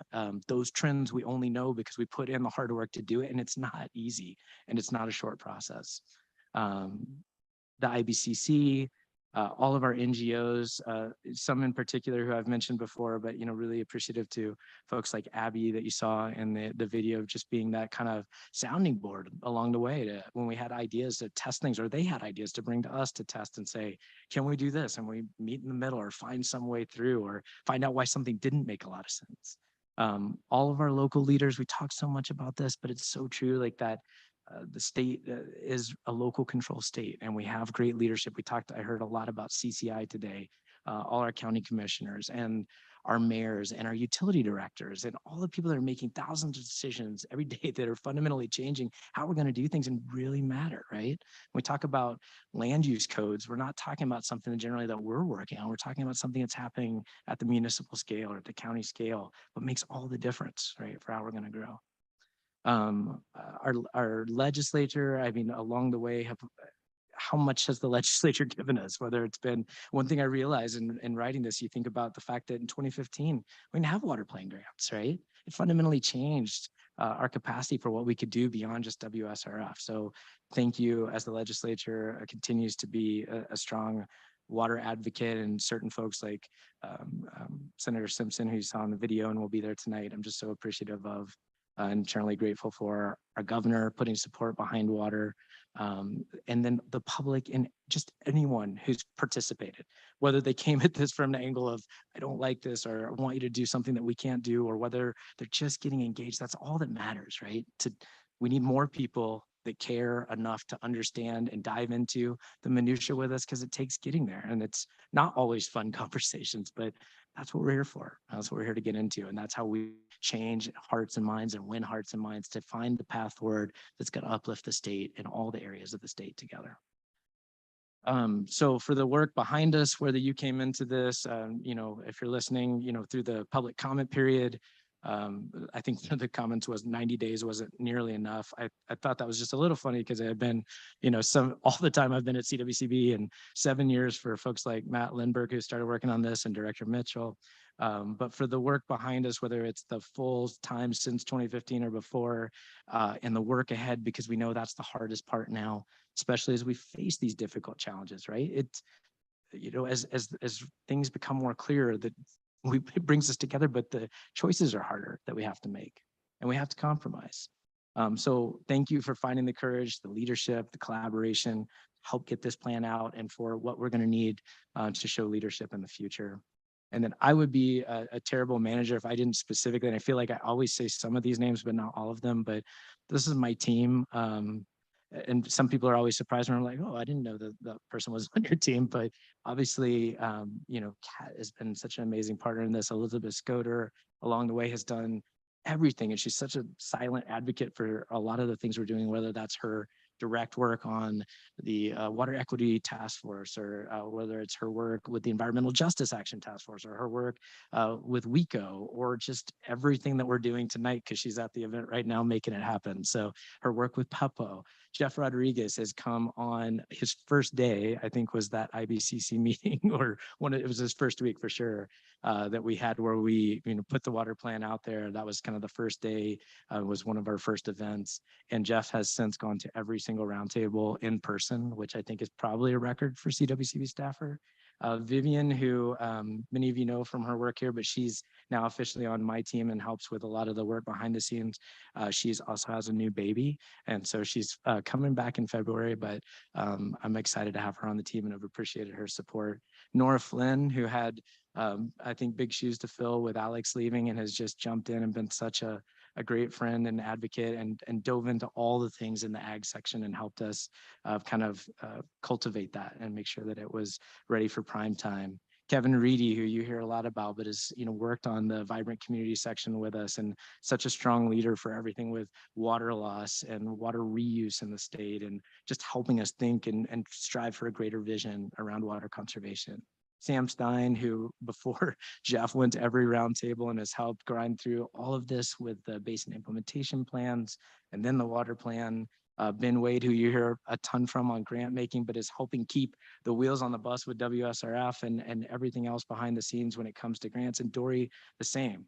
As part of the reason that I can do some of the stuff or be places is often because my team are supporting me and making sure that stuff just happens like clockwork behind the team. So behind the scenes. So I wanted to say thanks to each of them. And there are so many others that I should probably call out, but I would just definitely be remiss not to thank Lauren Riss and Anna Moss, who have just been rock steady in there. And every time I just like, how can you be so composed and so on point all the time? Because I'm just trying to grow up to be my inner Anna, I think, some days. So anyway, to all staff, and then of course to our rock star team. I mean, could not have gotten through all these things. I've never worked with a better contracting team, but Matt Lindbergh, Brown and Caldwell, and his full team, and just everything I talked about with all these comments, and just putting in the time and thinking about not just, okay, read this, but like giving it the consideration and helping us run the traps. Well, I heard this, could we do this better? Like, could this fit over here? I mean,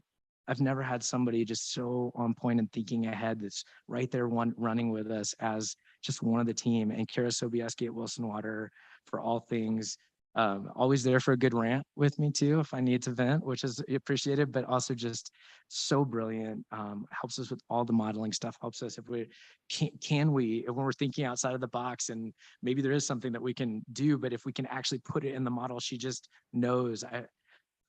Brilliant mind and such a great team player. So I have to thank these people. Sorry to make you sit through that, but it would just be incredibly unfair if I didn't, because it's not about me. All of us and people before me, like Greg, have put so much time into this, and you have all put in so much time. So thank you all so much.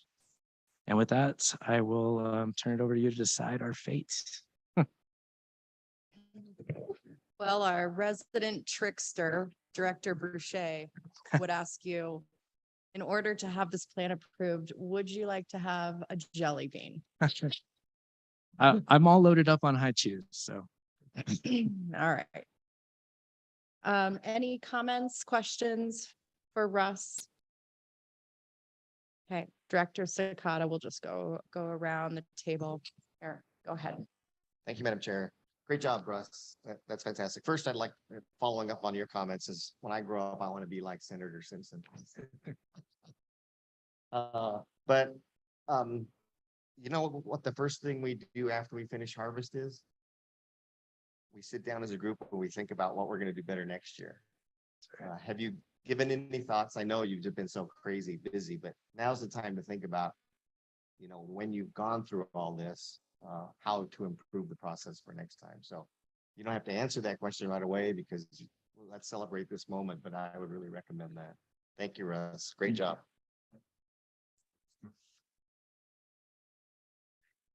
Well, thank you. When I joined the board in 2017, I was heckled on a long ride to a river trip because I brought my hard copy of Colorado's water plan. I had worked on it, but I had not read it cover to cover, and I felt like I should as a board member. And then when I somehow convinced Kenny Heldman from Norwood and Nucla to co-lead a stream management planning process, he asked me about the water plan, and I brought him my hard copy and told him to keep it. And he is just a really incredible leader in our basin. So it's nice to bookend my term on this board by, you know, carrying it around and giving it to one of my colleagues in the basin, and now ending on this.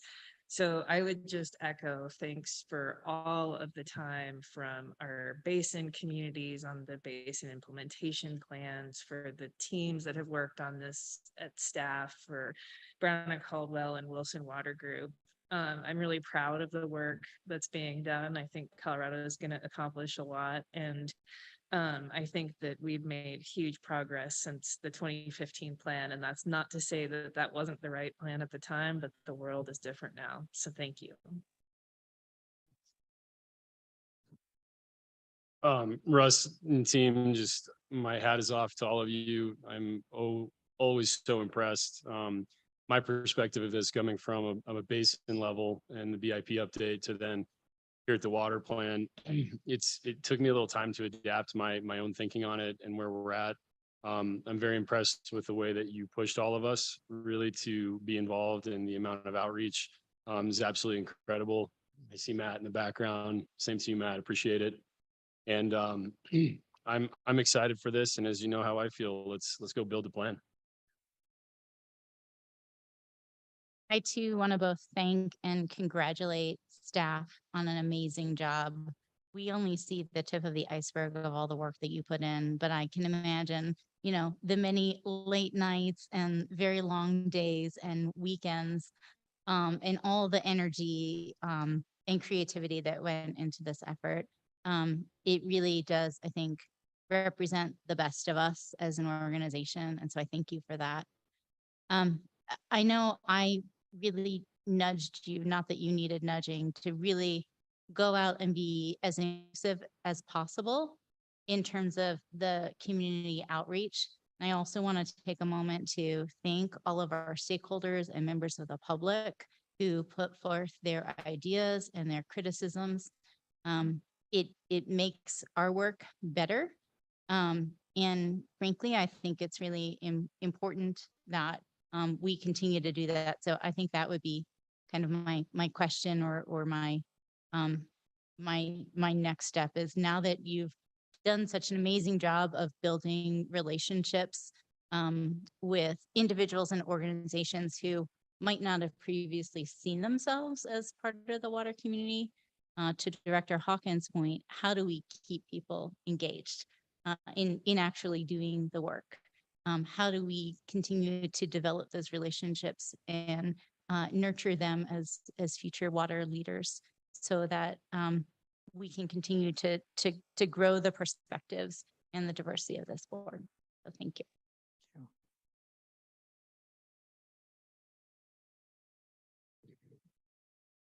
Director Anderson, do you have any comments?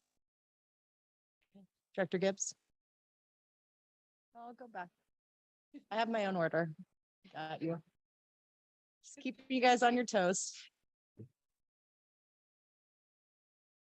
Great. Thanks, Madam Chair. And thanks so much, Russ. This is absolutely so incredible. And, you know, it's, I've had a lot of questions too, like when I first got my job and right in the beginning of 2019, and I knew that we were working towards, you know, updating the plan.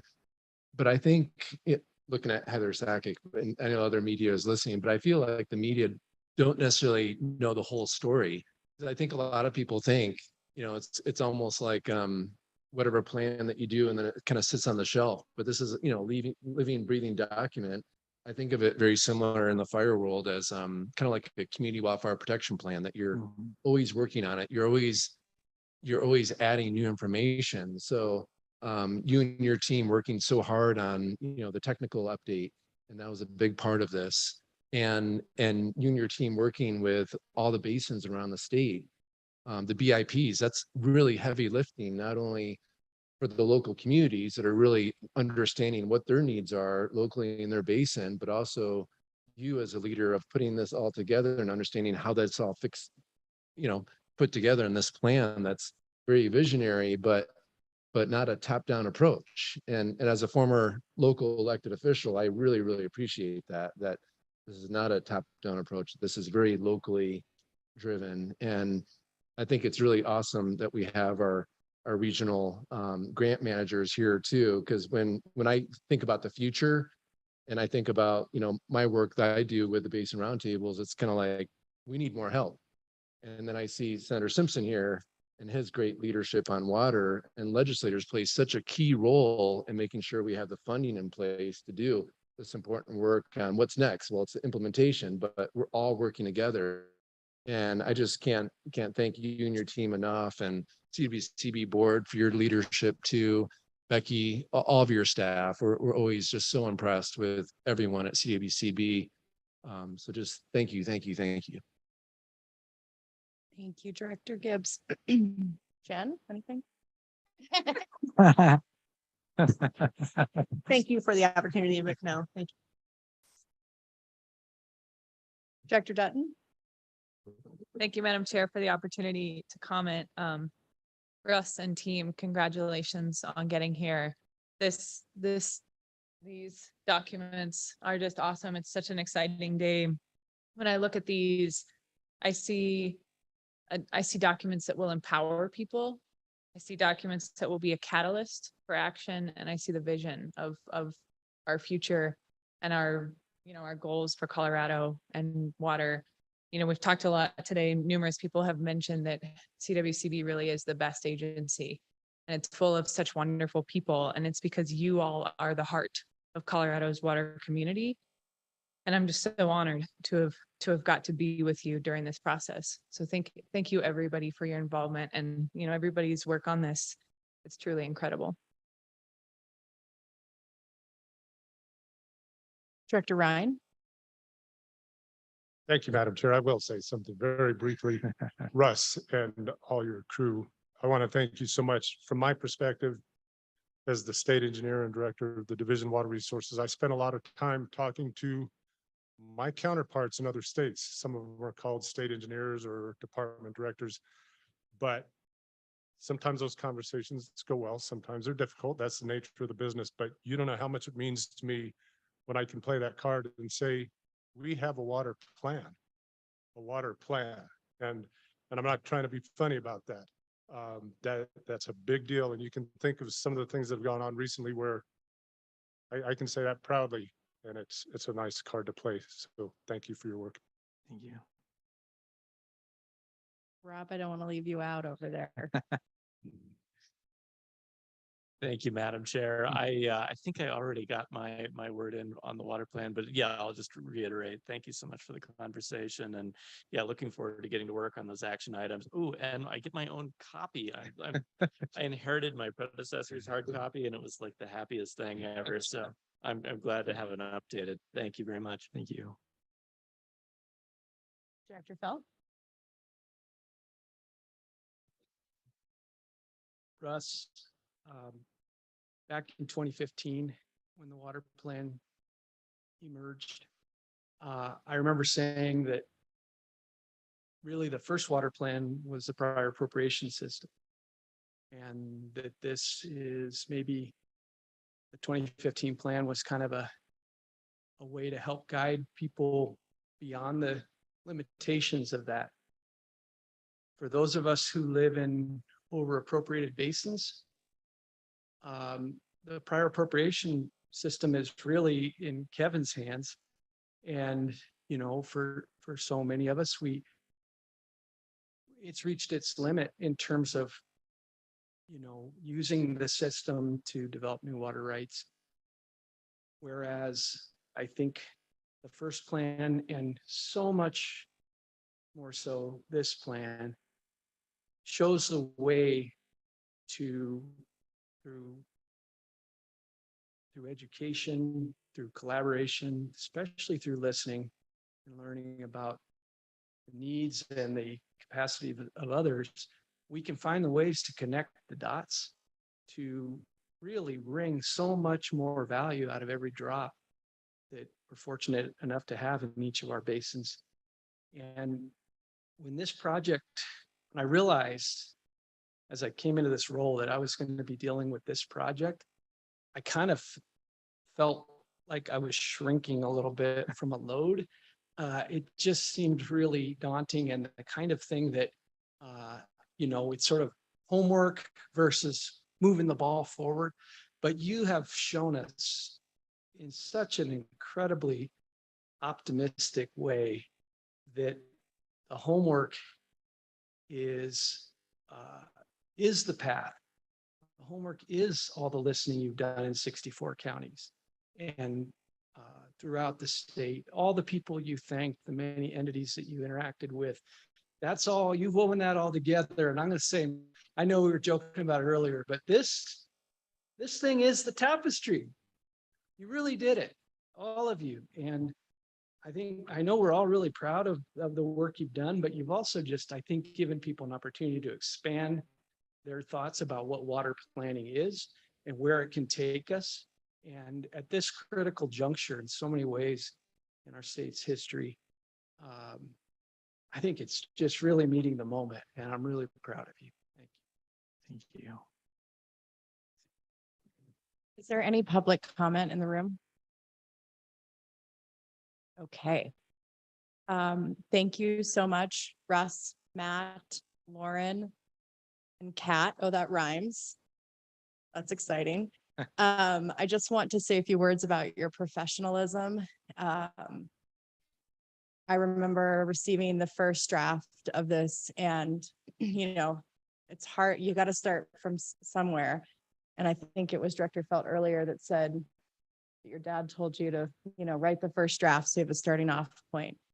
And I know that everyone around the table really read thoroughly that draft, and you all drove around the state and sat down with us individually, and you were ready to work and you were ready to listen and offer solutions and adapt to, you know, each of our unique ideas and comments about what this water plan needed to be and what it needed to do, from our perspectives, from our basin's perspectives, from the roles that we play within the water community in our individual careers, we brought everything to the table in 9 different ways, and you all found a way to incorporate it. And you did it somehow with a smile, and you were on time, and you found meeting spaces, and you are still smiling. So thank you for that.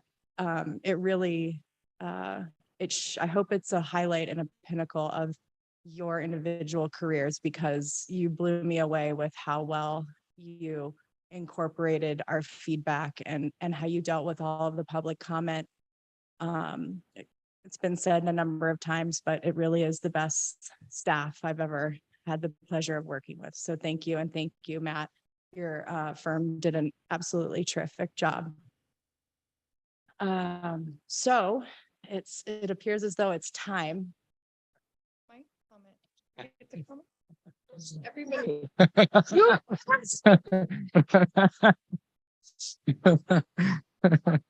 Well, okay, go ahead then. I don't think I could let this go without comment. I just like to always be the last, but I already cried. I'll probably cry again. That video definitely brought up why we're doing this. And I think the comment from the young woman about being left with the world that we are leaving our future generations. And I think this leaves us in a little bit better place. I feel a little bit better leaving with these things in the hand. And don't take it lightly when I say this is the new and improved water plan. I was very attached to the last one also. But I wanted to acknowledge the board for 1 second, because I know they pushed hard. There were uncomfortable moments. You often don't know what happens behind the scenes when the staff hears comments, not just from the public, but from the board. The professionals that you have within the CWCB, and I'm not talking about just the water supply planning section. Much work goes on through the entire agency that is actually implementing the water plan, you all's water plan, Colorado's water plan, every day. But they take every word, every syllable to heart and think about, how do we do this in a balanced way? And I thought the letter that, when you open this water plan and you read the letter that the board wrote, it puts real responsibility back on the CWCB to continue to lead through funding and collaboration. But I think there's a couple paragraphs that I have to read out loud, because I think it's important that people hear them and hear the words out loud. That moved me, that the board wrote, and there are board members that took the lead on this, and I want to thank you for that. But the words I want to read are: Colorado has always been a place where adversity of the landscape has been tempered by its ability to inspire. While our challenges are great, our natural and human resources are too. We have a long and celebrated history of innovation in water management, and we are confident people of Colorado will continue to rise to the occasion and take on the critical work of protecting our water supply. The Colorado Water Plan offers a light through dark and uncertain times, bringing together wide-ranging interests and voices into a collective vision, and more importantly, a plan for action over the next 10 years for both the CWCB and local communities across the state. The collective actions we take today across every corner of the state will increase water resilience for Colorado and our downstream neighbors. We hope you will consider your own role in Colorado's water future and get involved. Now is the time for action. And those words just rang so deeply with me. And I think they rang deeply with everybody that worked on the water plan, and will continue to work on the water plan. So I am so thankful that we have the board here, that we have to have approved this. And I just want to make sure we thank everybody for all their hard work. I cry often, and I'm not the only one. Everyone here, the staff that you see there were many tears shed through this process. We may have been able to solve some real crisis if we were able to collect those, but and that's okay. It is okay to care so deeply about what we are doing that it moves us to action. And that is what we continue to hope for, is that movement to action. And I think we've all done that. This is an example of that. So thank you, Russ. I know this is one of those life works that you will remember and have nightmares about also. But I really appreciate it. And I really appreciate the whole entire state right now. So thank you.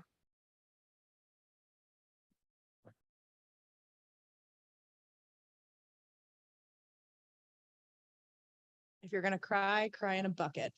Okay. Director Dutton, Okay, and there's no further comment. I would move we approve the 2023 Colorado Water Plan in accordance with agenda item 22. Director Hawkins. I would like to second that. I know we're joined by Commissioner Greenberg. Do you have anything for discussion? Thank you, Madam Chair. I think this is a momentous occasion, to be sure. The work lies ahead, but that does not take away from the incredible work that our teams, especially Director Mitchell, your team at CWCB, have done for many, many years. We've worked with them in and out throughout this process, and I've seen the dedication. I haven't seen as many tears as you have, but I believe they were there. But I know how much they've taken input to heart, taken comments to heart, really integrated what people who live this every day care about and live out in the field, out in the real world, not in a boardroom. And I think that's reflected in this plan. And of course, Director Mitchell, your comments yesterday about how critical agriculture is to this state. Of course, we are balancing all of the interests of the state when it comes to water. From my vantage point, I so appreciate your commitment, this board's commitment, the staff's commitment to the role that agriculture plays for Colorado now and into the future. From an agricultural perspective, we want to bring that same, I will speak for myself and CDA, bring that same tenor and tone for all our other sectors. We're in this together as a state of Colorado, and your leadership, Director Mitchell, and this board has really shown our commitment as a state to that being our future here in Colorado. Thank you. Okay. Without further ado, we have a motion and a second to approve the 2023 Colorado Water Plan. All those in favor, please indicate by saying aye. All opposed, please indicate by saying nay. Phew. All right. Motion carries. Water plan is approved. Thank you.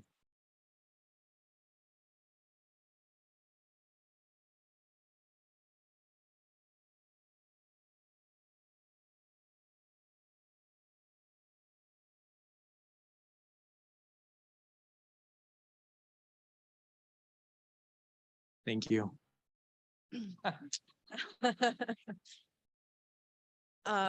Russ, if you could stay just for a moment, we have one more motion that will probably get made by Director Sakata, and then we need you to just stay right there at the podium. Director Sakata? You know which one.